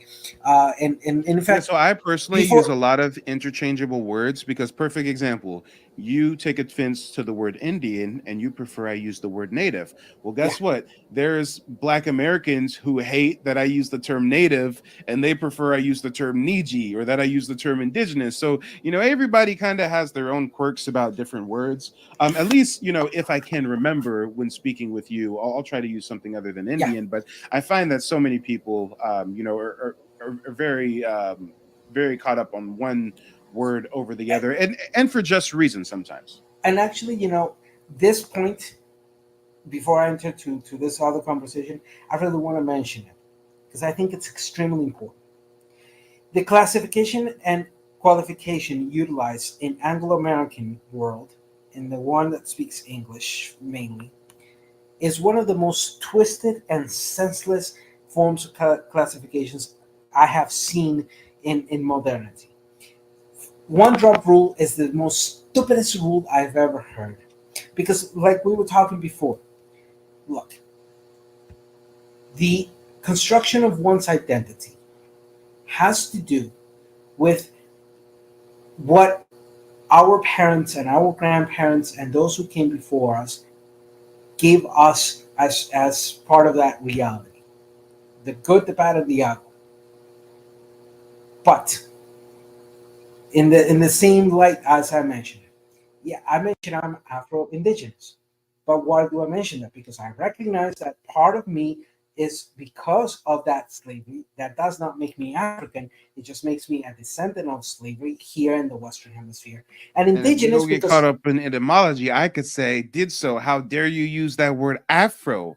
Afro comes from what? Afrikaan or Afrikanis, which is a British European label placed on the indigenous people of the continent we now call. See? of course, if we're going to use that other term, whatever. But the point being is that, for example, I think the Africans claim that they refer to their landmass as Akibulan. Akibulan, great. Well, then I'm an Akibulan descendant of somebody who was taken from their home either by other warring tribe and then sold to Europeans and brought here, and the mixture of indigenous that were here fighting. Did so? Why doesn't this make you mad though? Did so? Why doesn't this make your blood boil? Why do I see you on Kaizo's channel vibing with the Africans, chilling with the Africans? Doesn't this make you mad? You got African heritage where your African ancestors were sold out by their fellow Africans to Europeans, sent over here to plantations to slave and starve and beg. And then modern day, the descendants of the slave drivers are fleeing through your country in mass illegally to get to mine. Shouldn't that make you upset? Did so? First they sell your ancestors, enslave your ancestors, and now those descendants of the slave drivers are fucking up your country because they fucked up theirs and they want to get to America. So why get mad when I can contribute to fix, to do something, to change? And this is part of my heritage too. This individual, Pablo Presbere, was a revolutionary in the colonial period of Costa Rica, and good thing I was able to find it in English. But in 1610, a widespread indigenous rebellion led by various local leaders, including Guaycora, managed to drive out the colonialists, set fire to the city of Santiago de Talamanca, and expel the Spaniards from Talamanca. Nearly 100 years, and that's when Pablo Presbere comes in, Franciscan missionary friars, escorted by small groups of soldiers, penetrated Talamanca again and began establishing mission towns where scattered indigenous populations living along rivers and elsewhere were brought. The friars' intention was to civilize, and I quote that word, civilize, to the indigenous people. You know what our response was? Go fuck yourselves. You're going to die. Do not come back here. And that's exactly what happened.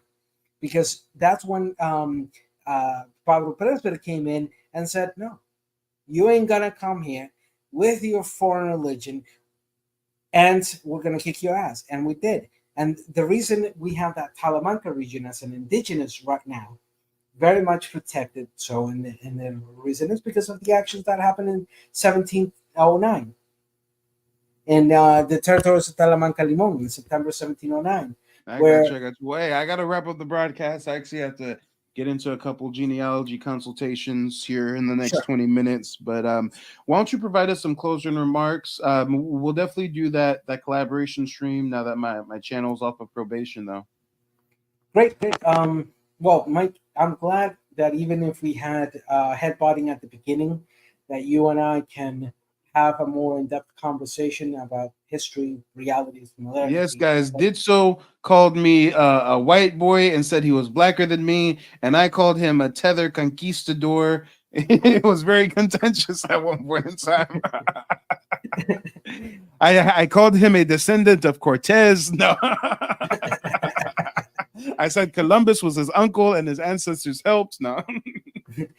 But yeah, most definitely. As something that happened, and when I received your email, I was happy because, like I told you in the response, the name I carry, Ditso, in the language of Bribri, means seed. And the responsibility of someone who's a seed in our culture is to be put into the ground and give the start of something flowering, something growing. And in